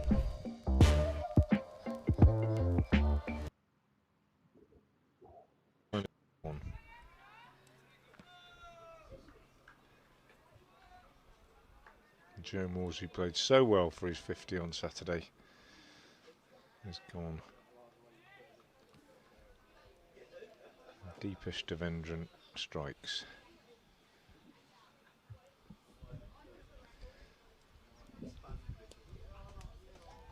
Ooh, and that one is down the leg side. Not caught wide. I think it must have flicked the pad. Ball's out for 5. I think it's going to be a tough run chase, this. I've got a sense of it. Yeah, I think it did flick the pad. He moved a long way inside it, Ben Mays. If these early exchanges are anything to go by, we might be in for the full allocation of 45 overs here.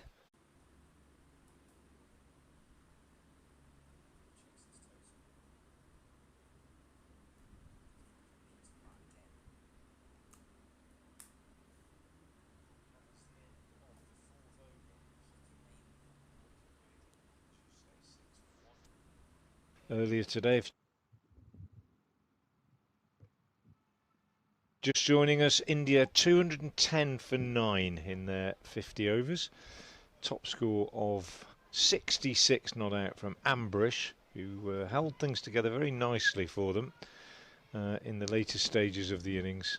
Other than that, 33 from Suryavanshi, 21 from Kumar, 24 from Pangalia, 24 from Chowan were the other main contributions. Good effort by the England bowlers. French 2 for 37, very good. Albert 2 for 24, also very good, but a good effort all round. Here's Guha from the New Road End bowls, and that's a lovely shot. Beautiful shot from Ben Dawkins to get off the mark. The tall right-hander standing up to his full height and hitting that off the back foot on the up through extra cover. Nice way to get off the mark. His first scoring shot, his first boundary, obviously, and takes England into double figures. And they've blocked off that area that I was talking about. Matthew, having seen him on not just Saturday but earlier in the series, prolific through that deep gully backward point region. I should have guessed that was a strong scoring area looking at the field. There is... Well, that's a good response from the bowler. Beats him outside the off stump with a good length delivery, which he's walking into and pushing at.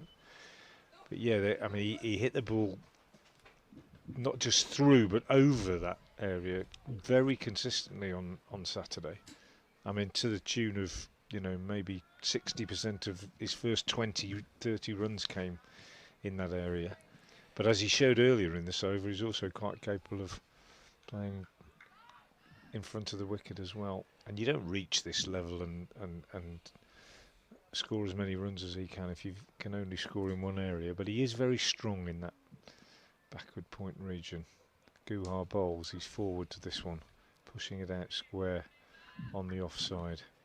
Yeah, for those of you who can't see the field, there are men at point, backward of point, and then a very wide gully. So there's 3 fielders in sort of a small area of the field to cut off that shot that Frank's talking about.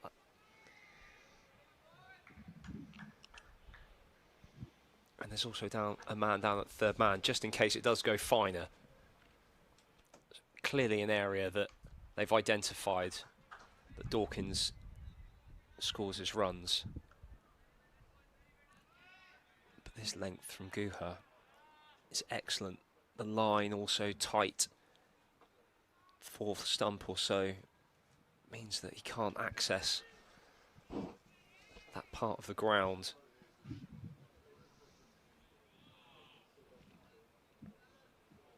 This is going to be a really good examination of England here. Could be. I feel like you've got to earn your runs out there today. Well, Dawkins not going to hang around on the march to this one.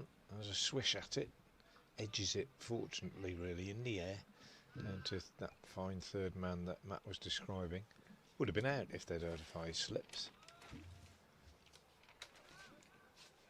I say that not really being silly, but just to explain that that's where the ball went.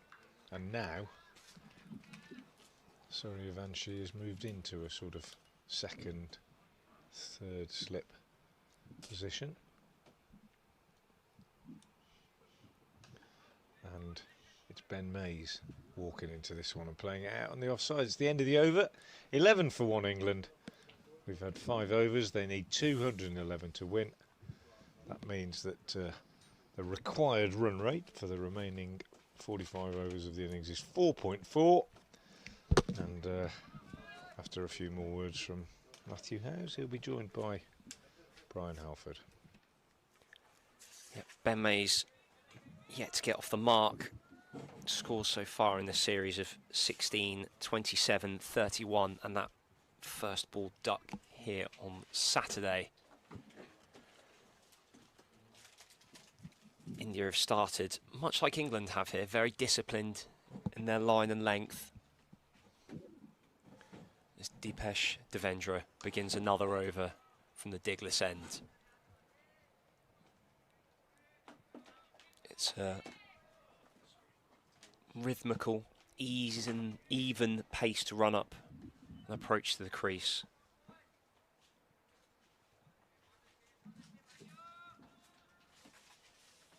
Not quick by any means, sort of around that 80-mile-an-hour mark.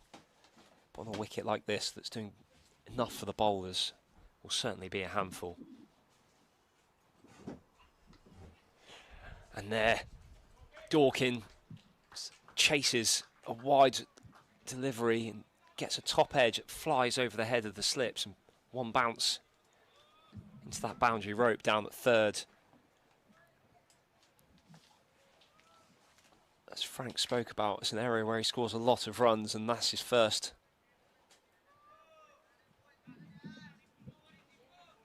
First boundary down in that area. It was a ball to be attacked, but it was fairly loose. The response is good. Dawkins taking his hand off the bat there as looked to bounce up a little bit more. Good afternoon, Brian. Good afternoon, Matt. Hello, everybody, wherever in the world you're listening to us. Visit Worcestershire New Road, looking an absolute picture here in the middle of England, and we've got a very intriguing cricket match here. We certainly have. Potentially for a low-scoring thriller. There's plenty of noise out there from the Indian fielders. If you can pick that up. They did bowl very well. Well, they have bowled very well in this series, but on Saturday particularly, although the batters took the glory, if you like, 2 really spectacular centuries, the bowlers defended it really well as a unit, and I think if you give them a bit of assistance, and there is a little bit in this pitch, I think England are going to have to work hard for these runs. Oh, and this is a genuine edge that runs away for 4. Dawkins pokes at a delivery that's just outside off stump. The sparing dive of the keeper out of his grasp. I think the keeper may be a little disappointed. It was a little bit late going for that. It was certainly, had there been a first slip, I think it would have been a wicket keeper's catch, to be honest. It's although maybe I'm being a little bit harsh, but certainly unlucky for the bowler. Dawkins did actually begin rather sketchily on Saturday with quite a few down to third man, some deliberately, but others a bit streaky, but then he really settled and played very well for his half century. Yeah, that shot was one of indecision, and this time back down to his favoured third man area as he carves that one away for 4 runs. It was short, it was wide, it deserved that treatment. 3 boundaries off that over. It's got the scoreboard ticking a little bit. I don't think it was out of the middle of the bat as Dawkins holds the toe there, but I'll probably feel a little bit better about his start now. Yes, not the most convincing of overs, but a productive one for England, and that's what they needed after that. After what has been a difficult start, 23 for 1 from 6 overs. It's one of the things that the England bowlers did so well, is we saw very few poor deliveries that really eased the pressure. And that over, Dawkins got a couple and he made sure to cash in when they came. He's a big fella and he goes hard at the ball, and when he hits it, as they say, it stays hit, and sometimes that means you can just get away with things as well, because if you hit it hard, it flash of even.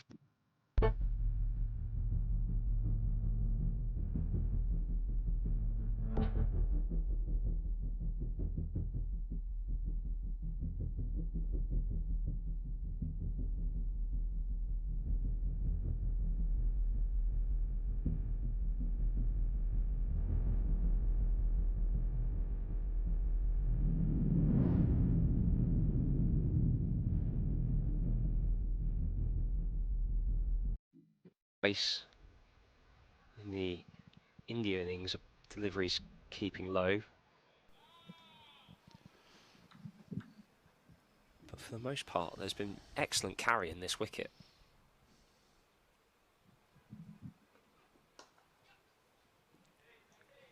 And Mays is off the mark now, a couple of steps down. Nudges into the leg side and continues on his way down the wicket to the far end. England are 24 for 1 in the 7th over. Moore's the man out so far for 5.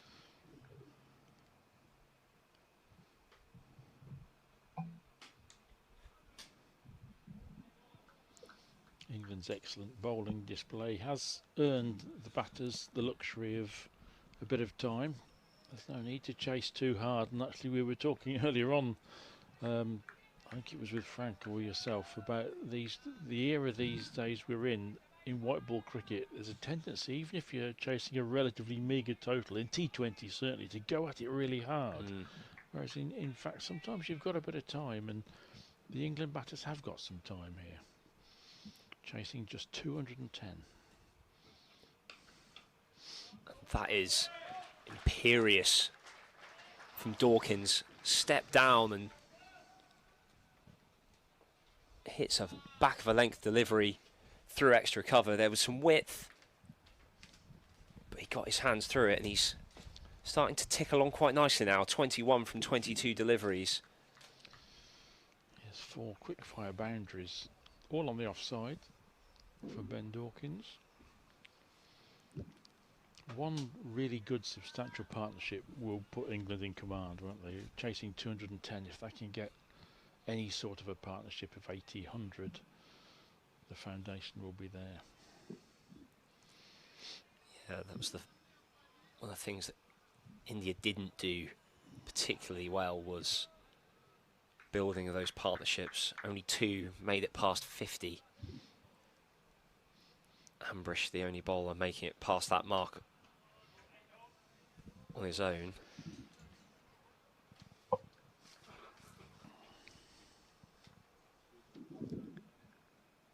So that delivery's pushed into the offside to complete the over. 28 for 1 now, England, from 7.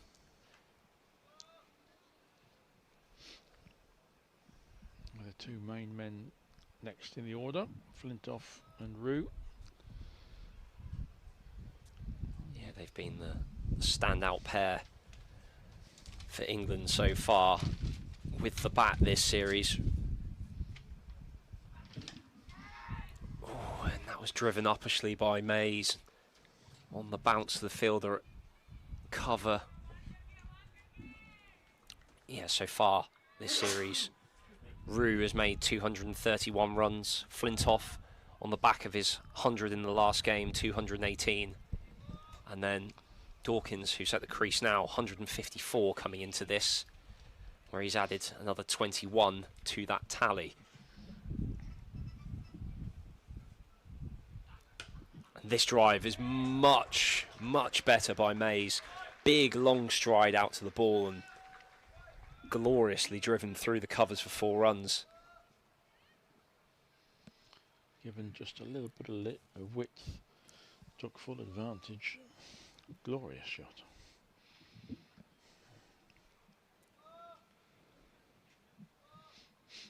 That was what he was looking for the previous delivery, but he got that little bit of extra width and was able to pierce the gap.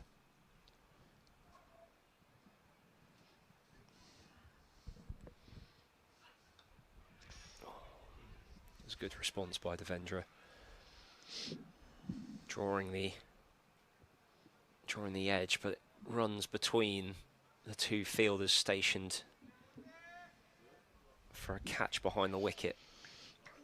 I think there could be a case, you know, Matt, for a second slip. I think the ball is doing a bit, isn't it? And especially Dawkins loves to plunder the 3rd man area. And Yeah. India really do need to take wickets.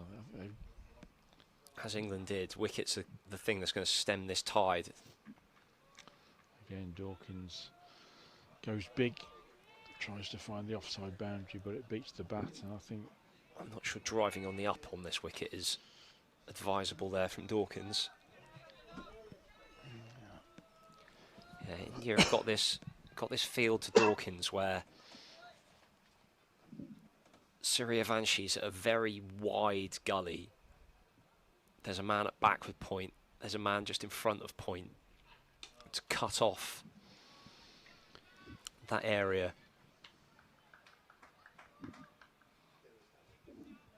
That means if, as he did in his previous over, Devendra, if he does draw the edge, he's only got the keeper there for the catch. I think there's a case for maybe pulling a man over from the leg side even, because Dawkins isn't very much an offside player, isn't he? Certainly has, and this square drive is beautiful. It's come racing towards us in the commentary box, and it's 4 more. It was... Have we got access to Ben Dawkins' wagon wheel? Because I just wonder if he scored a leg side run yet. He's on 25 and he's batting beautifully, but he's plundering the offside. Certainly is. That was a beautiful drive. Square of the wicket between those 2 fielders, as I was describing, at backward point and point, perfectly placed. It was full. Half volley needed to be put away, but he did so. It looks like we're going to have a change of bowling from the New Road end as well. The man who held together the Indian innings. Ambrish is coming on.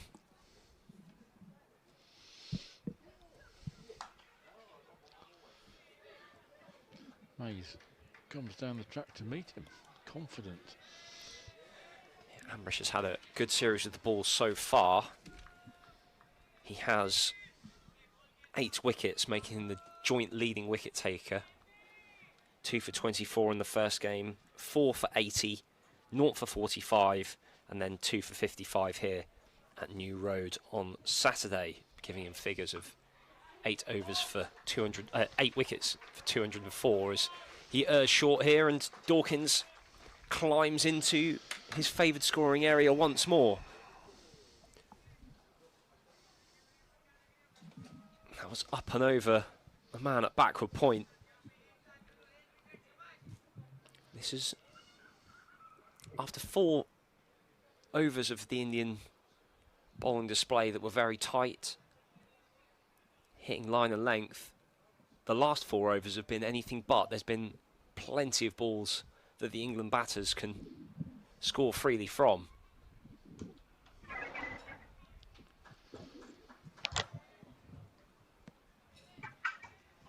Dawkins in excellent form too. This would be his 3rd successive 50. Signed off with a century for Kent's second 11 before joining up with England U19s. Century against Essex at Beckenham. And starting to time the ball very sweetly. As he does here, picks the gap between mid-wicket and mid-on beautifully, and he can score leg side runs as well. That was a beautiful shot. Yeah, it wasn't the best delivery here. Ambrish has not started very well. That was short, but not short enough to be called a real attempted bouncer, and Dawkins is just able to swivel and pull that through mid-wicket for 4. He's raced to 33 from 29. And that is a beautiful strop. Beautiful down the ground, a couple of steps into it, and hits it straight back over the bowler's head for 6. I don't think it could be any straighter. Nestled in the sight screen, directly behind the umpire. An immense straight drive. That brings up England's 50, 52 for 1. 1 ball of the 9th over to go.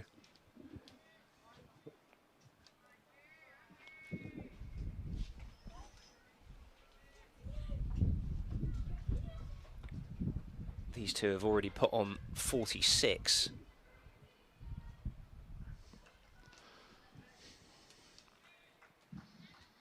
Like a slower ball there by Ambrish to close out the over. An expensive one. 3 boundaries from it. 1-6.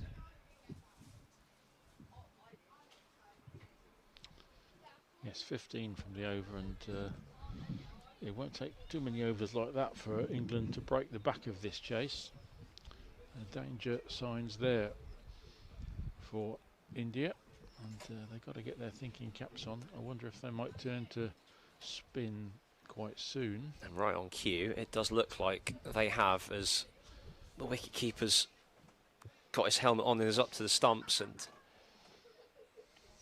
Chauhan looks like he's about to come and have a bowl. As I said at the start of the day, I'm interested to see him bowl because he's going at just over 4 and over for the series, whereas everyone else has been far more expensive. Mays is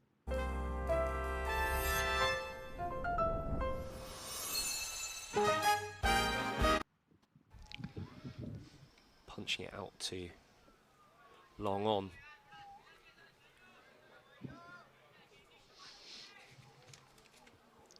Chauhan, the other man who has taken 8 wickets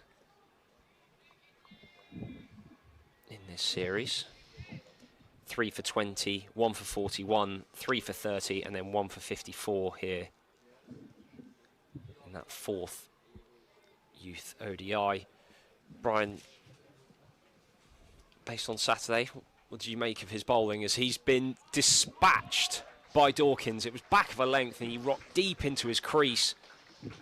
Hits this over mid-wicket for 6 runs. Well, that wasn't his finest work, was it? He dragged that one down and ruthlessly punished by Dawkins, who's, after a relatively steady start, has galloped to 45 from 33 balls. That's the 50 partnership between these two as well, as they scamper through for a quick single. That was well backed up there in the ring. He's been a big contributor to this this India series victory, and let's not forget, even though they're on the back foot today, they have won the series 3-1 up already before today. Chowan has, with bat and ball, contributed to that. Interesting that England batters in this first over have used their feet 4 deliveries out of the 5 bowled so far. He bowls this one from 23 yards. His front foot was just beyond the stumps then as he bowled that delivery, and it was short. Mays wasn't able to beat the close fielder at mid-wicket, but another good over for England, and at the end of the power play they are, or the first power play rather, they are 60 for 1. Dawkins has raced to 46 off just 25 balls in this partnership. He was still on noughts when these two came together.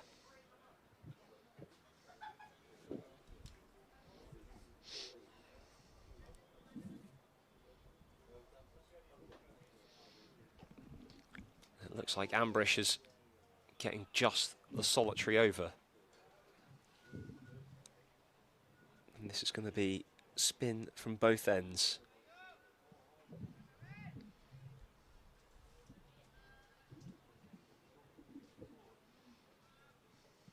I haven't got the shirt numbers in front of me, but the man wearing number 2 is going to come on to bowl.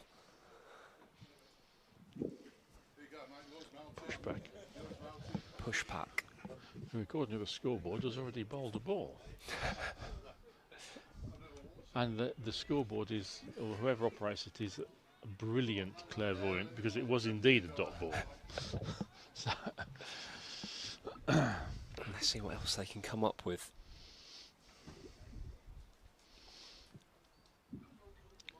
India need to come up with a wicket.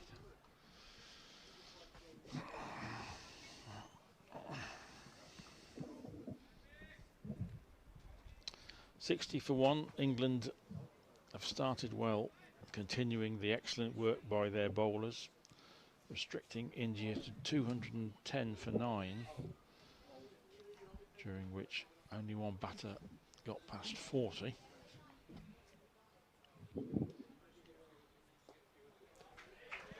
That's an excellent reverse sweep by Ben Mays. It's a shot that everyone seems to be so comfortable playing now. We didn't see any of that in the India innings, but Mays has played it well and has found the boundary. He's on to 12 with a 65 for 1 in the 11th. And they don't seem to want to let the Indian spinners just bowl to them here. There's been proactivity from each of the 9 balls that we've seen of spin so far.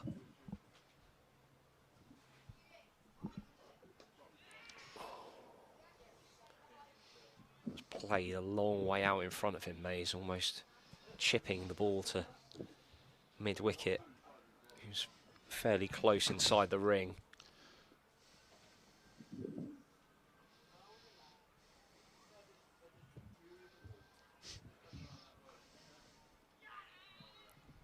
Oh, that's hurt the wicket-keeper, I think. A better throw there, and there's been a run out. Dawkins was slow to set off. A little bit of indecision between the two England batters there. And the throw was fast and flat, but inaccurate.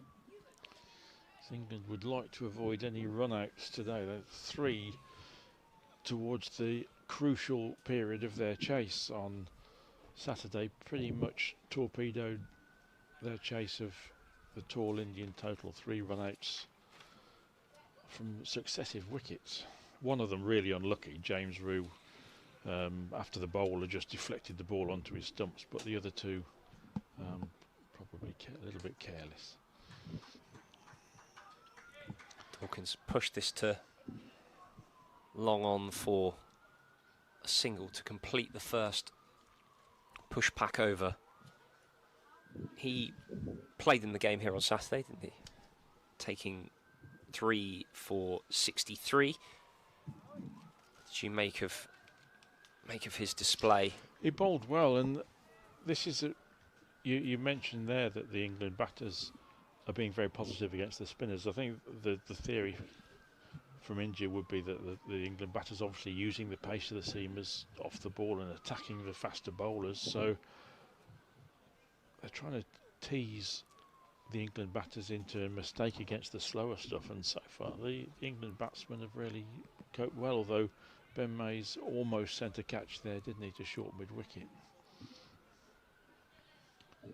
It is a little bit difficult to see how much the ball is turning, of course, from our angle at deep cover.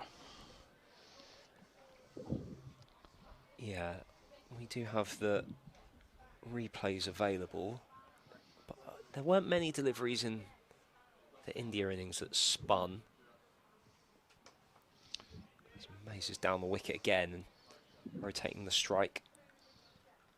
Ralphie Albert bowled superbly, 2 for 24 from 10, but as I think you mentioned, it was a lot of variation, wasn't it? And a lot of intelligent flighting and variation without enormous turn.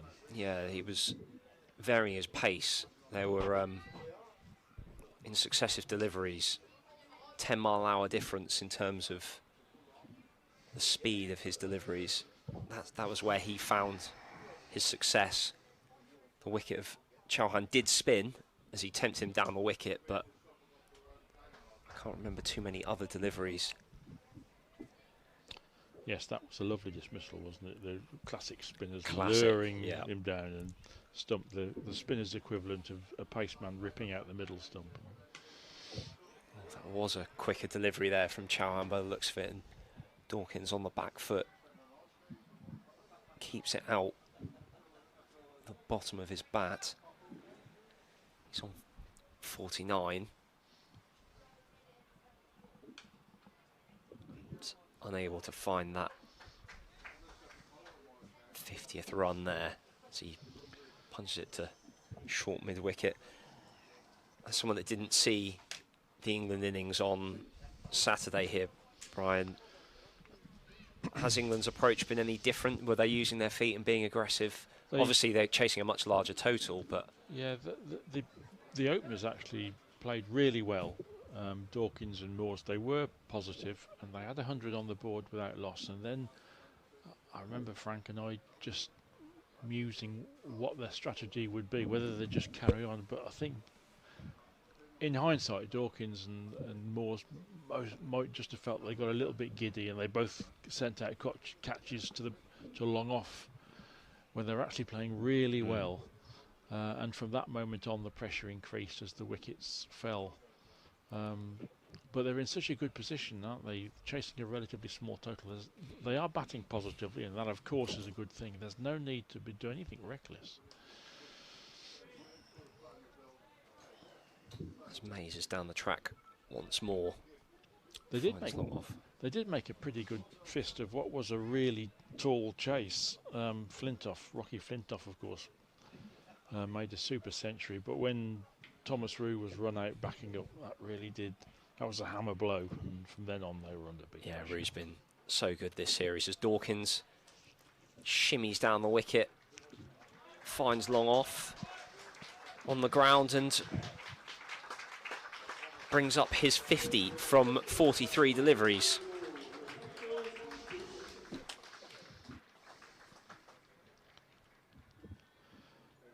Eight fours and 2 sixes for Ben Dawkins. Now is he going to go on and play the really big innings? Yeah, third successive 50 score here. Hasn't made it up to the 60s though, so it's the first little hurdle for him to overcome. He'll be keen to make sure that he doesn't give away another excellent start. As it's short and he rocks back and hits this for 6 over mid-wicket.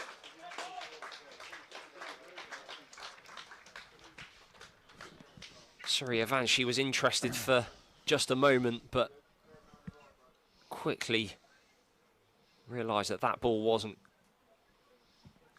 catchable and was going over his head. 78 for 1 now, England. Dawkins down the track. One bounce into the hands. Well, India have got a problem here, haven't they? Because the spinners are being plundered. But that mighty pull from Dawkins, it wasn't a good ball though. Pulled down. That was aerial as it went back past the bowler, but LPU creating placement records. Final year student getting 2.5 crore package. Over 1,700 LPU students got packages from 10 lakh to 2.5 crore. Education revolution starts at lovely professional university. भाई investment tip देना small caps में डाल small caps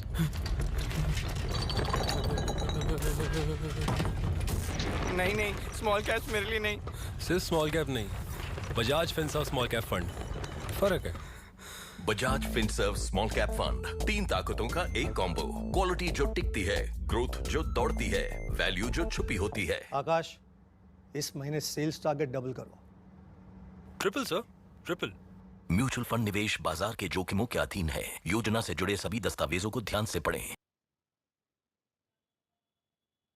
Played well on Saturday.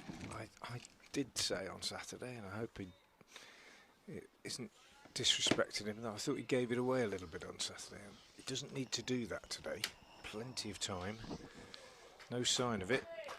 That is a magnificent shot. This time by Mays, using his feet to the spinner and hitting him straight down the ground for 6. And at the moment, as you said, Brian, India have got a problem because England are, well, they're cruising, to be fair. They're cruising at this point.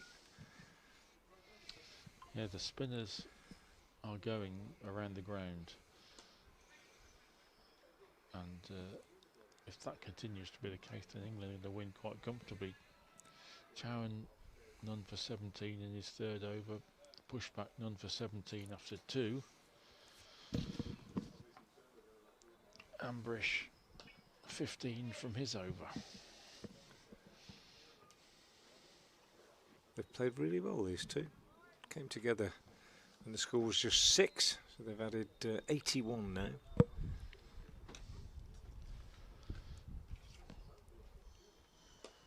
Make that 85 because Dawkins uses his feet and cracks this one from Chowan away over extra.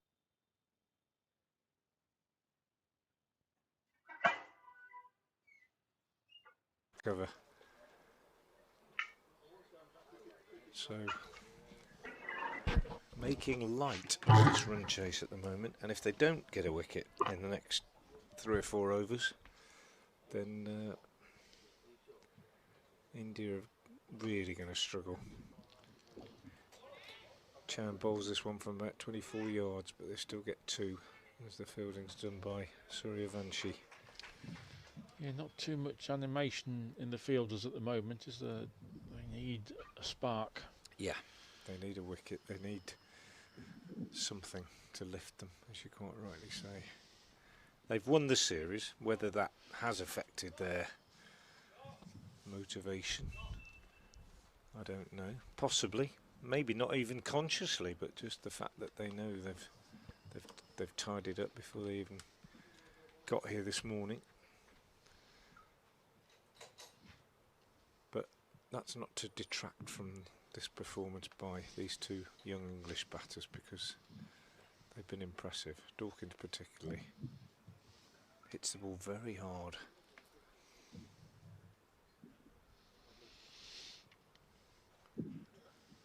But Mays has done a good job too, and his 6 down the ground in the previous over, very, very impressive.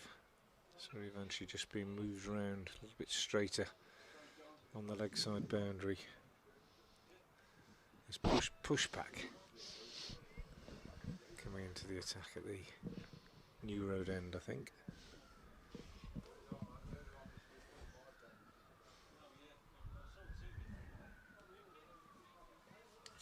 Or is it Singh? Singh. Okay, I beg your pardon. Singh. Singh replacing Pushpa.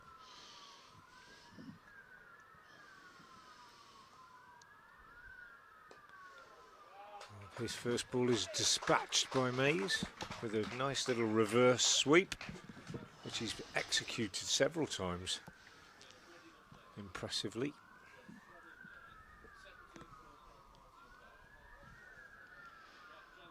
So Singh not given any chance to settle.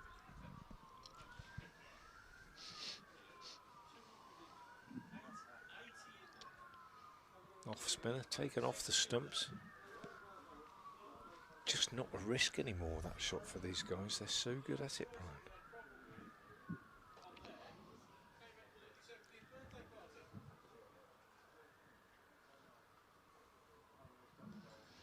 And he plays it again, this time more deftly. Just a little paddle, reverse paddle rather than sweep. Brings him another couple. And it's a shot we saw relatively little of from India. Interesting. Yeah. When they were plundering on Saturday in the early games, I think that there was over 300 on the board before the first reverse sweep came out. I wonder why that is. It's an interesting thing to debate, isn't it? Maybe it's a coaching thing. The coaches have actually told these batsmen, we don't want you playing those sort of shots yet.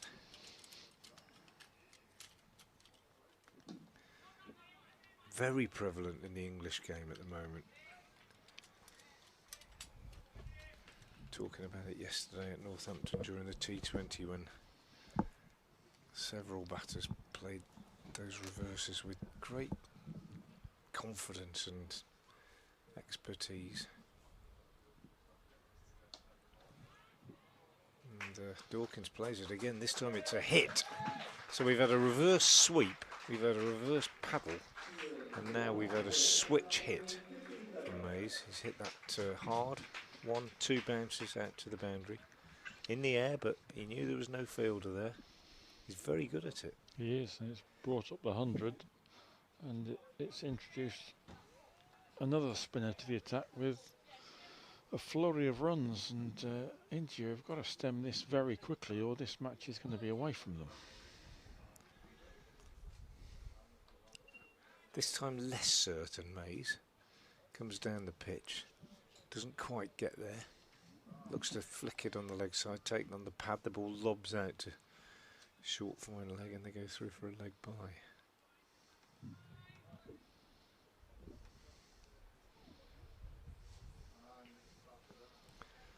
Interesting that they favoured the spinners so much in this innings.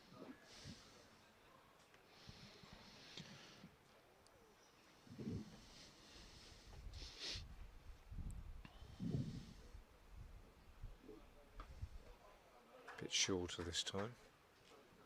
Easy single for Dawkins. Cruising along these two.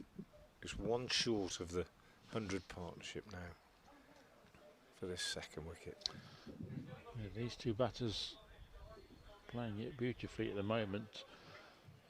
Enjoying the luxury, of course, of chasing just 210 rather than a hefty 360 as in previous games, and for that credit goes to an excellent collective bowling display from England. Ralphie Albert 2 for 24, Alex French 2 for 37, Sebastian Morgan only bowled 6 overs, it was as good as anybody, 1 for 15, Matthew Furbank 1 for 41, Alex Green 1 for 37, Ekanch Singh 1 for 49. Everyone took a wicket and everyone contributed to a really good bowling display, backed up by some solid catching as well. Yeah, it was good from England today. They were definitely a step up from their performance in the field on Saturday in many ways. The spin experiment is concluded. Deepesh Devendran is back into the attack at the Diglis end. His first ball is tucked away for a single. And the 100 partnership comes up between these two young men. No slipping, Frank, and I totally understand to a degree why they need to defend, but if they don't take wickets, India will lose. So I would definitely have one in, because there is a little bit of movement out there. Yeah, and then we have seen one or two go through there, and that might well have gone to slip had it been hit. It was wide, called wide, but he had a go at it. Yeah, you're right. I think there's an argument for having a slip in and maybe even a deepish gully, particularly when Dawkins is on strike, because you're quite right, Brian. If they don't get a wicket, we'll be on our way home a little bit early tonight, I think. As Devendran is in again and bowls, and well, Mays does well to reach that one, banged in short, and it almost was a tennis smash. It really was, as he fetched it down from outside off and hit it straight to the fielder at mid-wicket. Very, very hard one to reach. Push back the fielder. 107 for one then. 104 more needed. And that's good from Devendran. And played defensively nicely by Mays.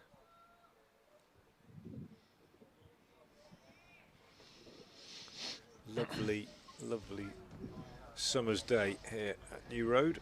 Blue skies, sunshine. Not as big a crowd as we had this morning when we had a lot of school children in, but the ground looks well. Cathedral imperious as ever on the far side as Devendran bowls, and he's clipped away on the leg side for two by Ben Mays. Good running from these two young men.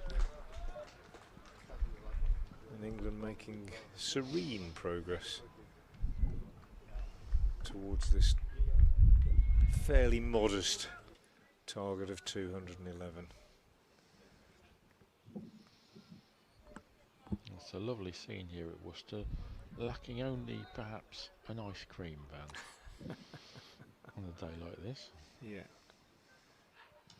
And well, Devendran a little bit unlucky here because Mays is looking to clip him away on the leg side, and he turns his bat too early and gets a top edge, a leading edge, but it flies safely out square on the offside. They get a run. Especially earlier in the day when there were hundreds of school children present, an ice cream van might have been quite popular. Yeah, I think. might have been able to have a day off tomorrow if he'd have anticipated that. Maybe. मेरा नाम सौ कुमार पांडे है। मैं मोतिहारी बिहार से हूँ। बचपन से CC Mohali के बारे में बहुत कुछ सुनने को मिला था। मैं सोचता था क्या मैं वहाँ पे पढ़ पाऊँगा। तब मुझे बिहार स्टूडेंट क्रेडिट कार्ड के बारे में पता चला और मैंने अप्लाई किया। अब मैं वहाँ पे बीटेक का कोर्स कर रहा हूँ और हर दिन कुछ नया सीखने को मिलता है। इस स्कीम का बहुत बहुत शुक्रिया। Admission open. Apply now.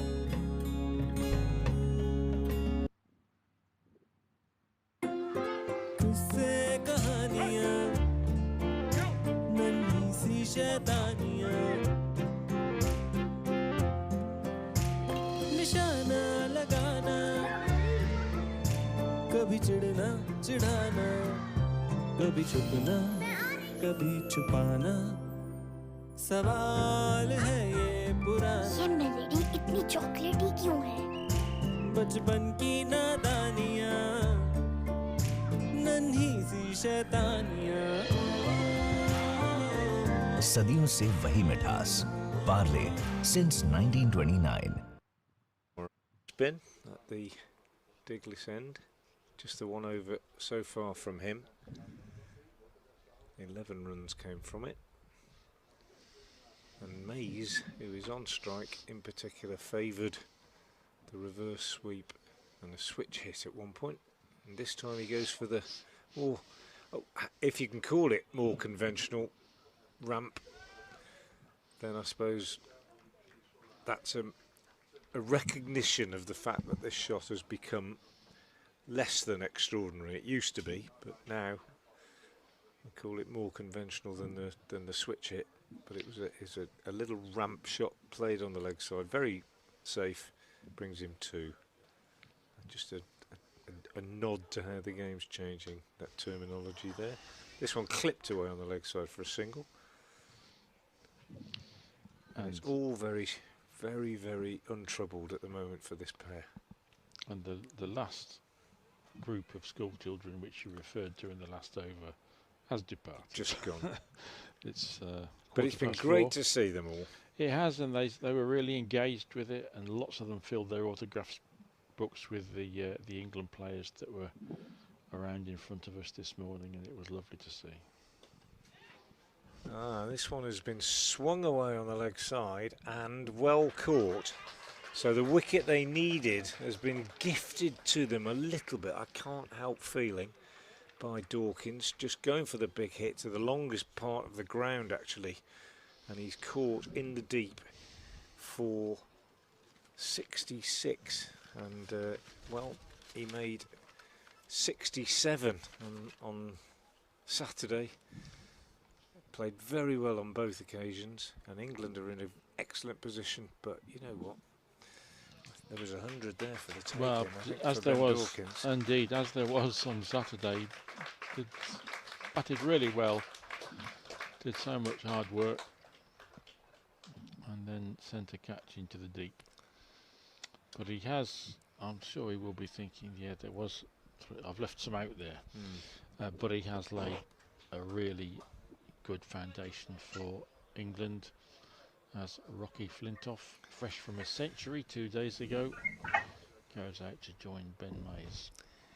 Yeah, well, it was a very, very good innings. Ended with a little bit of a sort of a tame shot, really. But I have to say, a very, very nicely judged catch by Chowan, running back. It was high. It was coming over his shoulder, and I've rarely seen one taken more comfortably than that, because he really did pouch it with a minimum of fuss. I mean, they practice these things every day, but nonetheless, execution in a game is a different matter, and he made it look very, very easy indeed, and it wasn't.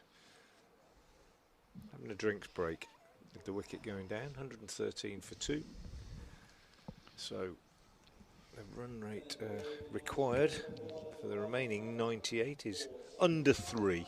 That's the extent to which England are in a luxurious position. And India, having got that wicket, well, let's be honest, they need 2 or 3 if they're going to put any pressure on the England batters. That's Flintoff, who played really well on Saturday for his 100. I always feel for a lad who's got a famous name. Following on from his dad, his great exploits in the England colours. Not easy. We've got Archie Vaughan at Somerset, who's also played under 19 cricket, following his father Michael. Sometimes the sons exceed their fathers in terms of their achievements. Look at Stuart Broad, whose father Chris was a very fine county and test cricketer, but Stuart has exceeded expectations. Flintoff will have to be a pretty good player if he's going to do better than his dad. He's off the mark here with a little outside edge down to third man. But I do think, Brian, I always think that it's tough when you've got a famous name to make your way in the game. Well, I've chatted over the years once or twice to Neil Smith, who's captain, whose dad, of course, was England captain, Warwickshire captain, played for England at cricket and rugby union. Yeah. And Neil was a very good cricketer. Yep. And a really nice guy as well. And but he says honestly, it's hard because You are son of MJK. All the It's time. always in people's perception, isn't it? And they almost look at you in some ways of being son of rather than yourself in your own. Absolutely. Right. I think Stuart Broad probably had to deal with that early in his time. Flintoff drives for a single.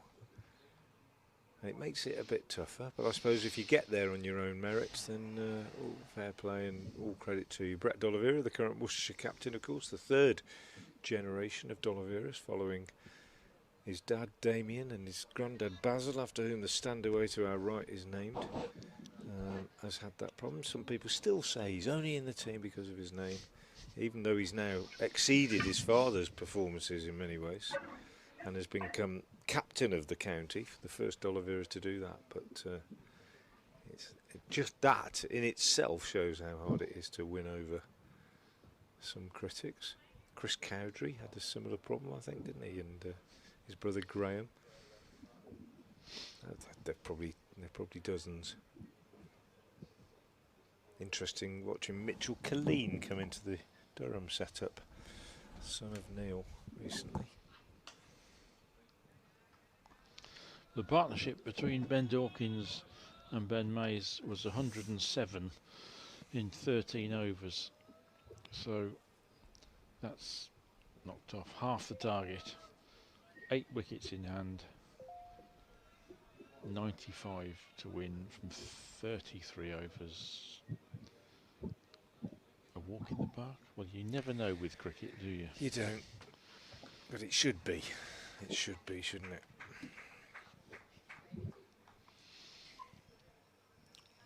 Fathers and sons, of course, there is a small thread of them playing together in the same team, and for half an hour at Derby in 1922, the Quaifs, father and son, for Warwickshire faced the Bestwicks, father and son, for Derbyshire. Oh, that's good knowledge. And I think that is unprecedented. Yeah, that's great knowledge. It certainly won't be repeated now, will it? But father and son bowling to father and son. It used to fascinate me as a youngster. I read about the only occasion, I think it's the only occasion, it'd be difficult to check this, in which a father and son played in the same football team in professional football in England. And it wasn't that long ago. I mean, it was a long time ago. I think it was just before my lifetime, but only just. Any idea? I didn't realise it had happened in football. It was David Hurd, who used to play up front for Manchester United, centre forward. A very good centre forward. I think he scored in the 1963 FA Cup final. Didn't play when they won the European Cup, but he played in that side in the 60s. David Hurd played for Arsenal as well, and his father Alex Hurd, who was a Scottish international, and they both played for Stockport County, I think. I'll check it, but it's a distant memory from childhood, but I'm fairly sure that happened, and as far as I'm aware, it's the only time. I would be surprised if it wasn't. I didn't realise that had happened. In cricket, of course, players can, certainly in previous eras, went on long enough to maybe play with their sons, but in professional football, that is quite I'm checking. A rarity. Oh, opposing sides, I think. Oh no, hang on. I'm checking now. So Fife-born Manchester City hero Alec Hurd and his son David. क्या आप ये कहना चाह रही है कि अगर मैं रोज चंपी करूं मेरे हेयर प्रॉब्लम्स सॉल्व नहीं होंगी? अगर आपकी हेयर प्रॉब्लम हेयर लॉस है तो आप पूरी लाइफ चंपी कर लीजिए, आप बॉल्ड हो जाएंगे. कुछ नहीं हो सकता चंपी से. अगर चंपी से बाल उगते तो इंडिया में सालों साल से चल रही है. पूरा वर्ल्ड चंपी नहीं कर रहा है, हमारा देश चंपी कर रहा है. फिर क्यों है इंडिया में इतने bald man? The answer is that there is no one magic product. It's very important to understand आपकी कंडीशन क्या है. आप ग्रेट हेयर लाइन में बस बाल अच्छे बनाना चाहते हैं, आपको रीग्रोथ चाहिए, आपको हेयर लॉस हो रहा है, आपको समझना पड़ेगा आपका हेयर लॉस क्यों हो रहा है और उस हिसाब से आपको ट्रीटमेंट लेना पड़ेगा. मोस्ट इम्पॉर्टेंट ये ट्रीटमेंट इंटरनल होगा, सुपरफिशियल नहीं होगा. So what are you waiting for? Install the Traya app and start your hair growth journey today.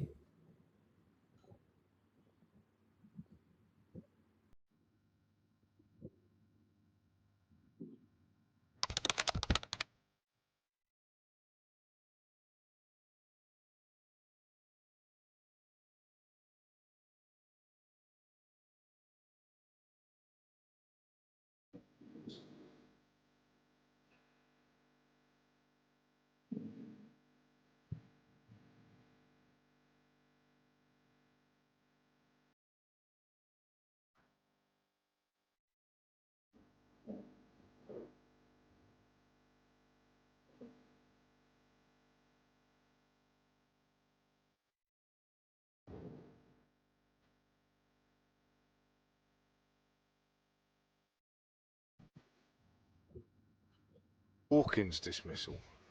He made 67 on Saturday and was caught in the deep. Made 66 today and was caught in the deep. And I just felt he was playing so well. There was 100 there for him, really. And it's just, well, probably just a bit of his game that he needs to develop as he grows into his career, to be a bit more ruthless, a bit meaner. Make sure you take it all the way if you possibly can. Played really well, don't get me wrong. In fact, I thought he played exceptionally well, and in a way that's what makes it all the more frustrating. Yeah, it was an excellent innings. Once he got going, he really did shift through the gears, and there was some excellent stroke making. And as I said a few minutes ago, we've seen some excellent stroke making from Ben Mays as well, and that's another one there. Banged in short outside the off stump, and he absolutely lashed that one off the back foot through the covers. When we were last on, Frank, to the boundary. We were talking about players who look like other players in the way they shape up, and while I was off air, I was just sat watching Mays, and not in his stroke making, but just in his setup as he's waiting for the ball to be delivered. Just now, it's very single. Harry Brook. Yeah, absolutely. The feet shoulder width apart, bat. Weight forward on forward. that front foot, and he brings up his 50 with that single. Bat. Ambush, by the way, is back in the attack. Bat periscoped to the sky, pointing directly upwards. I think that's where the similarities do end, but... Well, he's played really well. But he has played very nicely. Played really nicely, I think. Very, very impressed. Been impressed with a lot of the young cricketers I've seen in this game. Flintoff got a lovely 100 on Saturday, and we were talking while you were off air just now about the difficulty of having a very famous father's name. And Mays has hit this one over square leg for 6. Dropped short by Ambush, in fact for 4, 1 bounce for 4, but very, very close to 6. And Mays, having gone to 50, probably the loosest shot that he's played, that, to be fair. It was in the air, wasn't that far away from the fielder. I hope we're not going to see another one get to 50 and then lose concentration, because again, he ought to be thinking about 70 or 80 not out here, I think. I think that was Rue, actually, his first boundary. I beg your pardon. I've done him a disservice, haven't I? It is Rue. How could it be anybody else with those shoes on? It's been a long weekend. I've been commentating since Friday morning. It's a long weekend. But you're right, it was Rue. And it was a very Rue type shot, actually, wasn't it? That pull shot. Doesn't mind hitting the ball in the air. Mays having gone to his 50 with a single, of course. So fair play to Mays. He's not going to throw it away. I'm talking nonsense. He's going to get a nice little 80 not out. And he'll be quite happy if Rue takes the bowling on, as he looks like doing. That's 4 more. Another pretty poor delivery by Ambush. It was a poor delivery, and Rue's just got inside it at all the time in the world to pull it away through mid-wicket, just to help yourself, really. As easy as that. But he's a tremendous batsman to watch. I watched quite a bit of footage from his innings earlier in the series, and for a fairly small man, boy, lad, youth, he hits the ball extremely well, as does the man fielding just a few yards in front of us, Suryavanshi. As do so many these days around the game. This one banged in short, Rue lets it go. And as did Kashif Ali in a game that I was watching yesterday when Worcestershire won at Northampton in the T20. Hit some enormous shots, absolutely enormous pull shots. Not the biggest ground in the world, Wantage Road, as you know, Matthew, but these were balls that they weren't just clearing the boundary, and they weren't just clearing the area beyond the boundary. They were clearing the buildings beyond the area beyond the boundary. And the grounds aren't big enough these days to some extent, are they? Although, no, certainly not. You want to see 6s registered, but they pull the rope in as well these days, as they have here for health and safety reasons, and batsmen are clearing these boundaries with room to spare, and Mays just tucks this one away on the leg side and is quite happy to let Rue face. And that's exactly what he should be doing, in my opinion. Just play the anchor role. Nice little 75-80 not out. Win by 6 or 7 wickets. England will be very happy. Although they have, of course, lost the series. Moves forward, pushing it on the offside. Got a big stride in there. I don't think he'll have much going for it. Having watched 2 of these games and not seen the first 3, India have won the series. I'm going to make a bold statement here, which is based entirely on what I've seen, and it's only my opinion. But I think that India have obviously got the outstanding player, as Rue plays a brilliant reverse sweep for 4. India have obviously got the outstanding player in Suryavanshi, who's just standing at the moment about 10 to 12 yards away from us on the boundary. And Malhotra played beautifully for his 100 on Saturday. And there have been some reasonable performances from other players, but in terms of depth, I would suggest perhaps that England have more depth in their side than India. Well, one thing I would also note, as this ball's hit to cover for no run, is that just going through, doing some preparation last night, I haven't gone through and worked out the average ages of both sides, but there are quite a few England players who are 17, not yet 18, whereas their Indian counterparts, there are a few more players who are in that 18 towards 19 years of old. Obviously, Suryavanshi is only 14, and so that'll drag the average down. Brings the average down, but I do think this India side is more experienced than their English counterparts. So yeah. Well, you know, I'll qualify that. I don't want to appear to be biased one way or the other, but it's just been a joy to watch international cricketers from both countries playing so well, as England end that over on 143 for 3, and India have quite fair and square won the series.